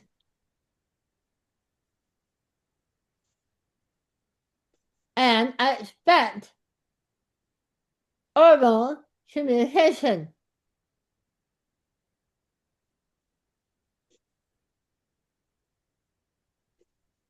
Okay? Okay. All right.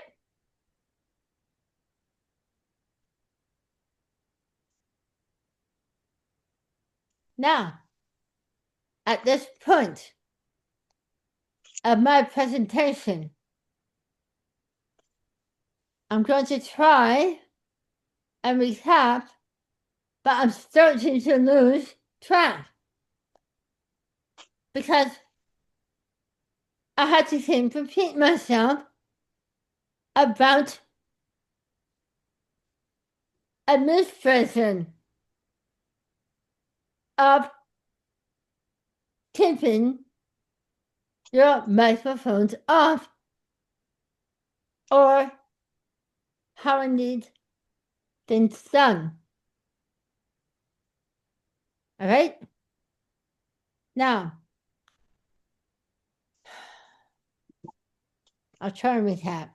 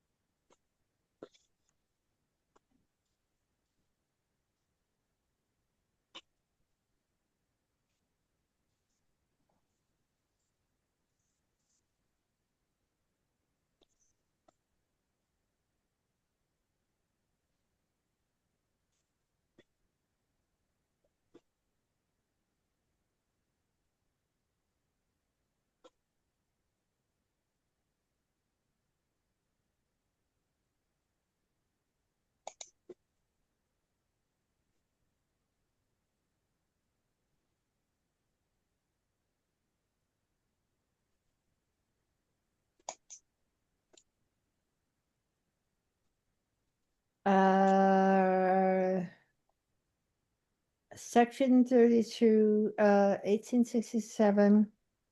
Let me get the address right. I have to switch tables for a moment. Yes, comma, because I haven't been using it much.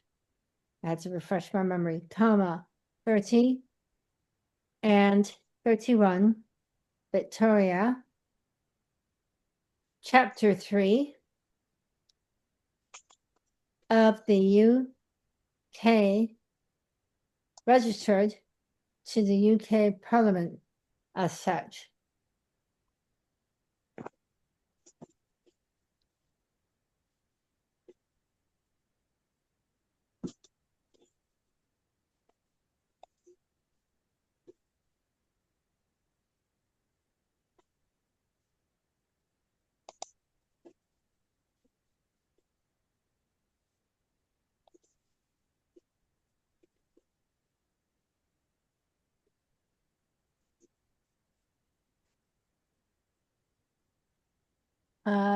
And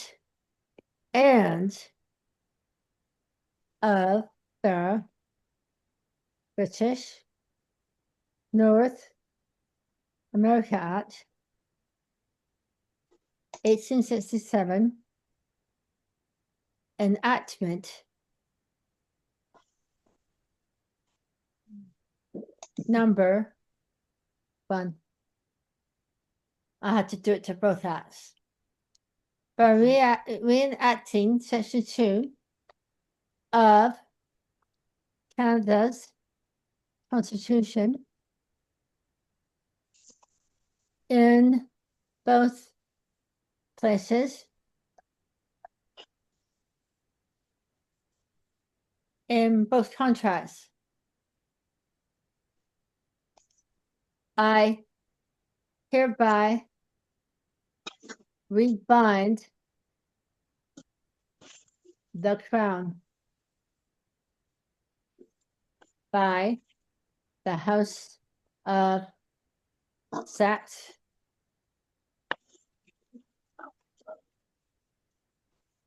Coburg, and Gotha.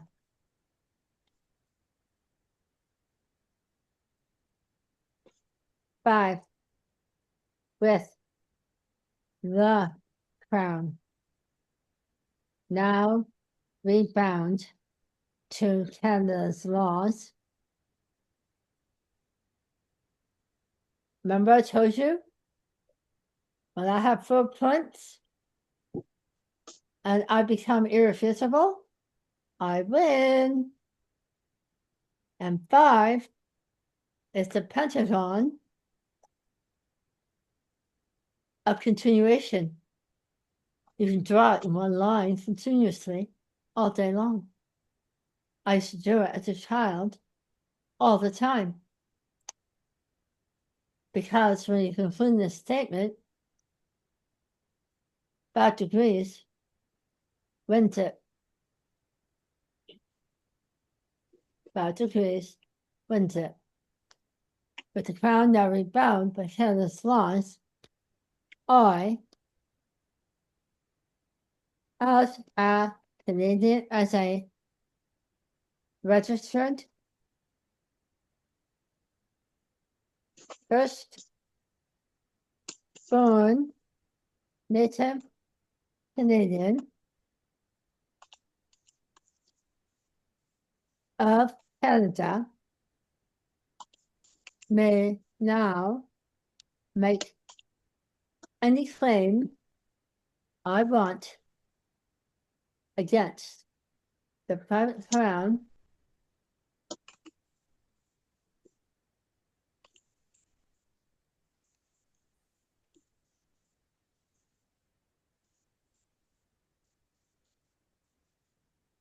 in which I can prove.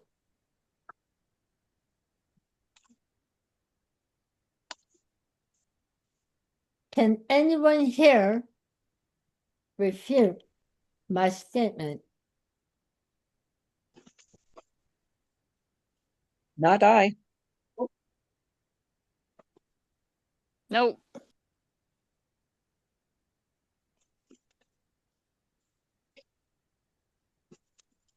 Mhm.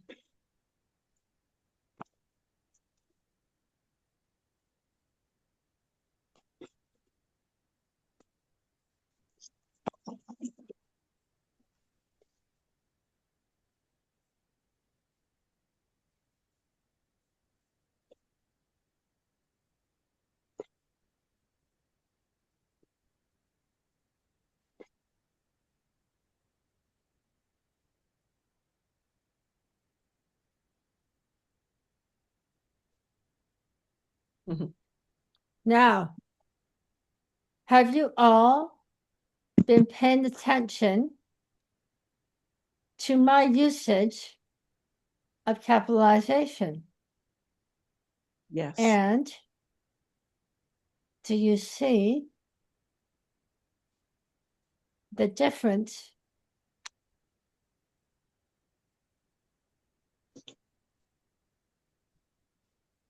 here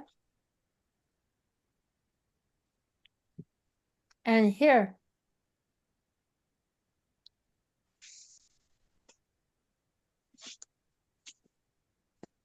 Do you see the difference? Yes. Why is it different? The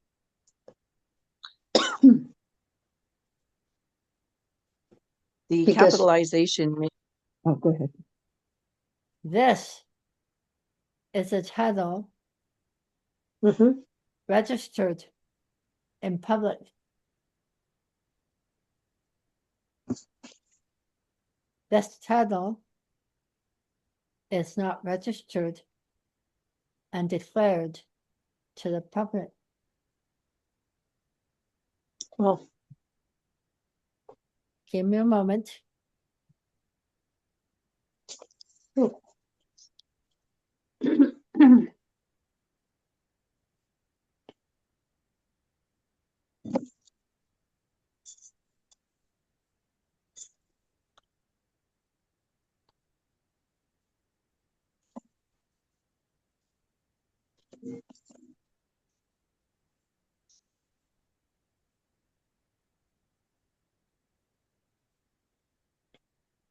So I'm just closing a few sensitive windows because I'm going to open a dome because I'm opening a particular file, which is on public record. And because it's on public record, I have no problem in law sharing it.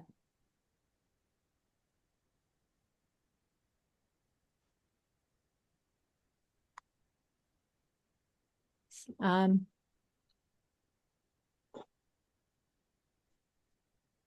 have to call it up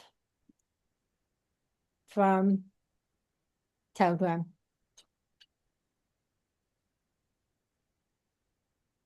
Let me first stop the share again. So I can get my Telegram up. So I can go to my files in Telegram where I can find it fast. I have it all downloaded. It just takes me to where I haven't downloaded so I can find it fast. That's how Telegram works. It's only a duodecimal system for me. Oh, the joke is on them. Sorry, folks. That may be missing too much context for you to understand the joke fully. That's my mind. I'm able to knit fast. So fast. I drop points of reference to the punchline. I have to stay home. So I make sure I make the points of reference. That's all. So, now I found it. I'm going to share it. Here. Kate. Who is the first party ahead of it? Patricia Who Rice-Mueller. is the second party? The city of Temiskaming Shores. So, we will use the name Patricia and Temiskaming. Okay? Okay. It's easier. Now, who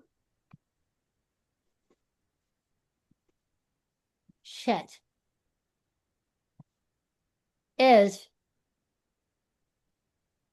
the no, I don't want to ask it on no fucking way. Get the hell out of my picture. All right. Damn stuff. Who signed it? Jay Bellows. The signature makes this.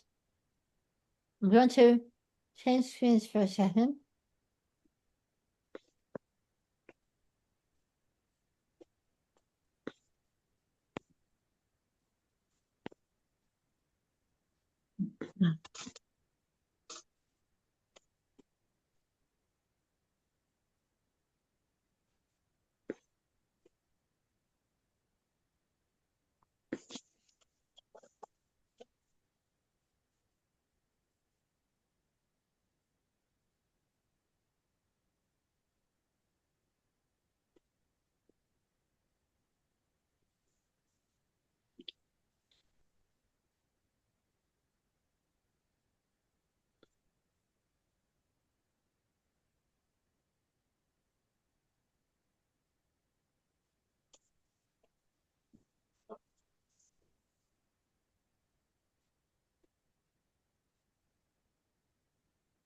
Just 1 second.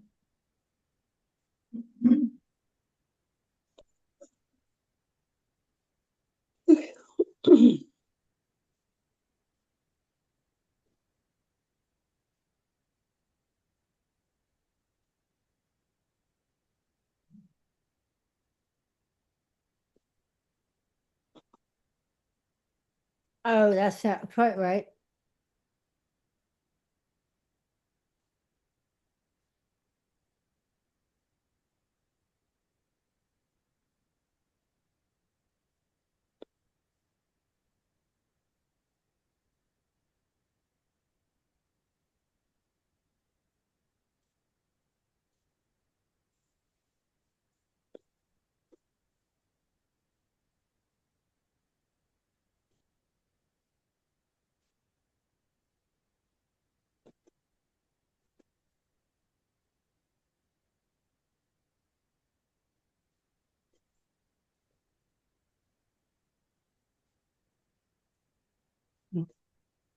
Now,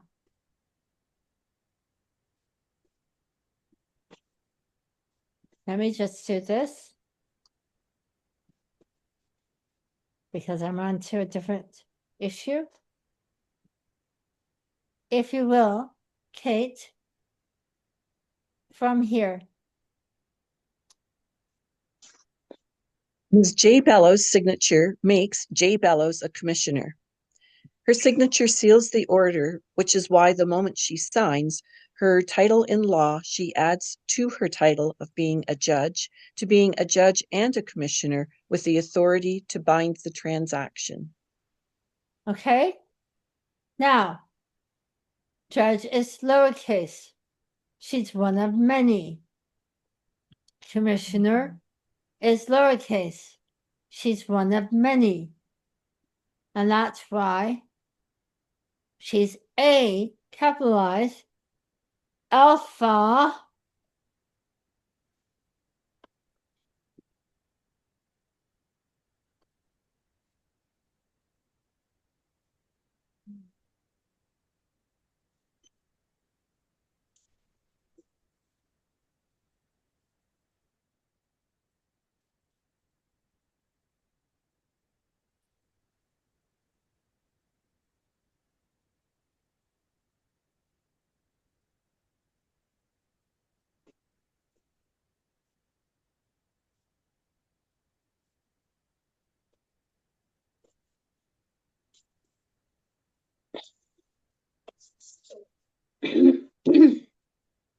So, Kate, if you will, from the first A.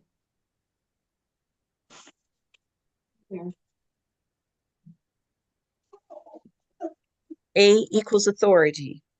A is the authority to bind all parties to private law from either private or public law transactions. Because case law. I'm going to change that. Just all case law. No, not all of it. Case law is most often limited to private law. Okay? Almost all charter made case law is private private is private, private law.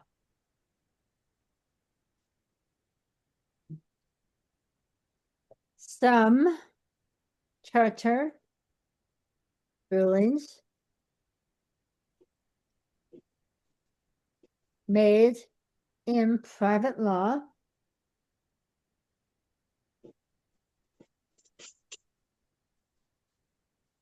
may also support Constitution.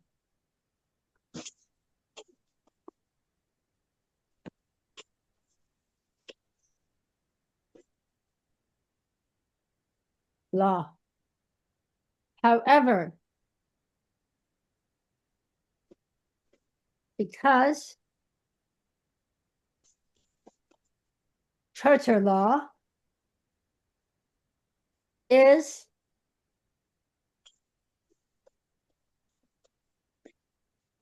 made with illegitimate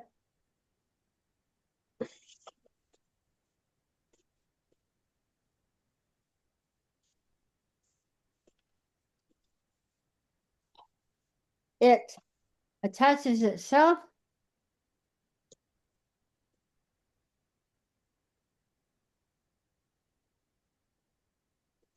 as being private first without public interest.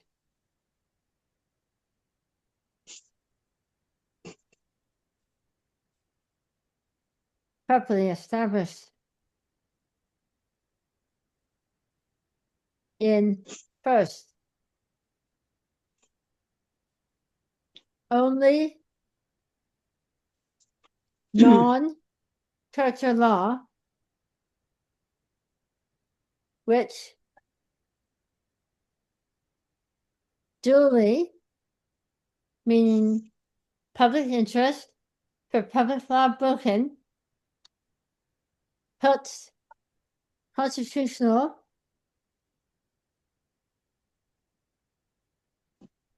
law of Canada in first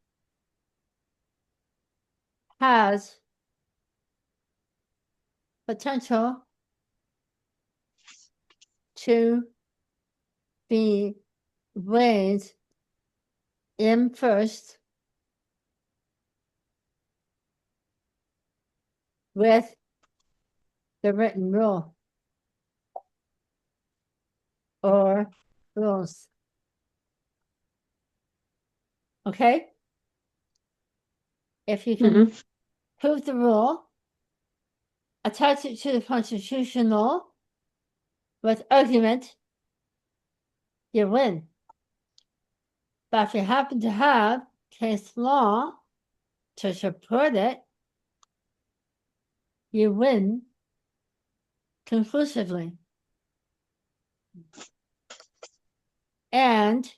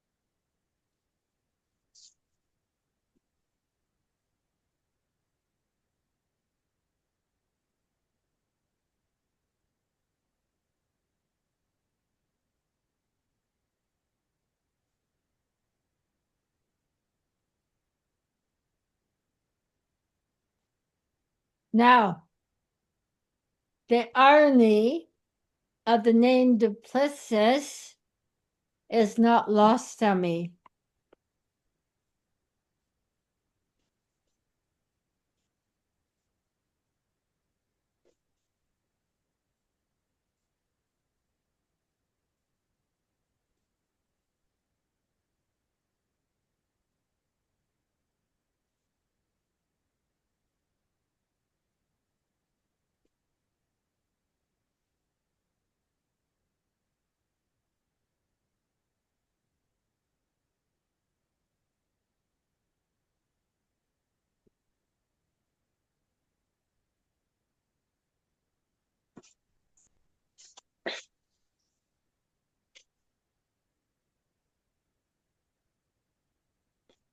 The irony of the name duplicitous is not lost to me, as is symbolic of the duplicity exposed within that crown agent. And it establishes him, and it established the man acting and operating as a crown agent or a commonwealth, because I can't remember what role he held. He was a politician, I remember that. I want to say he was a minister, making him a crown agent, as well as an elected official, making him a duplicitous commonwealth agent. Duplicitous. Duplicities. Ha, ha, ha.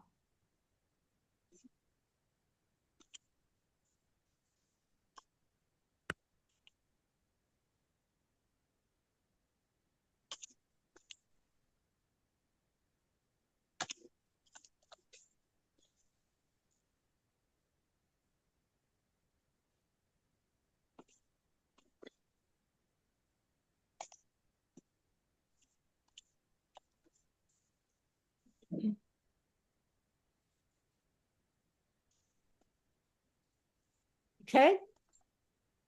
The irony of the name duplicitous is not lost to me, as it's symbolic of the duplicity within that crown / commonwealth agent and or commonwealth agent.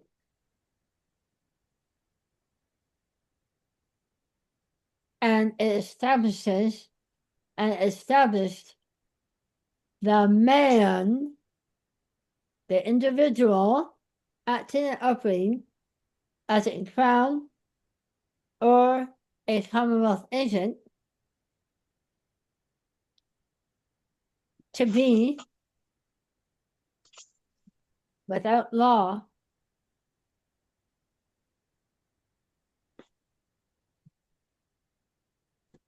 of Canada to give him as an agent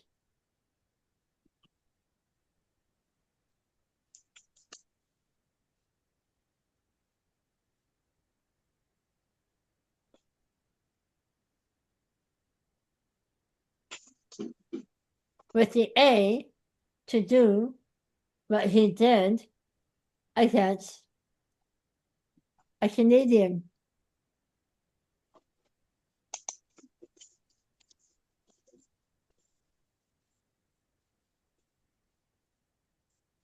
There we go. Does that case now make a whole lot more sense? Mm-hmm. Yes.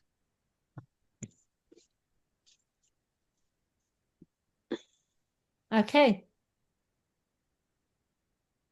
So,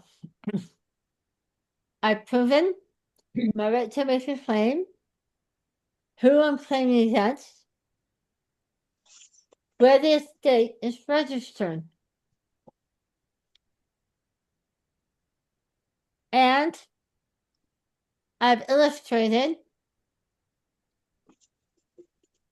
and brought forward Ms. J. Bellows to be a authority judge and an authority commissioner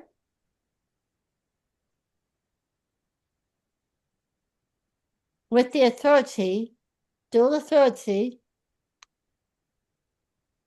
to commission and seal an order between that, and that. Oh, my bad. I wasn't sharing.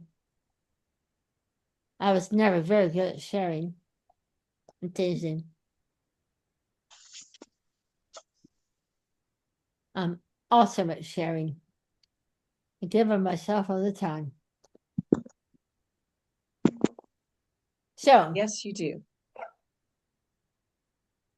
she bound her and it. True or false? True. Can someone summarize, name what she did to name with name for me, please?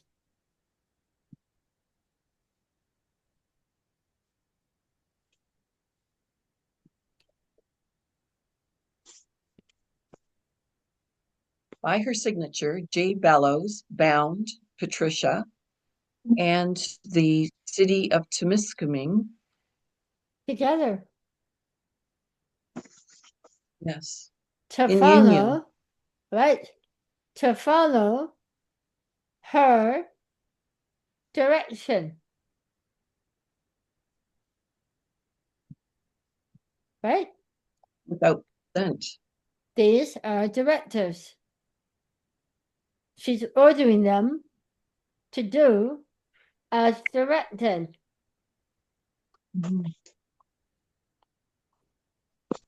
Now, I was given too much misinformation after I was removed from the court.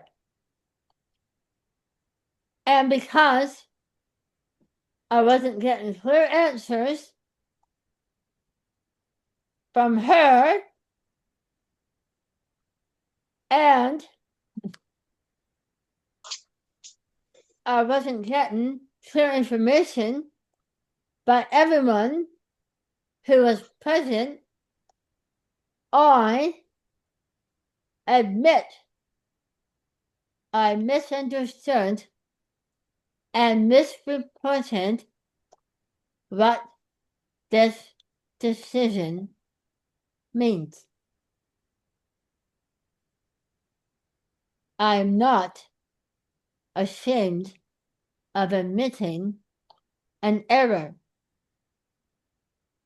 I'm now intending to correct it.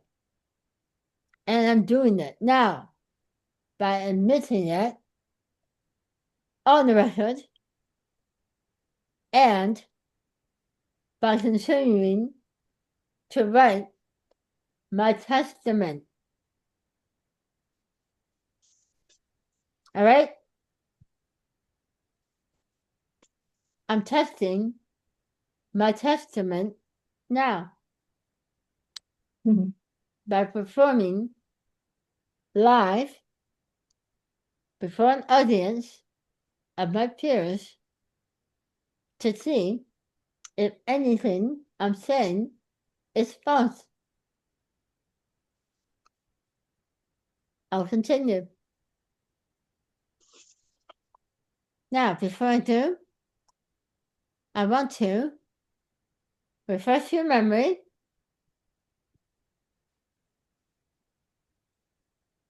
with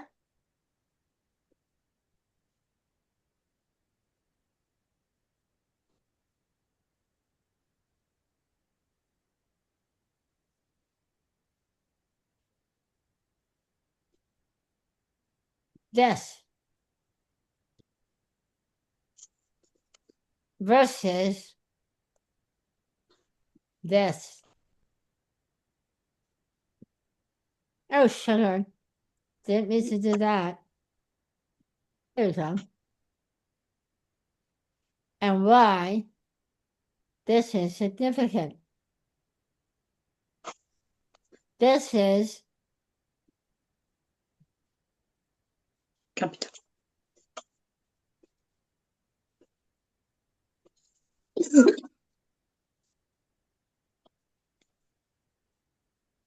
right. Yes. This is the authority we see.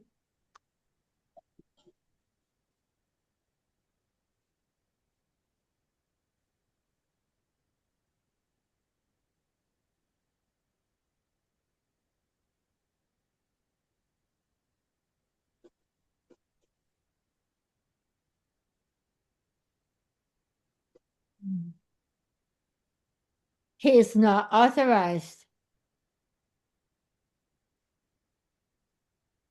And Wow.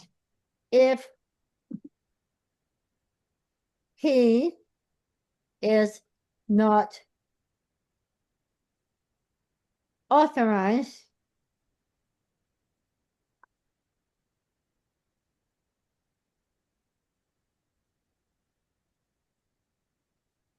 he is an outlaw.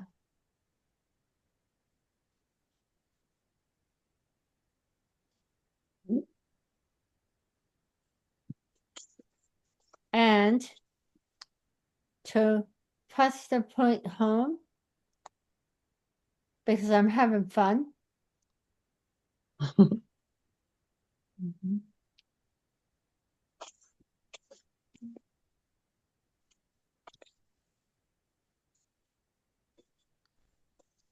Darn it.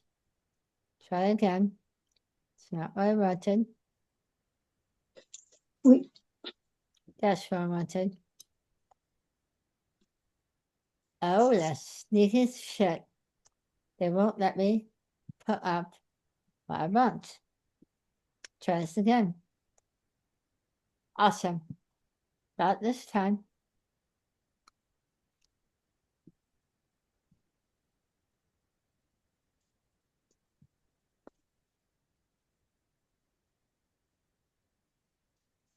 When, okay, Kate, I've highlighted Yes. what we're at. We're at what? House of Wetton. When was it founded? In the 10th century. Sorry, yep. Who was the founder? Theodoric the First. And he wasn't the first. Theodoric one. The first Theodoric one was established and demised back in the 4th or 5th century. He is an imposter, a copycat. He is a copycat king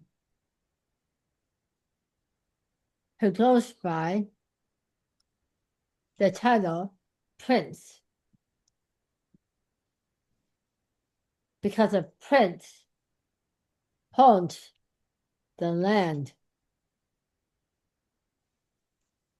without authorization. He is not seen nor heard from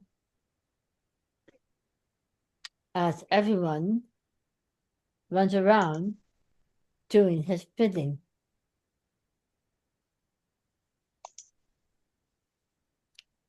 Do I still have your attention? Yes.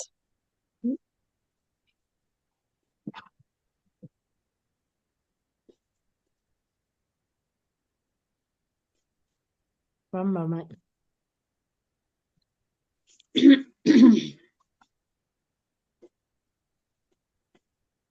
So, current head is who? Michael, Prince of Saxe, like Eisenach. Yeah.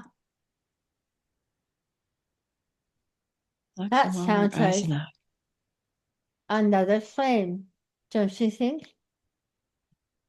Oh, yes. Head of the house of Eisenberg. Do you see how many hidden layers established in law for this man?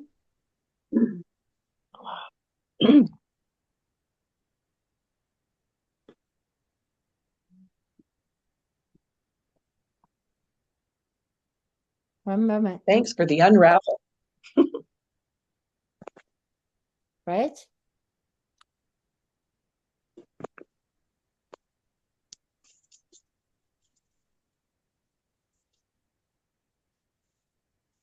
One moment.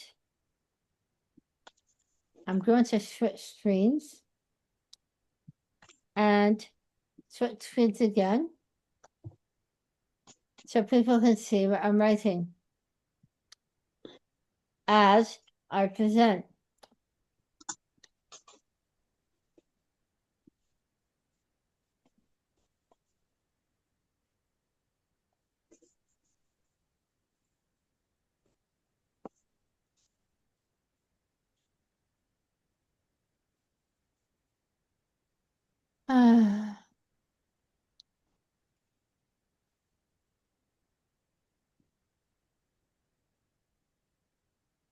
Shit.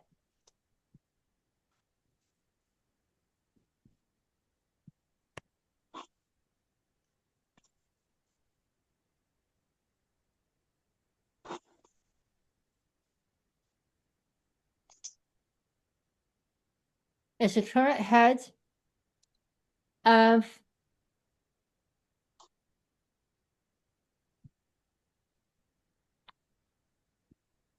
center. It's hard to have too many windows open.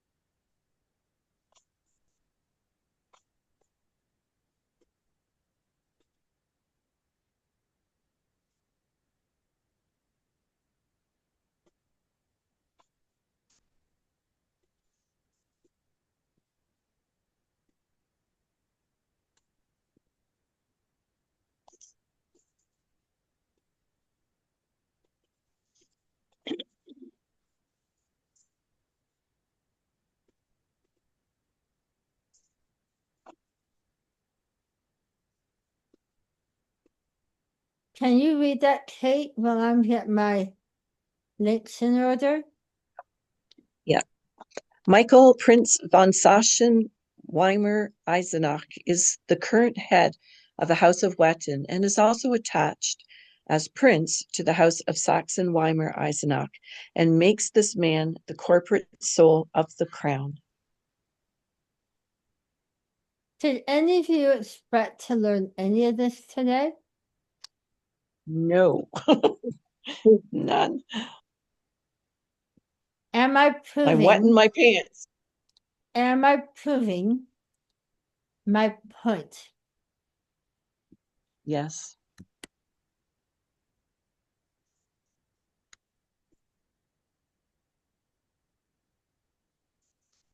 Will any of you acknowledge I have a visionary gift?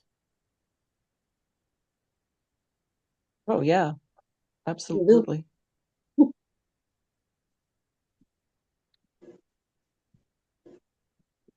I only haven't because I developed my thesis gravis. You developed your what? Pardon me? Can you repeat? I can't hear you. If you can repeat what you said, that you developed what? Because I developed my thesis gravis. That's a health issue registered as my illness, Yeah. chronic illness. Mm-hmm. All right. So,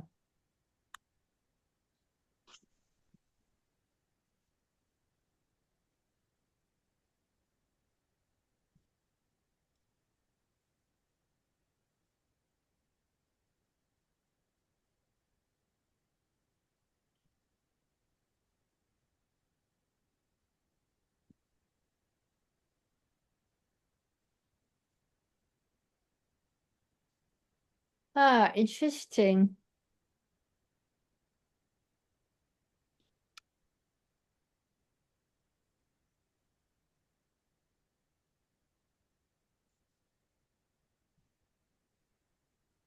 It looks like they've been playing with the hereditary title of House Saxe-Weimar and Eisenberg, taking it out of public title and registering it to the public as private title between the years of, I'll show you. And I'm doing this because I've never gone this far before on this branch of the argument. It was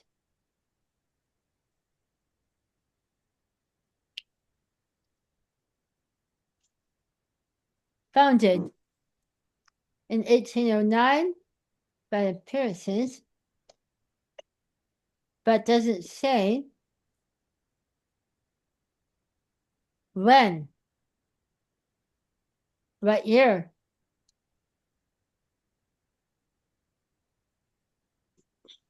Oh, Standard Confederation, 1809 and 1813. I found them. Woohoo! They're under their own law.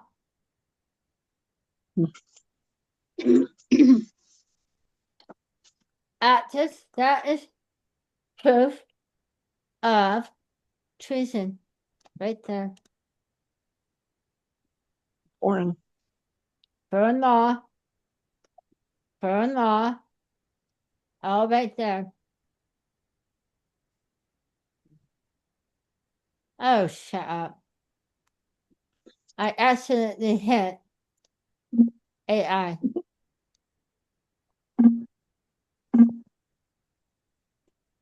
Transfer off. Good find, Amanda.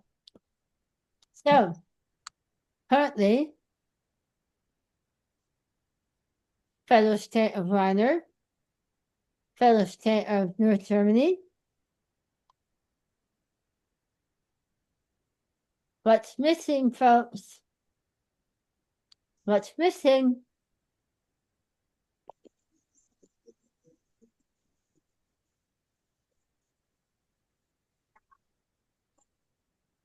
Can anyone tell me what's missing? Current?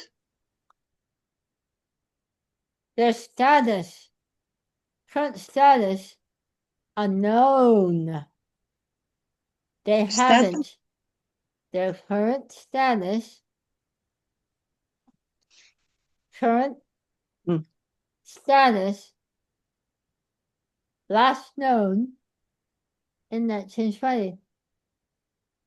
Their current status is private. Oh. Meaning, And in 1920, they What? joined Thuringia. just In 19 don't volunteer information. I am trying to prove a point, and that is irrelevant. I'm sorry. Don't start running away with the details. None of this here matters at the moment. All that matters at the moment is this. Oh shit. This here. If it's not in this box, it's not what I am talking about. And why everyone needs to stop volunteering something when they don't know where I'm going or what I am looking at. And you all do it, you know it, and it's part of how spoken we communicate. Spoken communication is insulting. If you are volunteering information, you're telling me you're not listening or paying attention to what I'm pointing at.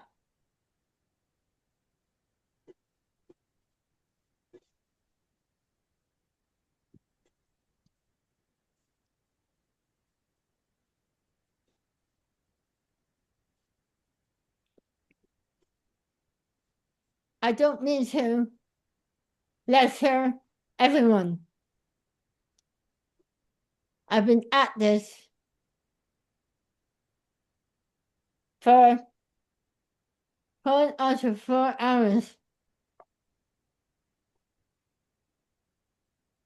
We're all tired. We haven't had a recess. And it's my fault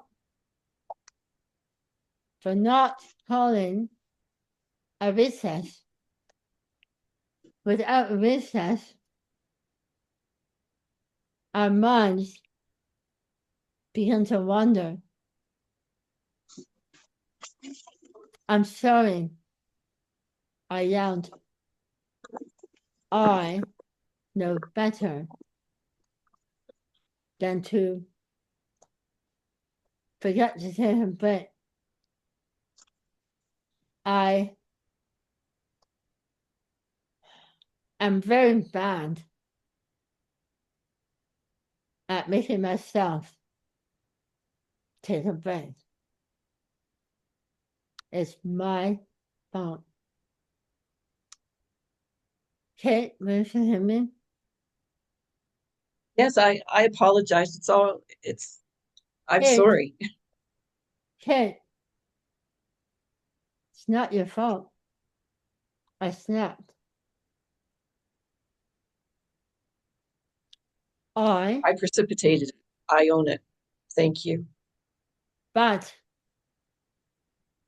I forgot to let everyone stretch their minds and take a breath. It got too intense.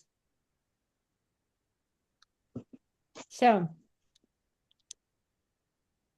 I want to know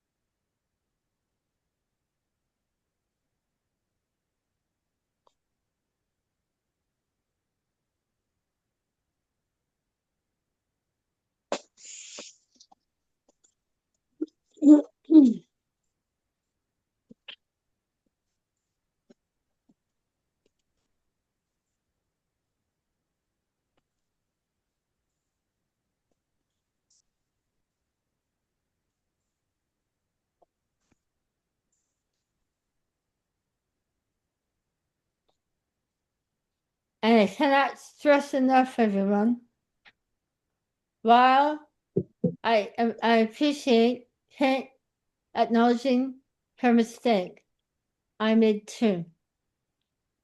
I am at fault for yelling at her. And I'm not ashamed to say it, but I'm ashamed I allowed it. I'm willing to admit my responsibility, and I Me too. failed it. Me too. All right? I'm sorry. Yes. Yep. And being Canadian, we all say I'm sorry, and we all laugh and move Hug. on. All right. Okay. Okay. May I have you read what I wrote? Shall we resume later tonight or shall we resume tomorrow? If tomorrow, what is everyone's availability?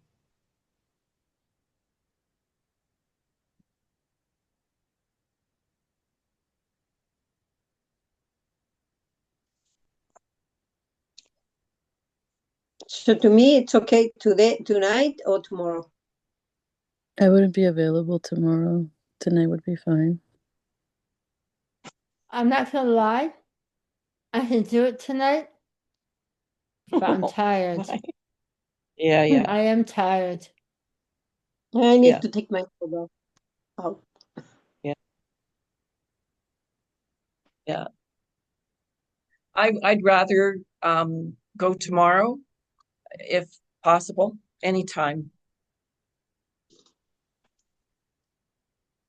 Blanca, Yeah.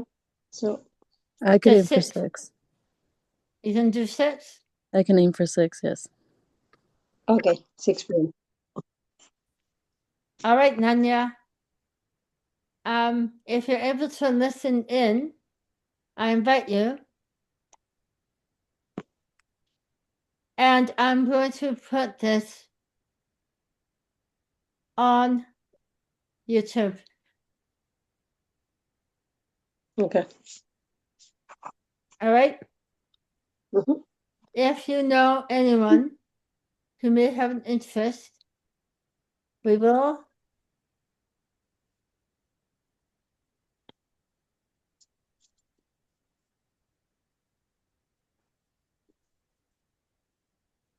um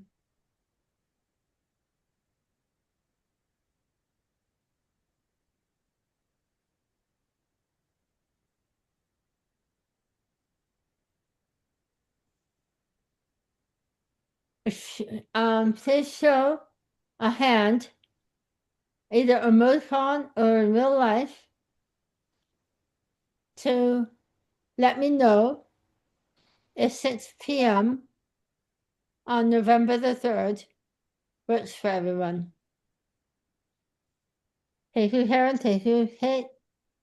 Thank you, Chris. Yes. Blanca, can you say yes again? Yes. All right. Ladies, I thank you for all the time you've given me tonight.